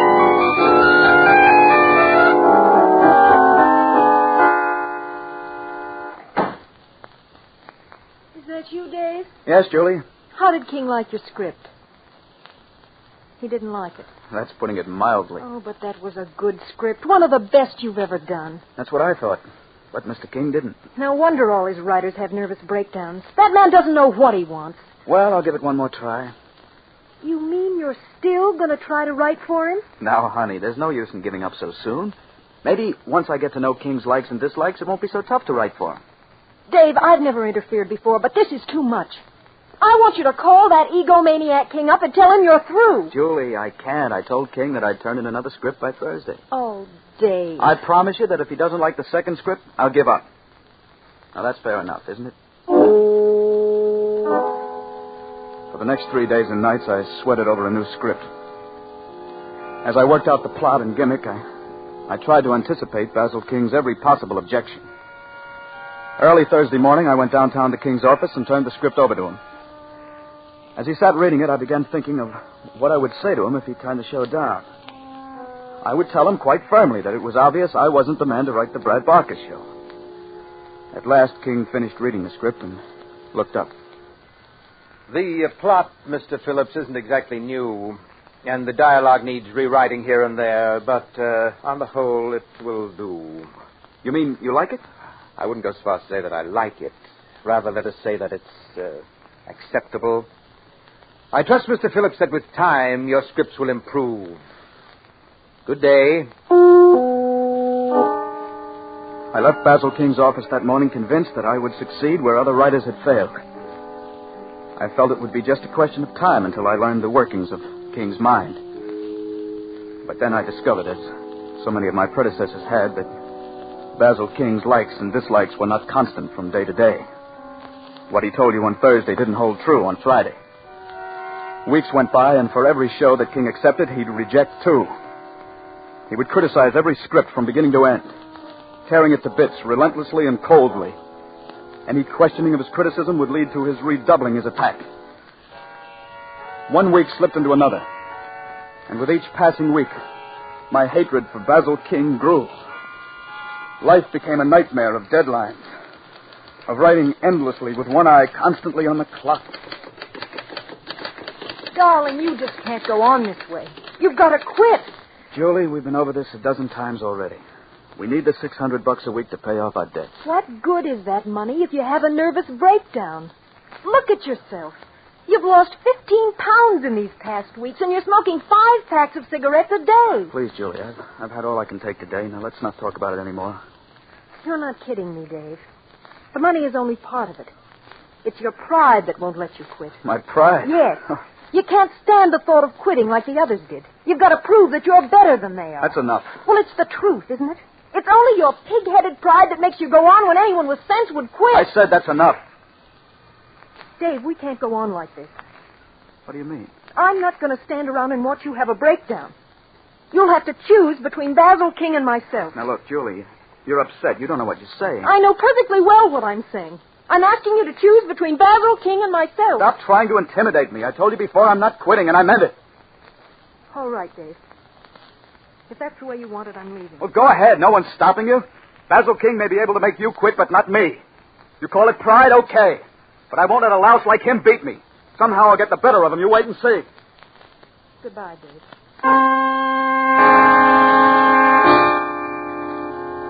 I was so emotionally worn out the night you left me, Julie. I could scarce comprehend my loss at the time. There seemed to be only two people in the world. Basil King and myself. As I traveled back and forth day after day between my typewriter and King's office, my hatred for him increased 100-fold. Feeling my hatred for him, King redoubled his sadistic attack, sensing that I was determined not to quit. The weeks slipped by, and the nightmare continued. King insisted that I come to all rehearsals of the show so that the cast, as he put it, might see the culprit who wrote the script. It was at a rehearsal that I first met Mr. Pearson, president of the Zestful Chewing Gum Company. He was sitting in the control room, watching with great respect as Basil King rehearsed the cast. No. My dear Miss Hunter, I assumed when I hired you that you were a radio actress. If I'm wrong, please enlighten me. What did I do that was wrong, Mr. King? I don't feel it. I just don't feel it. Try it again. Rocky, you've got to give me a chance to explain. It wasn't my fault. Honest, it wasn't, Rocky. Cut. Miss Hunter, you sound too young. I want you to age the role 1 year. Mind you, just 1 year. Yes, Mr. King. You've got to give me a chance to explain. It wasn't my fault. Honest, it wasn't. Rocky, don't. Cut! Well, if that's the best you can give me, it will have to do. And Mr. Cooney, if you can't do better, I'll have to get another sound man. Take 15 minutes. It's dreadful, Mr. King, the incompetence you have to put up with. Yes, Mr. Pearson, it often amazes me that I've been as successful as I have. Oh, speaking of incompetence, Mr. Pearson, I'd like you to meet the present writer of the show, Mr. Phillips. How do you do, Mr. Phillips? Glad to meet you, sir. I have great hopes, Mr. Pearson, of making a radio writer out of Phillips. Well, I'm sure if anyone can do it, you're that person, Mr. King. Pardon me, Mr. King. Would you like to hear the commercial now? Very well, Caruso. Go ahead. Yes, ladies and gentlemen, July 8th is the big day. In just 1 month, you'll be able to buy the latest discovery in chewing gum happiness, Pepso-Gum. Made by the Zestful Chewing Gum Company, Pepso-Gum is a new gum. A gum with a jailed-in flavor, designed to give you hours of chewing pleasure. Remember, the big day is July 8th, when Pepso-Gum will be on sale at all candy counters. I don't feel it, Caruso. I want more emphasis. I want you to be so compelling that people will rush to their drugstores and place orders for this new gum. Exactly. Yes, exactly. Rehearse it a few more times, and I'll go over it with you later. Yes, Mr. King. Well, I guess I'll be getting back to the office, Mr. King. Most kind of you to allow me to watch your rehearsal. That's quite all right, Mr. Pearson. It was a pleasure meeting you, Mr. Phillips. I assume that you'll be at the factory for next week's broadcast. The factory? Yes, Phillips, we're doing the broadcast in the factory next week. Yes, it's the company's 25th anniversary. You've no idea how our employees are looking forward to your broadcast. Yes, indeed. Well, good day, gentlemen. Goodbye, Mr. Pearson.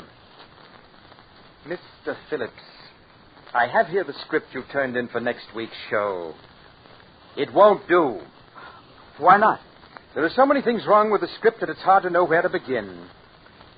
Let's start with your murder gimmick. You have the victim, I believe his name is Roger Roden. Yes, that's right. Yes, you have this fellow Roden picking up an envelope, licking the flap, and sealing the envelope. A minute later, he drops dead. Your gimmick is potassium cyanide powder has been mixed into the glue of the envelope flap. Yes, and when Roden licked the flap, his tongue absorbed the poison. It just won't stand up. Oh, why not? For the simple reason that Roden's tongue wouldn't absorb enough potassium cyanide to kill him. Oh, but it would. Potassium cyanide is a very potent poison. Just a few grains will kill a man. Possibly, but I'm not convinced.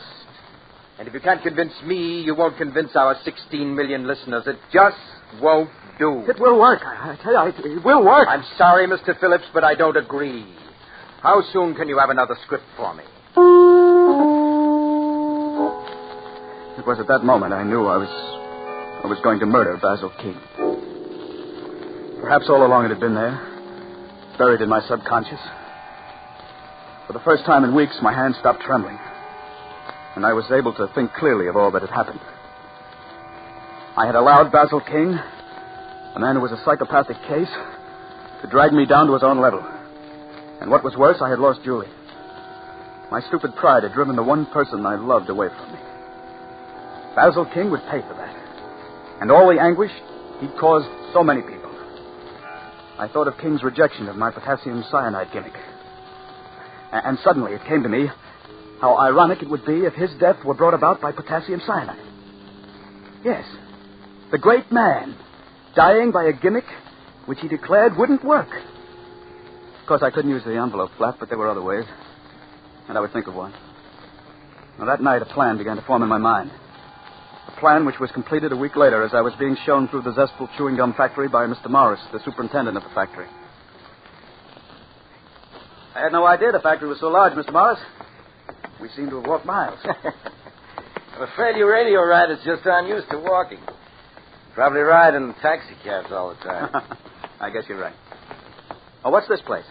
This is the shipping room. Oh. That about completes the tour. I reckon you've seen just about everything. Say, all these boxes have Pepsi-Gum marked on the side of them. That's right. You're getting ready to distribute it all over the country? Yeah, you're going to start shipping next week. You know, I've heard so many announcements on the show about Pepsi-Gum that I'm curious. What's it taste like? Well, it's hard to say. It has sort of a sharp flavor. Sounds good. Do you have any around? I'd like to taste it. Well, I'd like to give you some, Mr. Phillips, but the old man, Mr. Pearson, he's given out strict orders not to give any of it out. Reckon he's trying to keep it from the public till the last minute. Oh. But employees have tasted it, haven't they? Oh, sure. Well, Mr. Morris, you're looking at an employee right now. I do write radio shows for the company. Yeah, I guess you are an employee after all. I reckon I can give you a pack of Pepsi gum. There you are. Thanks. An attractive-looking pack of gum. Yeah, you got to catch the customer's eye if you want to sell gum. Oh, what do you say if we go back to the auditorium? Fine. I've seen the whole factory, and I've got a pack of the new Pepsi gum. What more could I ask for? A few minutes later, I left Mr. Morris in the auditorium, where the great Basil King was rehearsing the cast for the show. I walked across the street to the inn where we were staying and went up to my room. There, I took the pack of Pepsi gum from my pocket and withdrew one of the 5 sticks of gum. I very carefully removed the wrapper, and taking a dampened handkerchief, I wiped the candy powder off the stick of gum. It took but another minute to evenly sprinkle potassium cyanide powder over the wet stick of gum. In a very short time, the gum dried, and it was impossible to tell that the fine, powdery coating on it was a coating of death. I rewrapped the stick of gum and carefully inserted it in the center of the pack. When I arrived at the auditorium 10 minutes before airtime, the great man was relaxing in the control room. With him were Mr. Pearson and Bill, the broadcast engineer. Oh, there you are, Mr. Phillips. I was afraid you were going to miss the broadcast. Mr. Phillips may not be a good writer, but he is a punctual one, Mr. Pearson. Mr. King, you're a great one for banter. You have a ready wit. Thank you, Mr. Pearson. Yeah, look at that auditorium. Completely packed. I've never seen our employees so enthusiastic, and it's all due to you, Mr. King. I hope you'll say a few words to them after the broadcast. Well, I should be delighted to. Can you spare a minute, Mr. King? What is it? Do you remember that script I turned in a week ago with the potassium cyanide gimmick? You mean where the victim licked the envelope flap and was poisoned? Yes, I remember that deplorable script. What about it? Well, I was wondering, what if we were to switch the potassium cyanide to something else? Instead of the envelope, perhaps the cyanide might be sprinkled on a piece of candy or something like that. No. It would never work. I don't feel it. You really don't think it would, huh? Certainly not. Really, Mr. Phillips, you're showing less and less imagination from week to week. Well, I just thought I'd mention it. Hey, Mr. Phillips, that pack of gum you have, isn't that the new Pepsi gum? Yes, Mr. Pearson, that's right. But I gave strict orders that it wasn't to be given out. How did you get it? Yes, how did you get it? I found this pack in the shipping room. I hope you don't mind my having taken it. Well, no. After all, we are just one big family. You see, Mr. Pearson, I've heard so much about the new Pepsi gum that I was curious to find out what it tasted like. Well, what did you think of it? Well, I haven't tried it yet.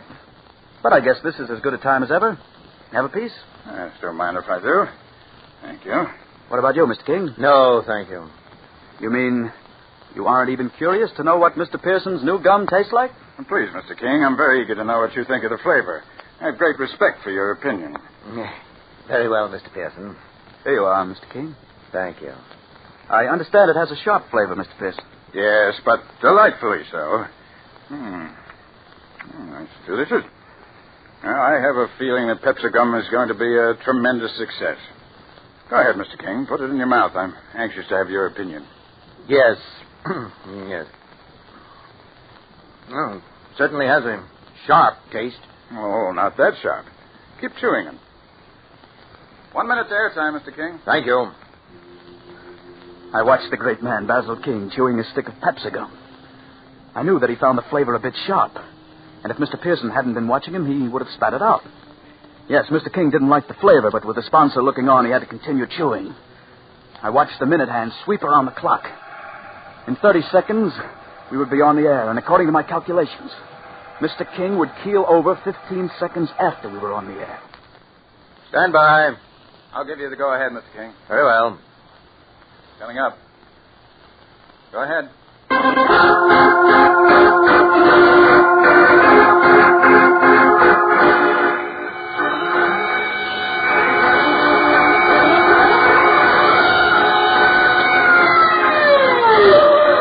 Successful Chewing Gum Company presents Brad Barker, Private Eye. Conceived, produced, directed, and edited by Basil King. My dear fellow, the monitor is too high. That's it. Take it down. You engineers just don't know. Oh! My heart! Mr. King, what's wrong? My heart! Quick, catch him. I've got him, Mr. Pearson. You'd better get a doctor. It looks like a heart attack. Yes, I'll get one immediately. Bill, turn down the monitor. Just do the best you can. Okay, Dave. You take care of him, and I'll take care of the show. And soon there will be a sweet flavor added to the zest of chewing gum. King, can you hear me? Yes, get a doctor. Do you remember the potassium cyanide gimmick? Potassium cyanide. Yes. I just want you to know you're wrong. It does work. That's why you're dying. What? That stick of gum I gave you. It was covered with potassium cyanide powder. No. Get a doctor. A doctor can't help you. You're going to die. Oh, no. Grant Barker, Private Eye. Poor Mr. King. Small, dingy office overlooking the harbor. On the door is You a letter. just forgot one thing. Waterfront Protective Association. Murder is my business.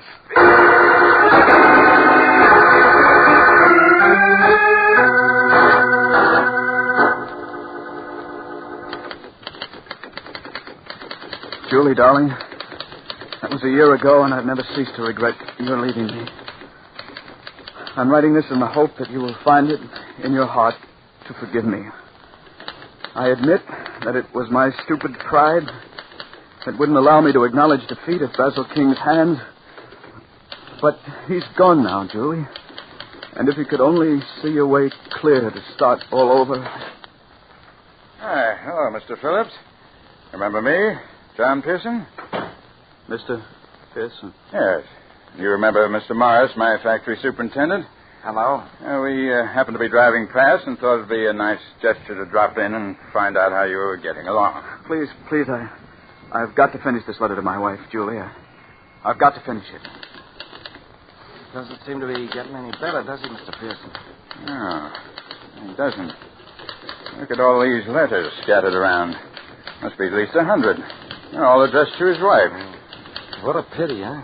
Yes, I'll never forget that day that Basil King died of a heart attack. I came back to the control room to find poor Mr. Phillips crying hysterically over the body. He never has gotten over the shock of Basil King's death. What a wonderful friendship that was.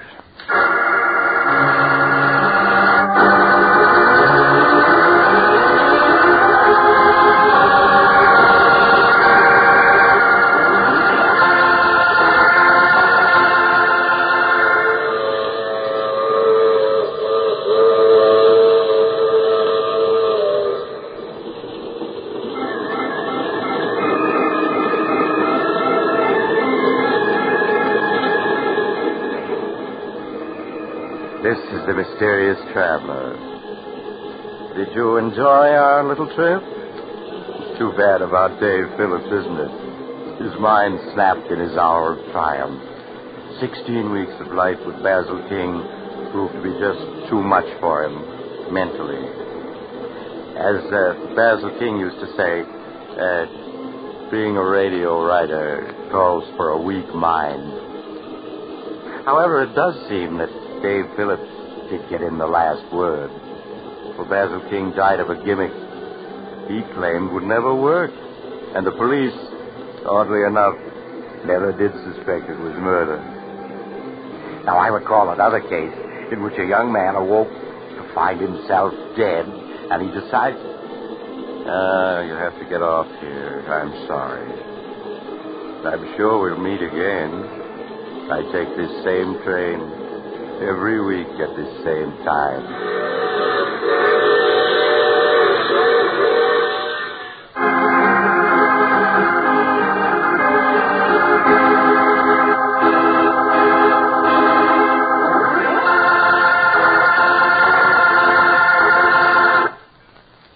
You have just heard The Mysterious Traveler, a series of dramas of the strange and terrifying.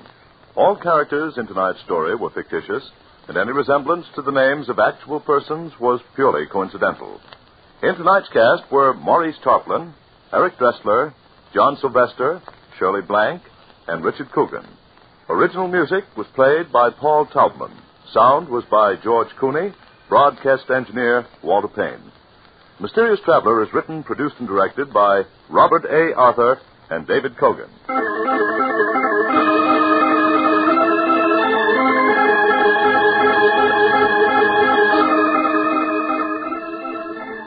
Listen next week to a tale titled Queen of the Cats. Another strange and suspenseful tale of the Mysterious Traveler.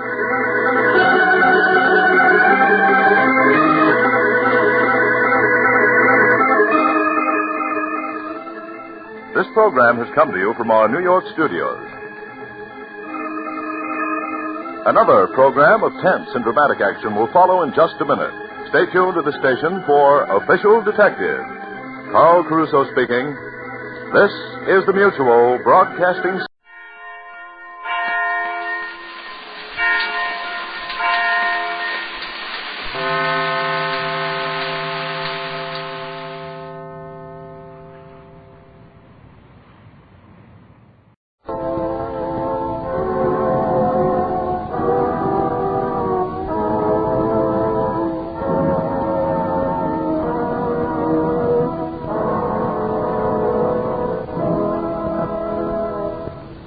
Present George Edwards in Frankenstein.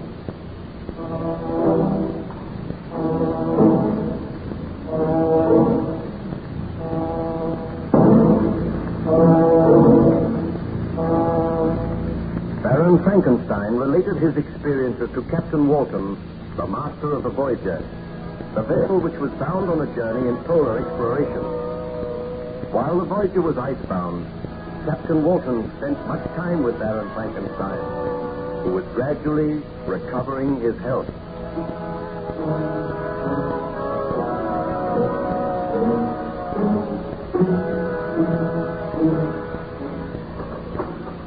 Oh, Baron Frankenstein, I thought perhaps you might care to look at my journal.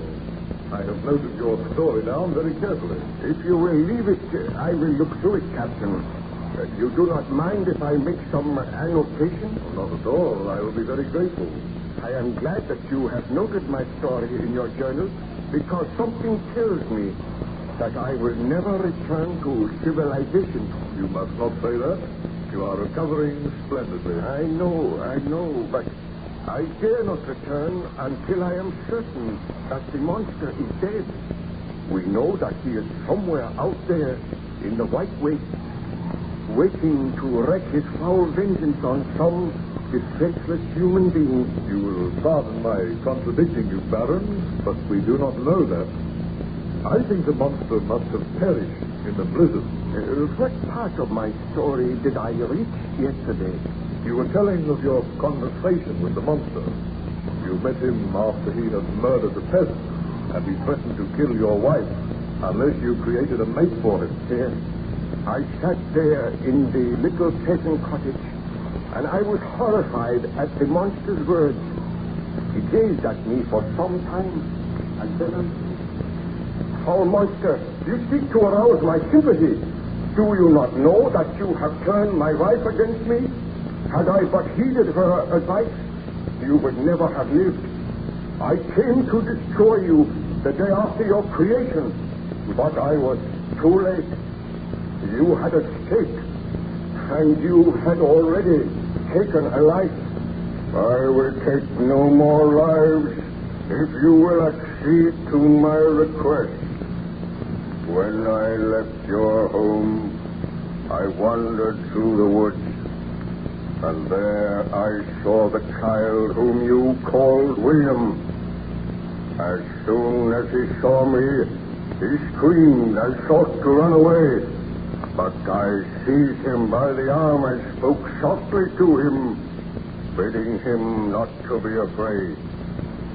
He told me that his uncle was Baron Frankenstein, and that I would be punished if I harmed him.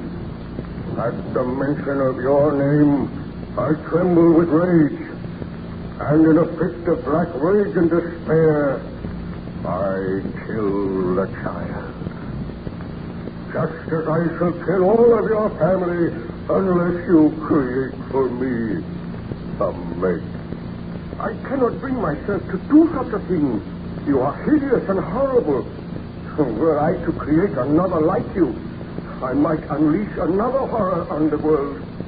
My companion must be as deformed and horrible as myself. One from whom everyone will shrink, and who will turn to me for comfort. But I cannot do it. You must do it, or or I will work against you so that you shall curse the very day that you were born, so that you will curse those whose hands created me. I do curse them now. I seek to reason with you. You are my creator. Let me feel gratitude towards you. Let me see that I excite the sympathy of some existing being. Do not, I beg of you, deny me my reward. I have tried to paint for you a picture of misery, the horror, and the suffering which I have undergone. All I ask is a mate as hideous and repulsive as myself. Do I see compassion in your eyes?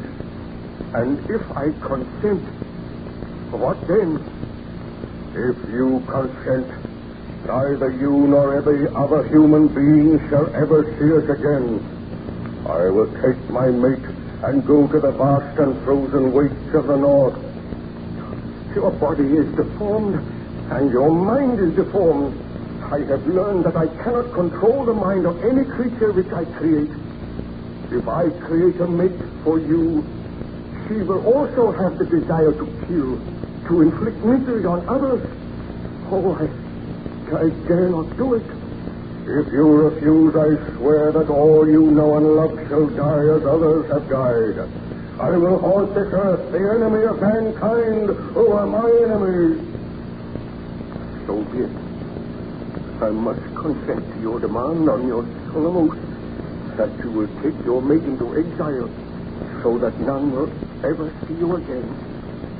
Do you swear to that? I swear by the sun and by the blue sky of heaven and by the fire of the love that burns in my heart that if you grant my prayer, you will never behold me again. Depart to your home and commence your labors. I shall watch your progress with anxiety. And mark this well, when you are ready, when your labors are complete, I shall appear. And if you fail me, you know the penalty. Farewell, Frankenstein. I trust that soon we shall meet again, and that the meeting shall bring happiness. But, Frankenstein, surely you did not accede to the monster's request? Well, after he had left the little cottage, I sat and I thought for a long time. I realized that he was a vile and horrible creature, and that he had demanded that I should create just such another creature. And my heart was heavy. With dragging footsteps, I returned home, where I found my wife and my friend Ernest awaiting me. As soon as I entered, Elizabeth. Oh, Victor, I am so glad you have returned. I drove you away with harsh words last night, but I regretted my words. Tell me, what news? The monster still lives. Victor, my friend, I have heard of your trouble. Elizabeth has told me. Let me offer you all the aid that I can. Together we shall destroy this vile creature. Have no fear. The monster will do no more harm. There will be no other death. How can you know that? Well, I have spoken with him, and there shall be no more death. Rest assured of that, Elizabeth. Oh, I am so glad. But can you trust this monster? I have been greatly punished for my sins. Tell me this, Victor. Did you consent to the monster's request? Surely you did not promise to create a mate for him. Elizabeth, there is so much at stake. So much harm has been done. Victor, you cannot do it. Already there is one vile, bloodthirsty monster roaming here. Dare you create another? Oh, give me time to think, please. Oh, Elizabeth, he is upset. Leave him alone with me now, and I will talk with him. Oh, I'm so sad. Poor Victor has been out all night. He needs refreshment. I will see that a meal is prepared for you, Victor. Oh, I thank you, Elizabeth. Remain here with Ernest, and we shall talk of the matter later. Victor, my poor friend, my heart is heavy for you. What can I do to help you? Oh, help me, Ernest. I must grant the monster's demand. I tried to kill him. My shot wounded him, but he did not die. And before I could fire again, she took the gun from me. Did you promise to create a mate for him? I did, but my work shall not be done here. I will travel to some lonely island, and there I will have to study again for many months. And there I will create a mate for the monster which I created. You must not do it, Victor. I must do it. Or having created one such hideous monstrosity as a sin for which you have paid heavily, do not create another. If I do not, your life is in danger. Elizabeth's life is in danger. I must do as the monster says. So be it. I shall accompany you, and I will help you with your work. Oh, you are kind, my friend. A friend of mine has a cottage on a little island in the Orkneys. I know that he will lend us this cottage, and you will be able to conduct your work there. But I am against it, Victor. I do not think you should do it. I must do it. I feel sure that if I grant his request, there will be no further trouble. But how can you be sure? You cannot control the minds of the creatures which you create. Oh, we shall tell Elizabeth you are taking me away from my health, that I am going for a sea trip for several months. Then I will be able to return here to find happiness when my work is done. It seems the only way. The servants are preparing a meal for you, Victor. Oh, thank you, Elizabeth. I have just been talking matters over with Ernest, and he thinks that I should go away with him for a sea trip. My health has been undermined by all this dreadful worry. And you are going away without me? Oh, but you will be safe here. I know that the monster will not harm you. I feel that I must go away without you this time, Elizabeth. Where are you going? We have not decided yet. But will you not trust him to my care, Elizabeth? I will, Ernest. But I want to ask you one question, Victor. Do you intend to grant the monster's demand? My dear, I am going away from here so that I will not grant the monster's demand. My laboratory and all my instruments are here. I am leaving them. I am striving to forget about the monster. You need have no fear. I know that the monster will do no further harm. What did you say to him? Well, I do not like to think of it. But I spoke with him, and he swears that he will not commit another murder. Is he not to be punished for the murder he has already committed? Oh, there is nothing we can do at present, my dear. If the burgomaster's men find the monster, they will kill him. Believe me, Elizabeth, Victor is asking for the best. Be content to leave him in my charge. I must be content. You have nothing to fear, Elizabeth. Now wait here until I return. I will recover my health. I will forget the miseries of the past. When I come back here, I swear that you and I shall never be parted again, and nothing shall ever happen to Ma. Did you eventually go to that island in the Orkneys, Baron Frankenstein? I went to the island in the Orkneys. I will tell you of my experiences if you come to me again a little later, Captain Walton. I wish to look through your journal now, and I may make several corrections. Very well, Baron Frankenstein. I will leave you alone now, but I will return later.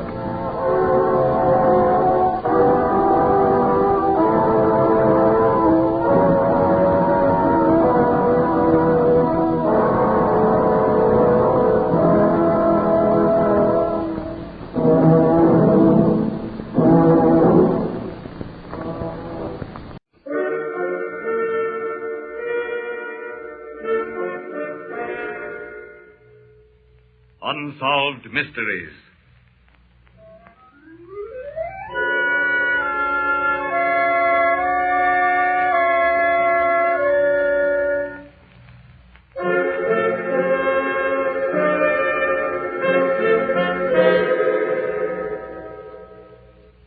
Out of deference to people who may still be living, character names in some of these true unsolved mysteries have been changed.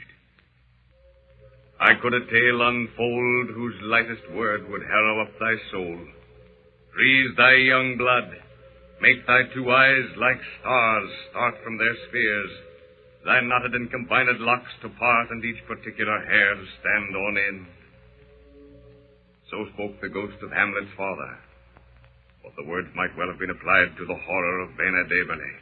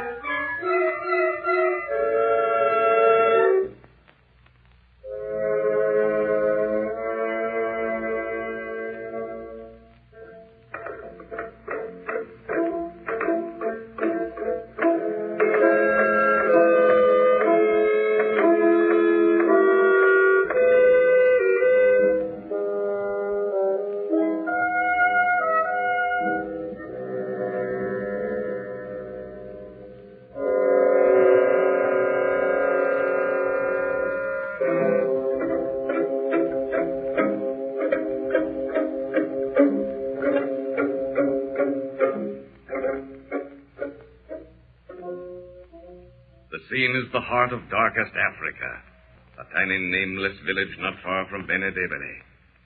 The village but a small clearing fighting off the ever-engulfing jungle.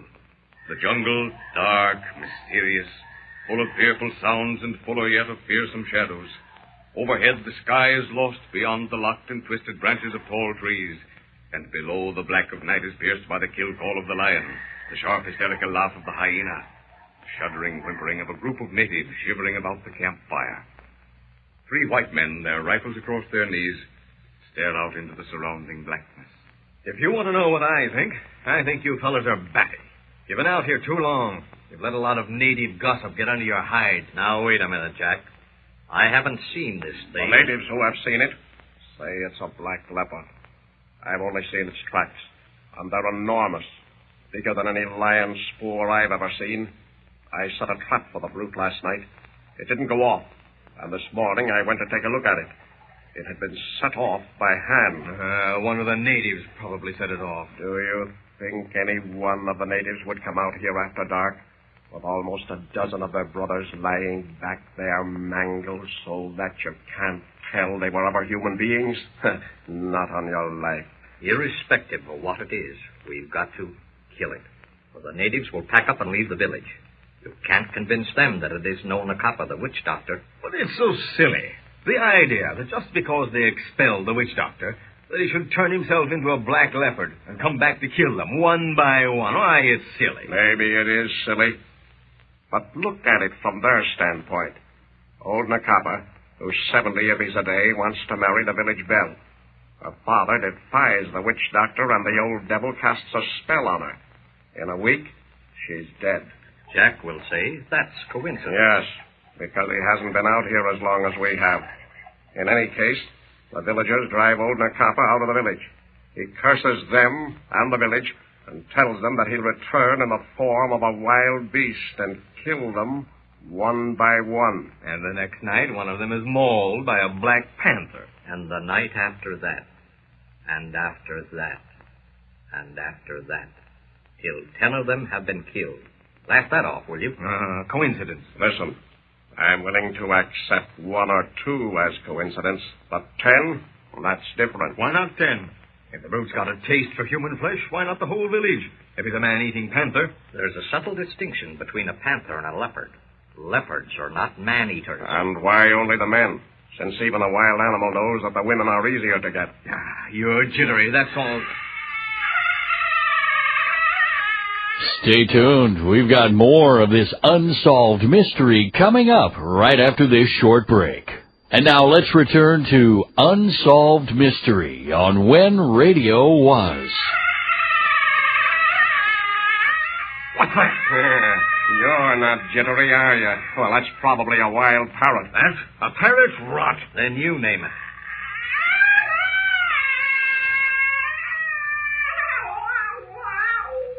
Go on. You've heard it twice. Name it. Well, I can't. I never heard anything like it. Why not? Yes, Nietzsche. He come. That Nakapa. You hear him? Nakapa give witch doctor call of death. That scream we heard was the witch doctor? You heard what Nietzsche said.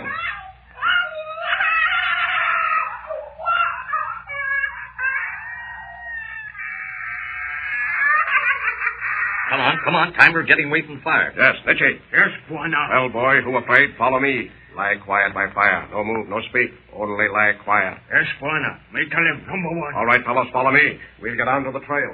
Forcing their way through the dense underbrush, the 3 white men, followed closely by their gun-bearers, worked their way to the animal trail. The jungle has become strangely still at the horrifying shrieks of the witch doctor, almost as though brute beasts though they were, they voiced silent disapproval of anything so brutish. The party pushes on, their general direction toward Bene Debele. Suddenly, holding up his hand for silence, Frank stops. Then points to a yawning black hole in the already black jungle. A pair of gleaming eyes, a streak of glistening white below, the foam-flecked jaws of a maddened animal. Take careful aim. You, Bill, after me, and you, Jack, take the brute if he leaps to the right. Right, okay. Again. It's gone. I know I So hit did it. I. Come on, let's hurry. Look here, the tracks. Come here, quick. What is it? We did hit it, look. Somebody's shot took effect. Why, that shot popped its jaw away.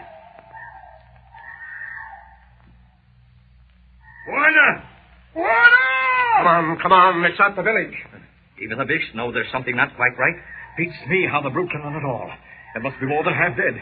If it gets into the compound, we'll have no difficulty finding it. We'll be at the compound in a moment. Buena. Yes, Nietzsche. Here, Buena. Here he's trading again. My gosh, he's right. Look, headed this way. What on earth does a half-dead animal want to come this way for?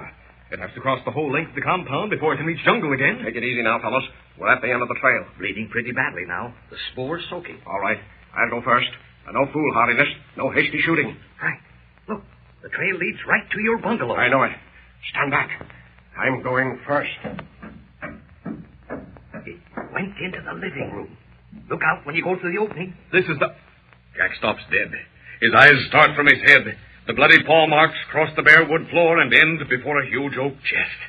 He points and stutters. Why, it isn't here. Yes, it is. Got your 45 ready, Bill? Yes. Stand on the left side of the chest. You, Jack, in front. I'll open it. On tiptoe and in silence, the three men take their places. The native boys crouch in the open doorway. Taking his 45 in his left hand, Frank slowly opens the heavy lid of the chest. A gasp of horror escapes them. Incredulously, Jack leans farther forward and stares into the chest. Sprawled like some nightmarish monster, half his jaw shot away, lies Nakapa, the witch doctor, the horror of Bene Debele. Dead. In just a moment, you will hear a solution to the mystery of the horror of Bene Debele.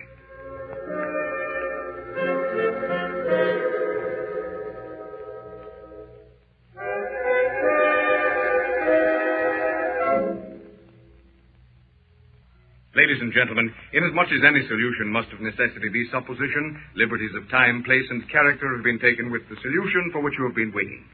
The scene is Frank Hilton's bungalow 1 hour later. The natives have disposed of the horror, and the three white men are seated at the table while Nietzsche, the native boy, serves them something to steady their nerves. Well, Jack, what have you to say now? Nothing. I want to forget it. You won't. Not as long as you live. But it's impossible.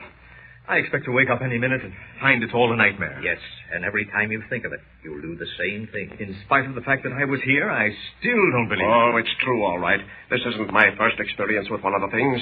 No, and not Bill's either. You'll get used to it if you live here long enough. Not me. I'll take my chances elsewhere. What would you call it? Never mind what I call it. Science calls it lycanthropy. Science? Does science recognize what we just saw? Yes.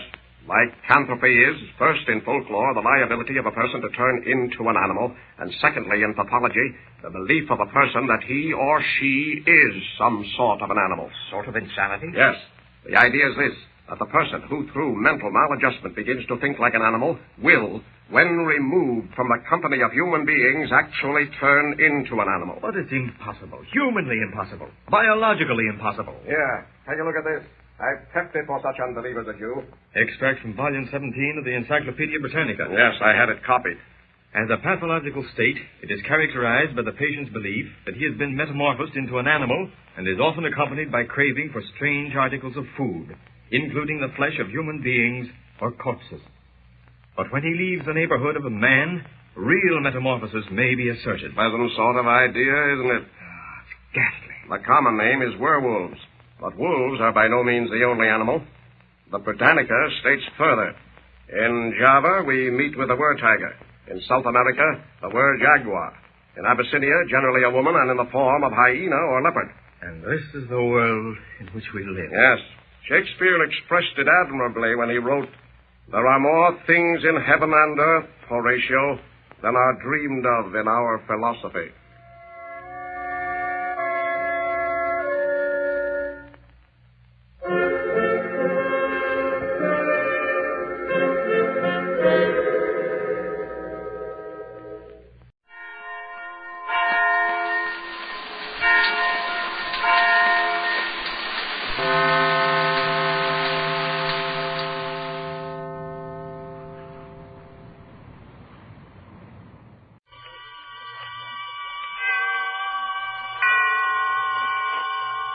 Now, Autolite and its 60,000 dealers and service stations present Suspense.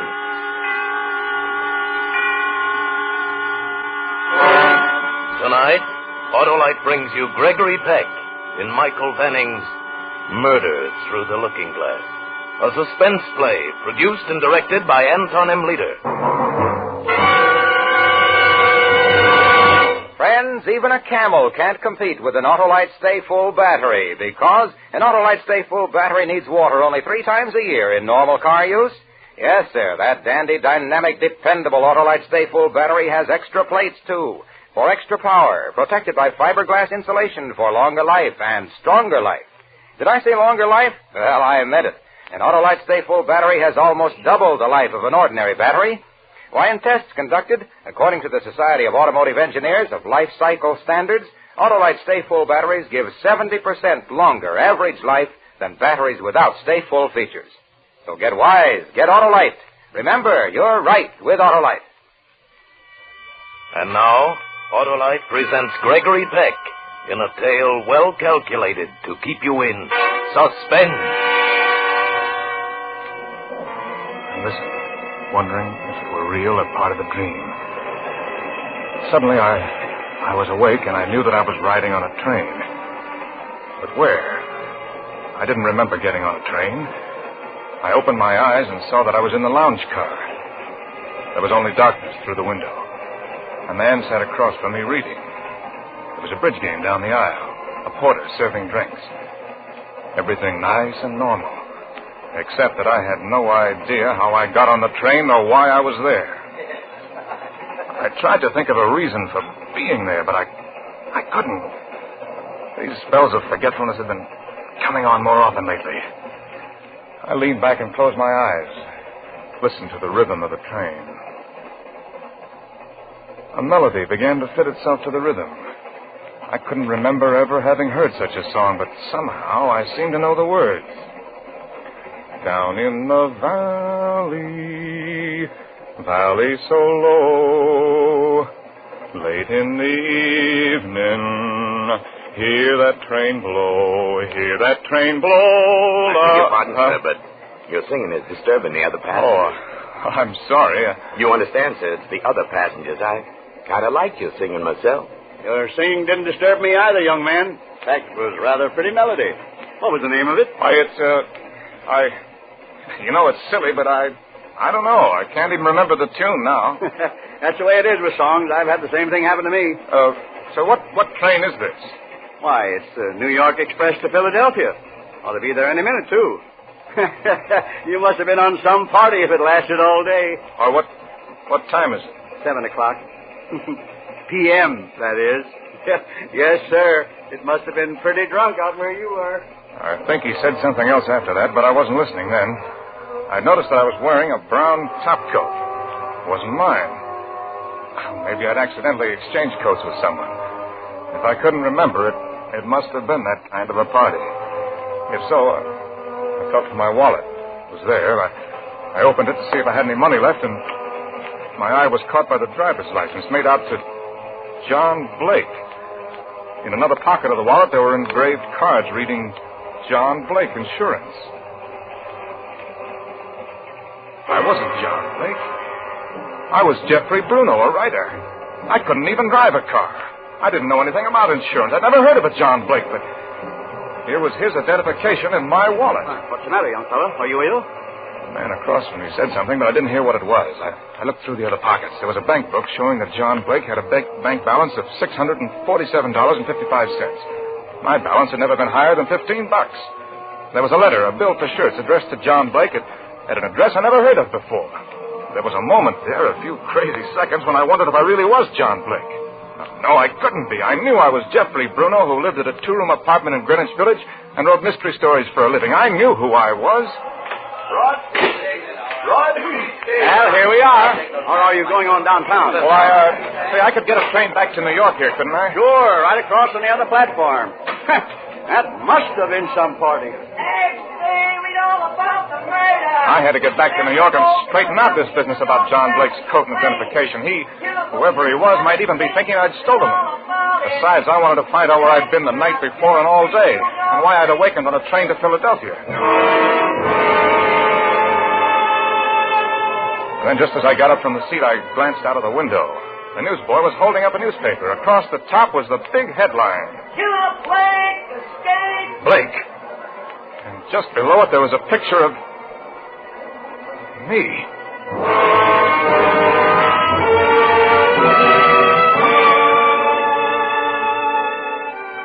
down my hat and turning up my coat collar, I managed to get on a New York train without anyone recognizing me. Then, fortunately, no one pays any attention to anyone else on New York subways. 2 blocks from my apartment house, I stopped at the corner stand to buy a newspaper. Oh, there you are, Mr. Bruno. Haven't seen you around for a couple days. Yeah, I've been busy. Hey, you know, I saw your picture somewhere today. You got a story in one of the magazines, maybe? No. Well, good. Wait a minute. I'll remember where I saw your picture. I never forget I've got to go now. You can tell me about it tomorrow. I had to get away before he remembered. I looked down and saw my picture on his papers. At home, there were a lot of letters in my box. Too many for just one delivery. When I got to the apartment, I looked at them. 2 of the letters had been postmarked in New York 3 days before. It doesn't take 3 days for letters to be delivered locally. Where had I been for 3 days? Who's there? Rosalie. Oh, Rosalie, just a minute. Hi, Jeff. I thought I heard someone in here. Well, a friend of yours stopped by, but you weren't home. You ran into me on the stairs and asked if I lived here and then wanted me to give you a message. Burnett was his name. Bill, I think you said. Oh, yeah. Well, I'm glad you're here, Rosalie. Stay and talk to me. We can have some coffee or a drink. When did you say Bill was here? Yesterday morning. He said something about having had a date with you the night before, but you never showed up. Yesterday morning. Oh, yes. What's the matter, Jeff? Don't you feel well? Oh, sure. I feel fine. Rosalie, tell me, do I ever do anything out of the ordinary? I mean, have I ever seemed strange? You mean, are you... Well, you've always seemed very sane to me, if that's what you mean. In spite of your vanishing acts. My what? The times you disappear. You don't know? I'm sorry. Let me finish it for you.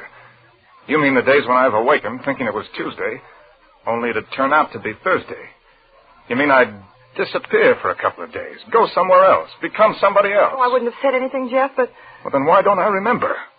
Oh, I've heard of people drawing blanks because they've had too much to drink, but now maybe it's something different. What is, Jeff? Well, I told her all about it. All I knew anyway. At first she was frightened, but then I guess she felt sorry for me and she got over it. Before Rosalie had always been just a beautiful, desirable girl. I'd had drinks with her a few times in her apartment and mine, but that was all.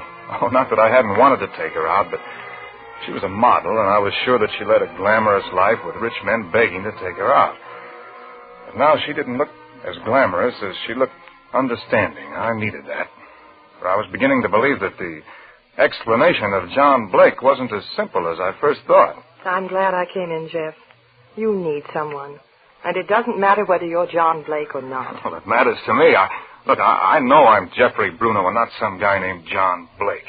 Why, I can remember my whole life living on the farm, going to school, working on a newspaper, coming to New York. I can remember every minute of it. Every minute? No, not every minute. You know, Jeff, such things can happen. White-bearded old men with eyeglasses write books about such things. They've got a word for it. I can't pronounce it. So maybe I'm John Blake, too. I was way ahead of you in thinking that. And if you are, that's a sickness. And people can get over being sick. Maybe you'll remember all the things John Blake did. I already know one thing he did. He killed someone. I don't know who or how, but John Blake, murdered someone. You brought a paper home. Why not see? Whatever happened, Jeff, we'll find a way to work it out. Thanks, Rosalie. Here it is. His name was Rufus Carrington. He was an old man and wealthy. I, John Blake, worked part-time for his nephew, Roger Gunn. Mm-hmm. There's money missing from the firm, and it's believed Rufus Carrington may have found out about it. I see. Roger Gunn arrived to see his uncle this morning and was told by the butler that the old man was in the study with an unknown caller. Roger Gunn was talking to the butler when they heard the old man cry out. He ran to the study and found him dead. Oh, how awful. The nephew saw me, the killer, escaping and recognized him. Well, if I were John Blake, my other self didn't do things in a small way. Oh, don't you? I never wanted the things John Blake must have wanted. I never wanted riches, never thought of going into a business like insurance. I just can't understand this thing. They'll understand, Jeff. They have people who understand things like that. Rosalie, whatever happens, will you promise me that if you don't like Jeffrey Bruno, you'll like John Blake? But like one of us. It doesn't matter which one it is. I like you. Whichever one of them you are. You see, Rosalie, I'm innocent, even if John Blake isn't. I haven't murdered anyone. It was another part of me. But if I try to run away, they'll find me. They'll hurt me for what John Blake did. Where can I go? What can I do? You can go to the police and tell them the whole truth. Because, you see, they can't do anything to you. You're not responsible for what you did as John Blake. Yeah, maybe you're right. There's no point in running. Look, I know I have no right to ask it, but would you go with me, Rosalie? Of course I will, Jeff. It's like being haunted, knowing that somewhere inside of me there's another man, never knowing when I'll be him. Say, what if I turn into John Blake before we even get to the police?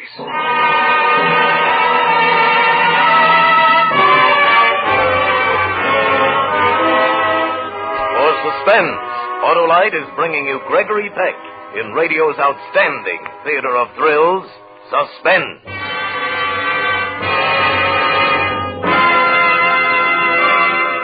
Say, Hap, the sound man and I have cooked up our own suspense show. Yeah, well, let's hear it. All right. Our hero, Jim Brown, is in a frantic rush to get to his office. He leaps into his car, tries to start it. Will it start? Won't it start? Will our hero get to his office in time to read his morning paper before his stenographer puts him to work? That's real suspense, Harlow. But I come along. I give him a hot tip on sure fire starting. Get an Autolite Stay Full battery. And now this happens. There, you see what I mean? That Autolite Stay Full battery takes the suspense out of starting and puts it on CBS. Why, an Autolite Stay Full battery needs water only 3 times a year in normal car use. That liberal liquid libation practically eliminates one of the major causes of battery failure. Imagine, an Autolite Stay Full battery needs water only 3 times a year in normal car use. An Autolite Stay Full battery has extra plates, too, for extra power. And fiberglass insulation adds months to the life of a battery. Money can't buy a better battery. So switch to Autolite. And now, Autolite brings back to our Hollywood soundstage Gregory Peck as Jeffrey in Murder Through the Looking Glass. A tale well calculated to keep you in suspense. Rosalie was right. I thought about it as we walked down the stairs. Well, they'd know what to do with a case like mine. They know that Jeffrey Bruno wasn't responsible for what John Blake did. Of course, they'd lock me up for my own good, and then they'd leave me in there. What's the matter, Jeff? Wait, Rosalie. You're right. I mustn't run away, but first I've got to find out about the other me, about John Blake. All I know is that he murdered someone. I have to know other things about him, what he was really like when... I understand, Jeff, but you mustn't do anything foolish. I have to know about my other life, what books I read, what kind of girls I liked. You can see that's important, can't you? Of course. Jeff, I just thought of something. I know a man, a psychiatrist. Maybe if I called him, you could see him tonight. He'd understand. Maybe he could tell you what to do. Will you talk to him? Well, I'll do anything. It'll help me to understand what I was like when I was John Blake and why I was like that. I'll go in the drugstore here and call him. I'm sure he'll see you, and we'll do whatever he says.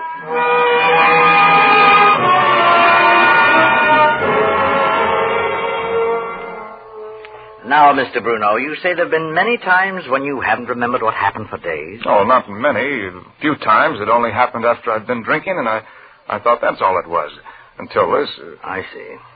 It's a very interesting case. Well, what is it, Doctor? I've done some reading on psychiatry, and it sounds... Is it split personality? Schizophrenia? Yes, it's very possible. For instance, subconsciously, you might have had a desire for things which consciously you'd convinced yourself were bad. That desire became so great that you created John Blake, so you could satisfy it without compromising Jeffrey Bruno. Yeah, but wouldn't I be partly aware of wanting those things? Isn't it possible that I'm not John Blake, that all of this is something else? I'll let you answer that yourself, Mr. Bruno. Well, how can I? If I could answer it, I wouldn't be here. Mr. Bruno, do you honestly believe that there is a real person named John Blake, a person who looks exactly like you, a person whose coat and identification came accidentally into your possession? No, I guess I don't, but there must be another explanation. The alternative would be to believe that someone is framing you. Do you believe that someone drugged you several times, or there'd be days you couldn't account for? That someone forged the papers of John Blake and planted them on you? Can you believe that someone planned to commit this murder months ago, rented an apartment in the name of John Blake, filled it with clothing in your size, put your photograph in the apartment? No, but... According to the newspaper story, the nephew of the murder victim was the only man to identify your picture. Therefore, he would have to have been the one to frame you. Well, this would imply that this Roger Gunn knew you and you knew him. Do you? No, I don't remember. Then can you believe that he was able to drug you, to know your clothes size, to get a photograph of you? I guess not. Besides, if he framed you, that implies he is the murderer. But that can't be, because according to the butler, the nephew was with him at the time the murder took place. You see, Mr. Bruno? I see. Well, what can I do, Doctor? Well, if this were not a murder case, the answer would be a simple one. I'd undertake to treat you. But as it is, I'm afraid I must suggest that you go to the police. Yeah, I suppose you're right. I'm sorry I wasn't able to help you, young man. If you'd only come to me sooner. Jeff, can you help him, Doctor?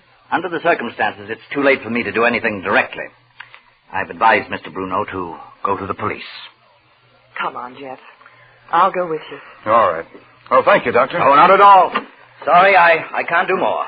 Good night. Good night. Good night. I'm sorry, Jeff, but they'll have to believe you. They can't make you suffer for what John Blake did. And then, when you're well... When I'm well? What? We'll see. Rosalie, there's one more thing I want to do before I go to the police. I want to see the apartment where I lived when I was John Blake. I still don't know what I was like when I was being him. Maybe if I can only see how I lived, it'll give me a clue.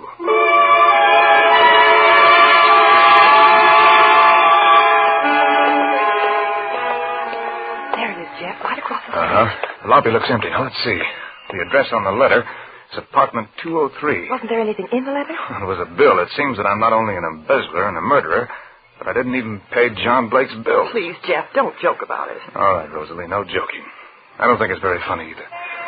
Now, if I were John Blake, I ought to have a key to my own apartment. This must be it. I don't remember ever seeing it before, but the number 203 is stamped on it.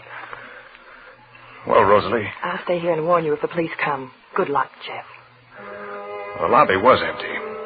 I got on the self-service elevator, and I rode up to the second floor. It, too, was deserted, and I walked to the door of my apartment. I hesitated, wondering if maybe there were a policeman inside. Well, I had to take the chance. The key worked, and I stepped inside. The place seemed empty. I turned on the light. It was a small apartment, inexpensive, perfectly correct, and dull. There were hunting prints on the wall. There were 2 suits in the wardrobe. My size all right, even though I couldn't remember buying them. There were even monogrammed handkerchiefs. It was unreal. Yet I had to believe all these things belonged to me, that there had been times when I liked wearing them. My head was spinning by now, and I leaned up against the wall. I don't know how long I stood there, unaware of anything except the pain inside. Gradually, I was aware that somebody was knocking on the door, but it was several seconds before I located it. It was at my door. The police? Oh, no, Rosalie said she'd warned me. It was the police. I wasn't ready to give myself up yet. I ran to the window. There was a fire escape outside. Open up or we'll break it down. I raised the window and looked out. I couldn't see anyone. Okay, boys, let's go in. I could take a chance that there wasn't a cop at the bottom of the fire escape. I could climb out and close the window. As I started to break in, I ran down the fire escape. I jumped to the ground and looked around the corner. There was one man sitting in a police car. I turned and ran the other way. I must have run 2 blocks before I heard footsteps behind me. I turned and it was Rosalie.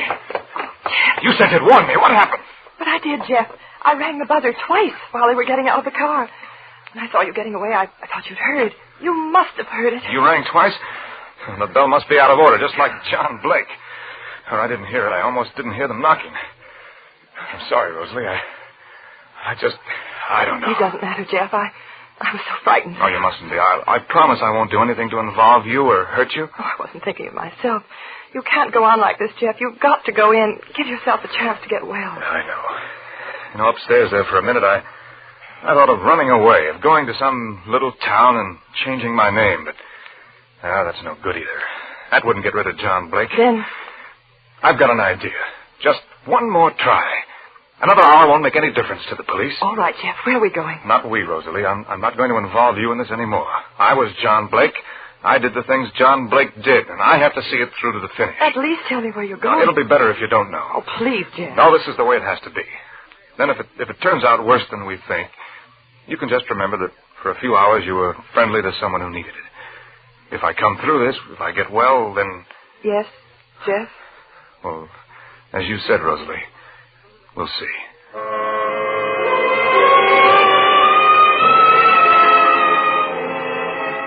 I put her in a cab and gave the driver the address in the village.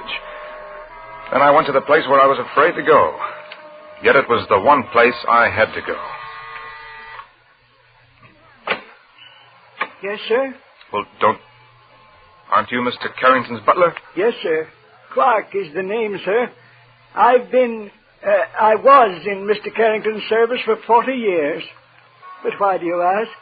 Well, don't you recognize me? I don't believe so, sir. Of course, there were so many of you here today from the newspapers. But I was here even earlier. I'm John Blake.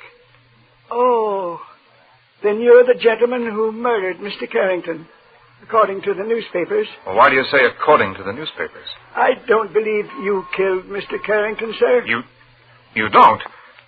Why not? Why, he didn't even know you, sir. Well, maybe he only got acquainted with me this morning when I came to kill him. If he had made an appointment with you, sir, I would have known. But didn't you let me in to see him? Oh, no, sir. He answered the door himself when his visitor arrived. I see. Is Mr. Carrington's nephew here? Mr. Gunn? Yes, sir. But he left word not to be disturbed. He did he? Clark, did Mr. Carrington have a gun? Yes, sir. Would you trust me with it if it might help catch the murderer? I guarantee it'll catch him. Won't you step in? Thank you. I was very fond of Mr. Carrington, sir. He kept the gun here in the hall near the door. Oh, here it is, sir. I'm an old man myself, and perhaps I'm foolish to even... Don't you worry. Just take me to see Mr. Gunn. Oh, but I can't do that, sir. Oh, pardon me, sir.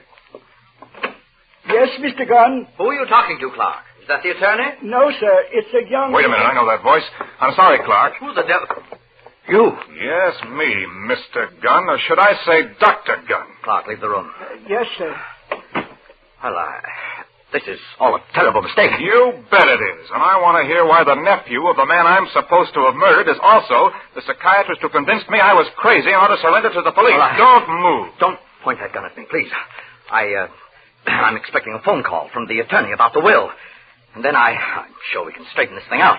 I'll give you money. We'll straighten it out now without money. You killed your uncle, didn't you? No. I was with Clark. He can tell you. Don't answer that. Clark will answer it then, on the extension. And he knows I'm then here. Let Clark answer it. But I'm going to get the truth out of you before you have a chance to talk to anyone. I meant you no harm. Not much. You just wanted me to take your seat in the electric chair. You told me the whole thing when you were posing as the psychiatrist, didn't you? You told me the truth, making me think it couldn't have been like that. The only thing you didn't tell me was about the person who killed your uncle and helped frame me.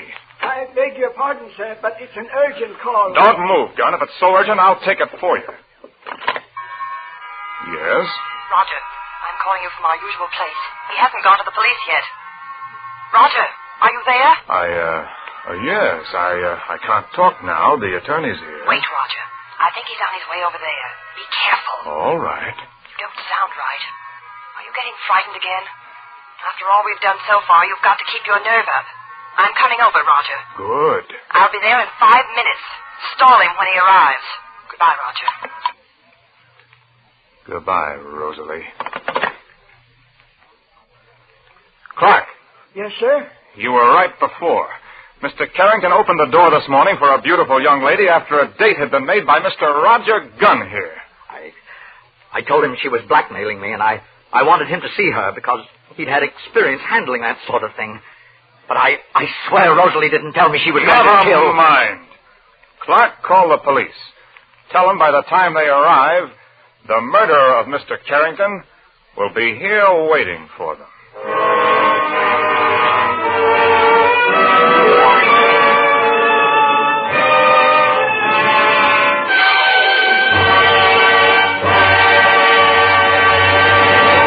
Thank you, Gregory Peck, for a great suspense show. Say, Greg, while out driving one Sunday afternoon recently, I heard you on the Family Hour of Stars. Busman's Holiday. Yes. And I was thinking then how you always give a splendid performance. Just like a stay-full battery. A battery I'm being compared to now. Well, not just a battery, Greg, but Autolite stay-full batteries. They're as tops in their field as you are in yours. Well, then you can just call me Stay Full Peck from now on. Tell me more. Well, Greg, Stay Full batteries are made by Autolite men who make over 400 products for cars, trucks, airplanes, and boats in 28 Autolite plants from coast to coast. Yes, sir, and Autolite also makes complete electrical systems for many makes of America's finest cars. Spark plugs, generators, starting motors, coils, distributors. All ignition engineered to fit together perfectly, work together perfectly, because they're a perfect team. So, folks, don't accept electrical parts that are supposed to be just as good. Ask for and insist on Autolite, original factory parts, at your neighborhood service station, car dealer, garage, or repair shop. Remember, you're right with Autolite.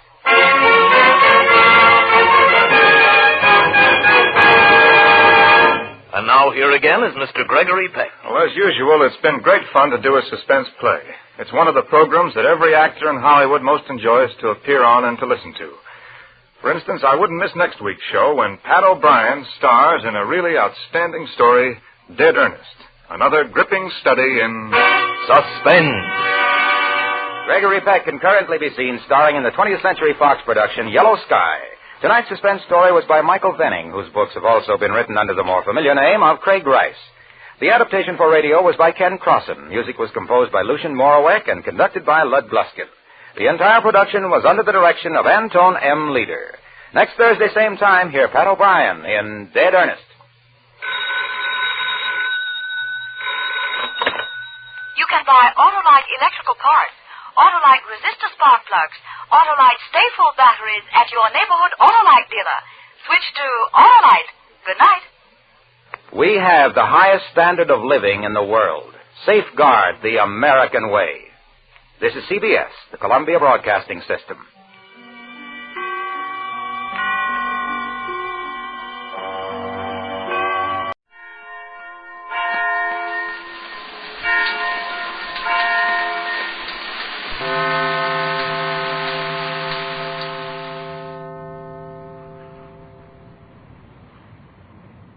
Now, Autolite and its 60,000 dealers and service stations present Suspense.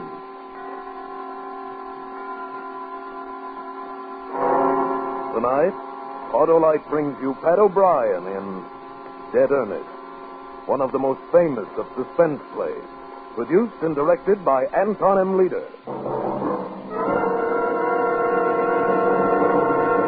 Friends, officially, spring has sprung, and you'll want a spring pep for your winter-weary car. That means when you replace old narrow-gap spark plugs with wide-gap Autolite resistor spark plugs, your car will idle smoother, give you better performance on leaner gas mixtures, save gas dollars. Yes, you actually can tell the difference in your car. Autolite regular-type spark plugs have long been standard factory equipment on many leading makes of cars and trucks. And now six of these leading makes of cars and trucks have switched to Autolite resistor-type spark plugs for factory installation on their new 1949 models. The new Autolite resistor spark plugs are the spark plugs of today and the future. Remember, you're right with Autolite. And now, Autolite presents Pat O'Brien in a tale well calculated to keep you in suspense. Accident report. To Police Inspector Blandon from Lieutenant S. Healy. Place, 15th Street and 4th Avenue. Time, 2:45 p.m., March 11th. Remarks. Ernest Powers, age 34, was crossing the intersection as the signal light changed from green to red. The car, driven by Theodore Toby, made a legal right turn from 15th Street into 4th Avenue. He hit him! That wasn't much. Wow, look at those tire marks. Hey, the guy's out cold. He's bleeding. All right, clear the way. Come on now. All right, stand back now. Let's have a look. Is he hurt bad? I didn't see him. Honest, I didn't. I had the right of way. Hey, he's passed out. One of you people call for an ambulance. Yeah, you there. Okay, move back. Look, he's bleeding. He's bleeding. Here, I'll prop up his head. Yeah, here, use his jacket. Here, I'll hold him. Golly, he's limp. He feels just like he's dead.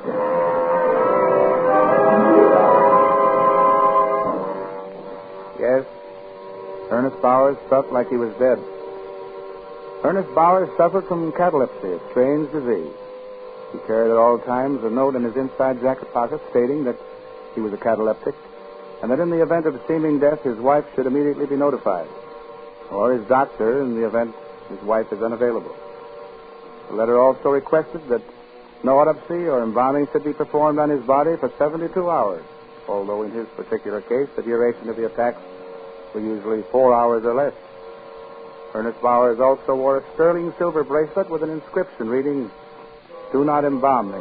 I am not dead." Catalepsy is a disease of the nerves and mind. The physical conditions of the cataleptic when he is under a spell closely resemble death in all aspects, including the primary stages of rigor mortis. Officer Abbott was on the scene of the accident. He administered aid to the injured man before making out his report. Now to stop the bleeding. Looks like just a cut on his forehead when he hit the ground. Nothing much. Now, what's your name? Toby, Theodore Toby. Here's my license. Hey, you kids! What did those kids do? They picked up something off the street. Huh? Oh, here it comes. I hope he's all right. It doesn't look like he's breathing. Oh, my gosh, you ain't. I told you to get back. Come on now, ease back. Now, come on, get it. Oh, I'm glad you're here, Doc. He's out cold. Okay. I'll say he's out cold. Let's get him away. He's dead. Well, anyhow, it didn't happen in our wagon. Okay, we'll take him away. Keep him back, will you, officer? Yeah, keep back. Clear out. Come on, the show's That's the third one today. Yeah. There. Hey, Well, let's go. Whose coat was that he was laying on? Huh? I don't know. You pick it up? No. Hey, officer. Yeah? Where's the coat? Huh? Oh, but... Gosh, it's gone. Okay, never mind. Let's go, Frank.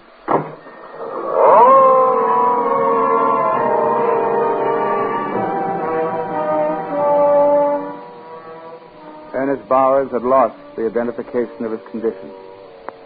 The letter was in the inside pocket of his jacket. The silver chain he wore on his left wrist had snapped and fallen to the pavement. Two youngsters picked up the chain. Robert Manelli, age 9 1/2. Tommy Stoner, 8. Go around the back to your father's shop, Bob. Boy, it sure is a nice chain. Hey, there's writing on it. Maybe it's a guy's name. Did you hit that? Nah, just a little bump. What's it say? Just a second. We'll be out of the alley. Yeah, Pop's gone home to eat. What's it say? Wait a second, will ya? It says, do not embalm, do not something me. I am not dead. It's screwy. What'll we do with it? Sell it, Soapy. We can buy some baseballs and stuff. Yeah, but when we try to sell it, they ask us where we got it. What do we tell them? Nothing. Use your head. You know what we'll do? What? We'll use Pop's Rosen torch. We'll melt it down. Or he told us not to use it. Pop ain't here, is he? No. Well, come on. There it is. Yeah, here. Put it on that brick. Okay? Yeah. But be careful. Hey, what are you kids doing? Hello, Pop. Nothing, Mr. Manelli. We ain't doing nothing. Nothing, huh? I thought I told you kids not to go near that torch. Well, we want to melt this down. Yeah, give me that. What's this all about? We found this chain, Papa, and we want to melt it down and sell it. Whose is it? Oh, we don't know. Dewey told me. No, we don't. There's nothing wrong, Pop. We just found it. See, it's ours. Do not embalm me. I am not dead. What's that? It's screwy. Where did you find it? In the street. Honest, Papa. Ask Tommy. All right, go on. Get out of here. How about melting it down, Pop? We can sell it and buy some baseballs. All right, keep back.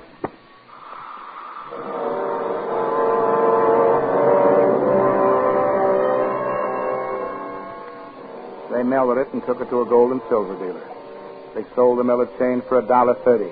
$1.30. But the coat was the principal thing. In the coat, in the inside pocket, was the letter.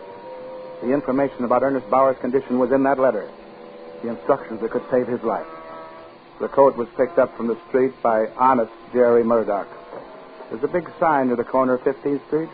It says, Honest Jerry Murdoch, Swap Shop. He brought the coat into his store, rummaged around in his shelves until he found some cleaning fluid and then started to clean the blood stain. Looking for a sport jacket. Just a moment. Okay. Conservative. Oh, will you come over here, please? Yeah, something on that order. Pick out what you want. How much you want to spend? About $5. These cost more. How much? From 8 to 12. They don't look so hot for $8. From 8 to 12. Say, wait a minute. I'm just putting a new one in stock over here by the counter. Yeah, that looks all right. What size is it? I don't know. Here, try that. Okay. Yeah, feels all right. Kind of stiff in front here, though. That's because it's almost new. You break it in. Feels like cardboard or something. You want it? $5. Okay. There might still be a couple of stains on it. I ain't had time to take out. Use some cleaner on it or bring it to the tailor's. Be better than new. Yeah. Here's a $5.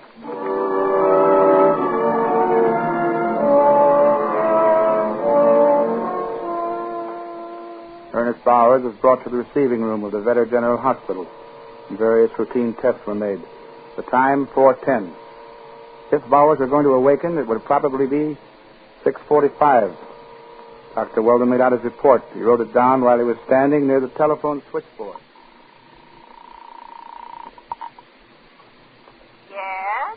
This is the Vetter General Hospital. Is there anybody by the name of Bowers at home?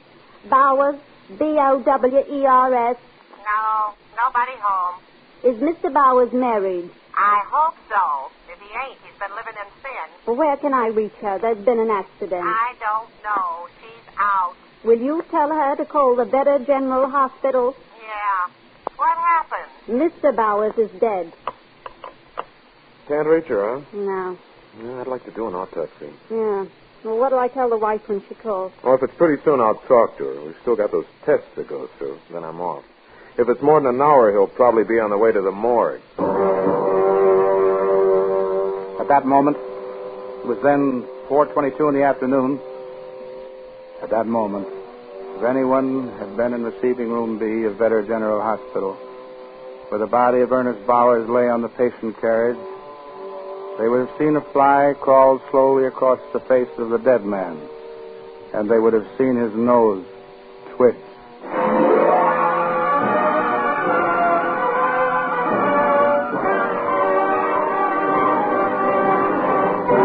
For Suspense, Autolite is bringing you Pat O'Brien in radio's outstanding theater of thrills, Suspense.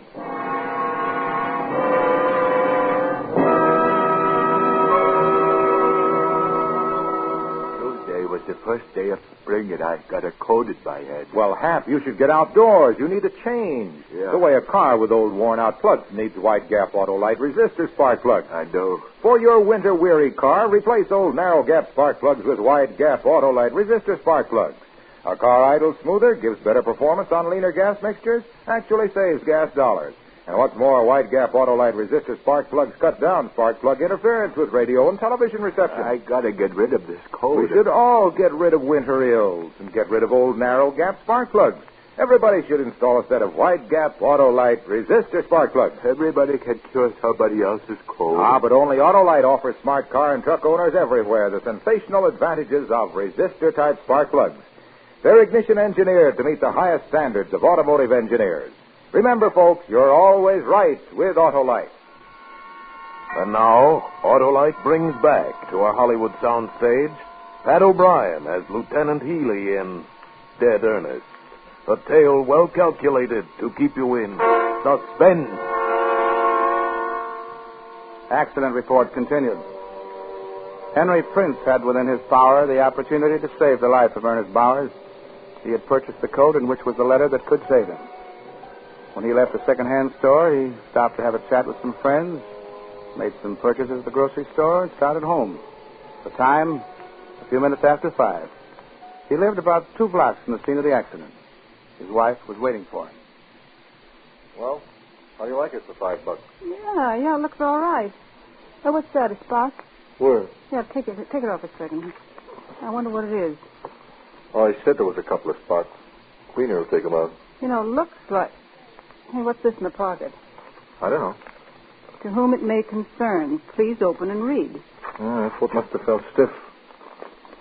This note is carried on my person wherever I go. It is to advise responsible parties that I am a cataleptic, that if it appears as though I am dead, I am not. What's that? And that my body is not to be molested for a period of 72 hours, neither by autopsy nor by embalming, although the maximum periods of my attacks usually do not exceed 4 hours. Please telephone my wife, Mrs. Margaret Bowers, at Fulton 7, 7837. This is a boarding house, address 841.5 West 25th Street. If she's not there, please try Axminster 43422. This is the number of Dr. Benton. It's of vital importance. It may mean my life. Thank you, Ernest Bowers. That's a funny one. Where'd you get the coat, Henry? Honest, Jerry Murdoch. Wonder what we can do. Nothing. It's probably been forgotten already. Somebody sold him the coat and forgot to take the letter out. Well, it doesn't sound like something a guy'd forget. The devil with it. It might be important. Hey, look at that, Henry. Those spots, they look like blood. No, too dark. Yeah, that's the color blood turns. I'm going to telephone that number. Go ahead. I think you're wasting your time. 7, 8...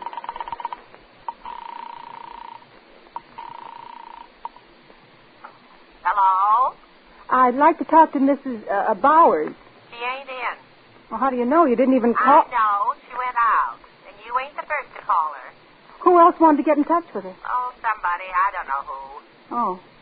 Well, thank you. Yeah, you see, you're wasting your time. Oh, I have the strangest feeling, Henry. You must be a terrible position to be in, to have everybody think you're dead when you ain't. You're helpless about it. Well, go ahead. Go ahead. I can see I'm not going to win this time either.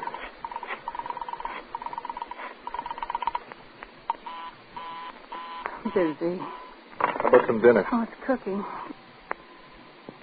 I just can't get it out of my head. That guy, whoever he is, lying there and people thinking him dead when he ain't. Maybe doing things to him. What's embalming? They do that at the morgue, preparing his body for burial.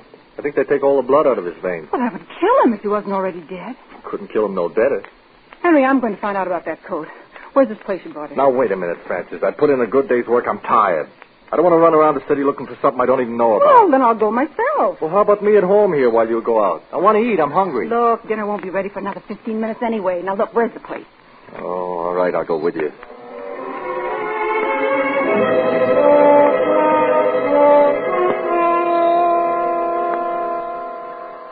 Well, he ain't here.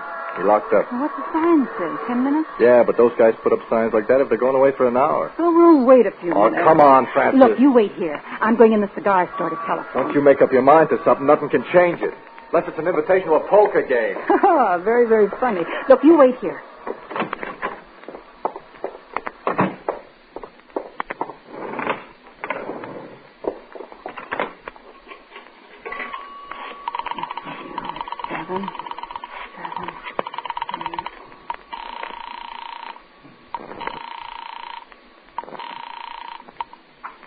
Hello?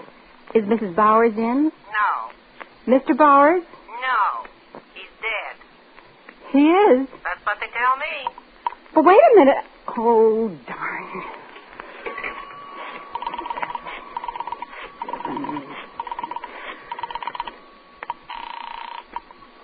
Hello? Look, I just spoke to you. Will you You're please... bothering me, lady. I got a meal set up on the table. I can't be answering a million questions. But all I want to know is when Mr. Bowers died. How do I know? Ask Mrs. Bowers. She'll be home soon. Thanks.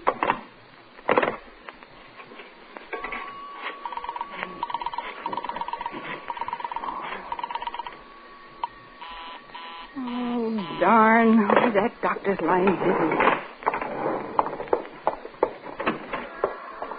Well? No luck. Same as before. Mr. Bowers is dead. I found that out. See, I told you. Oh, what about the letter, then? What if he ain't dead? What if they only think he's dead? Well, what do you want to do, wait here all night? No, but we ought to wait a little while. Maybe we can find out where he lives. You going traipsing around the whole city? I have to. Well, without me, then. Oh, do as you please. I'll be home. I'm hungry. If you think more of a crazy letter than you do of feeding your husband, and that's all. What do you mean, that's all? Just what I said, that's all. You know, the trouble with you is you don't have no imagination. No, I'm just a home-loving guy, that's all. I don't go sticking my nose where it don't belong. Well, go on home, then. I'll find out about them. Yeah, women.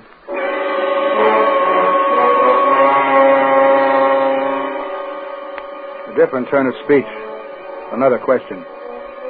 If the boarding house woman were more cooperative, if she knew the facts of the case, or took an interest in the death of Ernest Bowers, if. At the hospital, meanwhile, events were pursuing their normal course. Couldn't reach anybody, huh? No, Doctor. I tried just a few minutes ago. That boarding house woman snapped my head off. Well, we're finished with the test. Sure wish we could do that autopsy. Maybe later after he's gone to the morgue. Want me to try again? No. Get me the orderly one. Okay. Use that one there. Oh, Payne? Yeah? This is Dr. Weldon. There's a delivery for you to go to the morgue. Now? Yeah. I ain't have nothing to eat since I... Yeah, since lunch. Go on now, Payne. Down in the receiving room. The papers are down there, too. Oh, why can't it wait a few minutes? It's got to go now. They want to start embalming so they can go home. Well, how about sending one of the other boys? Oh, I don't care, just as long as it gets there. Okay. Want me to keep trying to reach his home? No, the rush is off. Anytime now. Going to the morgue. Tell you what, you can wait till his wife calls here. She should be home pretty soon, I guess. I'll be here all evening. I want to talk to her. All right, Doctor. Oh, don't get your wires crossed.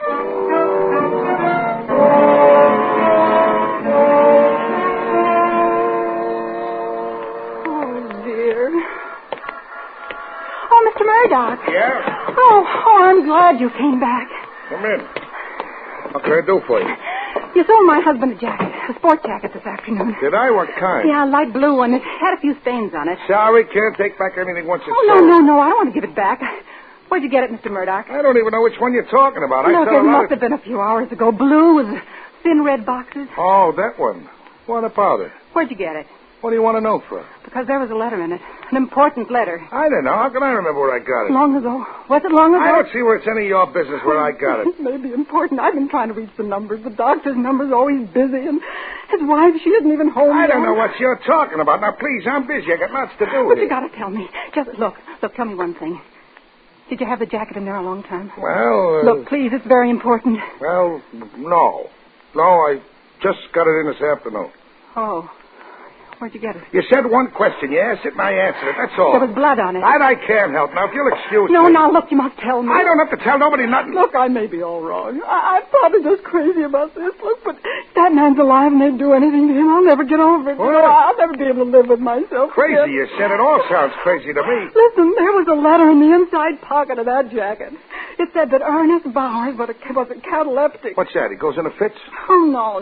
Cataleptic. You know, somebody who looks like he's dead at times, and he isn't. He goes into a spell and looks as though he's dead. Sometimes, you know, they take dead bodies to the morgue and they embalm them. And that means they take all the blood out of their veins.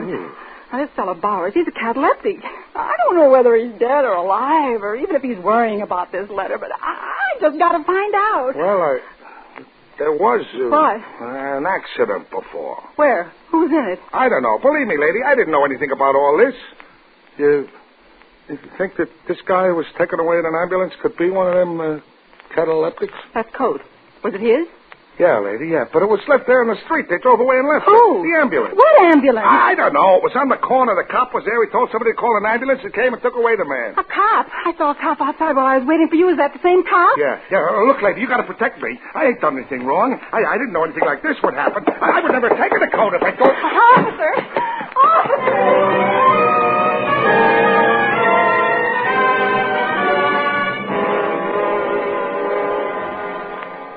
Ernest Bowers lay on a slab in the morgue.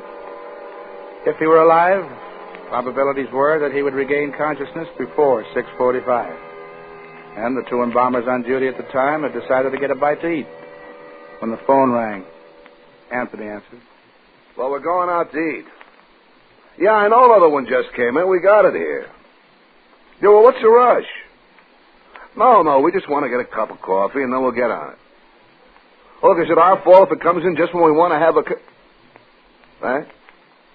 We can go home after? Well, that puts a different complexion on it. Yeah. Okay, yeah. What time is it, Al? 6:30. Doc says if we embalm this one now, we can go home. Well, let's start in then. I'm hungry. Okay. I'll start the motor. Young guy, ain't he? Yeah. I was speaking to the wife about that yesterday. Get the injector out, Tony. Yeah. And she was saying more and more people die, older and older. Here. Yeah, it looks like we can open through the neck. Yeah. Give me a piece of that goods. All right. Yeah. I says to her she should be around this place a while. We get 'em all age. You want me to do it? No. You get the injector ready. All right. Hey, look at him. Yeah. You never think that such a little thing like his heart stops beating could make him dead and not alive. Yeah. Hold it steady, will you? Yeah. Ready? For just a second. Okay. All right. Here we go. Uh-oh. What's the matter? My glasses. They're clouding up. Well, take them off. No. I'll just clean them. What'd the wife say to that? Huh? About all ages? Yeah. She didn't have nothing to say. Only that most of the guys we deal with probably come to a violent end. Yeah, well, there's something in that. Okay. Got them clean. Here we go. What's the matter? They're steamed up again. Every time I bend over near... I wonder... What? It must be my imagination. What? I could have sworn this guy was breathing on my glasses. Well, is he? Charlie, how could he? Well, come on, then. Let's go. It's 7:15 already. Yeah. Oh, yeah, I'll get the phone. Well, let's get this started first. Okay. We'll just... Al. What? What's the matter with you? I thought I saw the guy's hand twitch. Oh, don't be stupid. Well, it gave me a scare. Well, let's wait a second. I'll get the phone. There'll probably be another job, and we'll never get out of here. Let it ring. Yeah, but the doc said we could go home after if we... All right, come on. Let's get this thing over with. Okay. Give me the knife again. Tony. Yeah? Look here. I'm bent over like this. I ain't gonna move.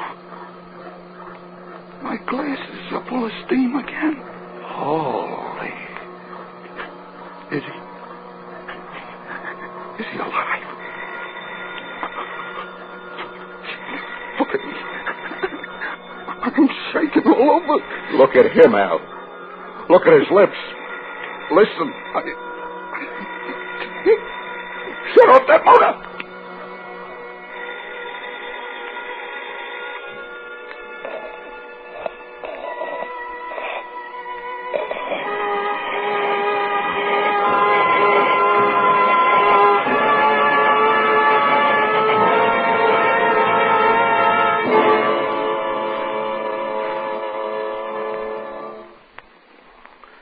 Apparently, the life of Ernest Bowers was worth $1.30 for a silver bracelet to the boys who ran away with it, and $5 for a blood-stained jacket to honest Jerry Murdoch. Their petty thefts brought a man to the brink of death. Oh, there's just one more episode which perhaps doesn't belong in an accident report, but which I'd like to include. After regaining full consciousness, Ernest Bowers put in a telephone call from the morgue.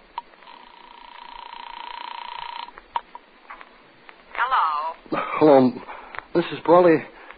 Is Mrs. Bowers in? I don't know. I'll see. Josie, see if Mrs. Bowers is home. Well, this is Mr. Bowers. Who? Mr. Bowers? But they told me you was dead. The hospital called and said... Yeah, I know, Mrs. Bowley, but they made a mistake. Oh. Well, here she is. Hello, Ernest. Where are you? Well, darling, it's quite a long story. You see, Never mind. You get right home. Here? Dinner's getting ice cold.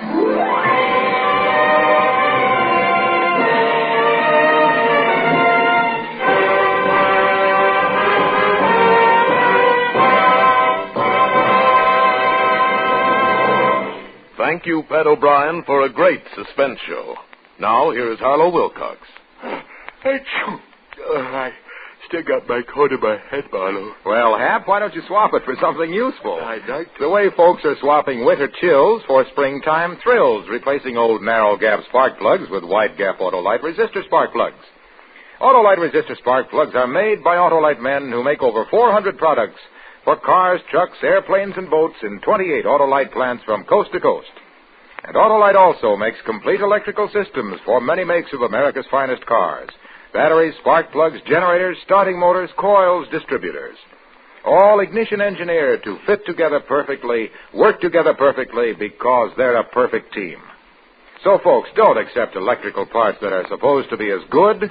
Ask for and insist on Autolite, original factory parts, at your neighborhood service station, car dealer, garage, or repair shop. Remember, you're always right with Autolite.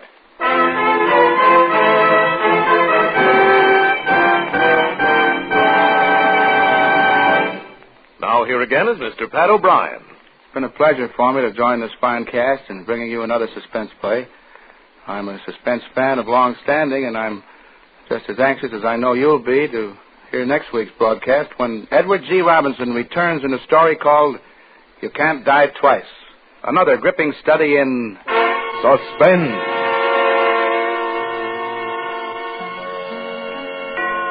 Pat O'Brien may currently be seen in the RKO picture The Boy with Green Hair. Tonight's suspense play was written by Celie Glester and Merwin Gerard, with music composed by Lucian Moorweck and conducted by Lud Gluskin. The entire production was under the direction of Anton M. Leader. Next Thursday, same time, hear Edward G. Robinson in You Can't Die Twice.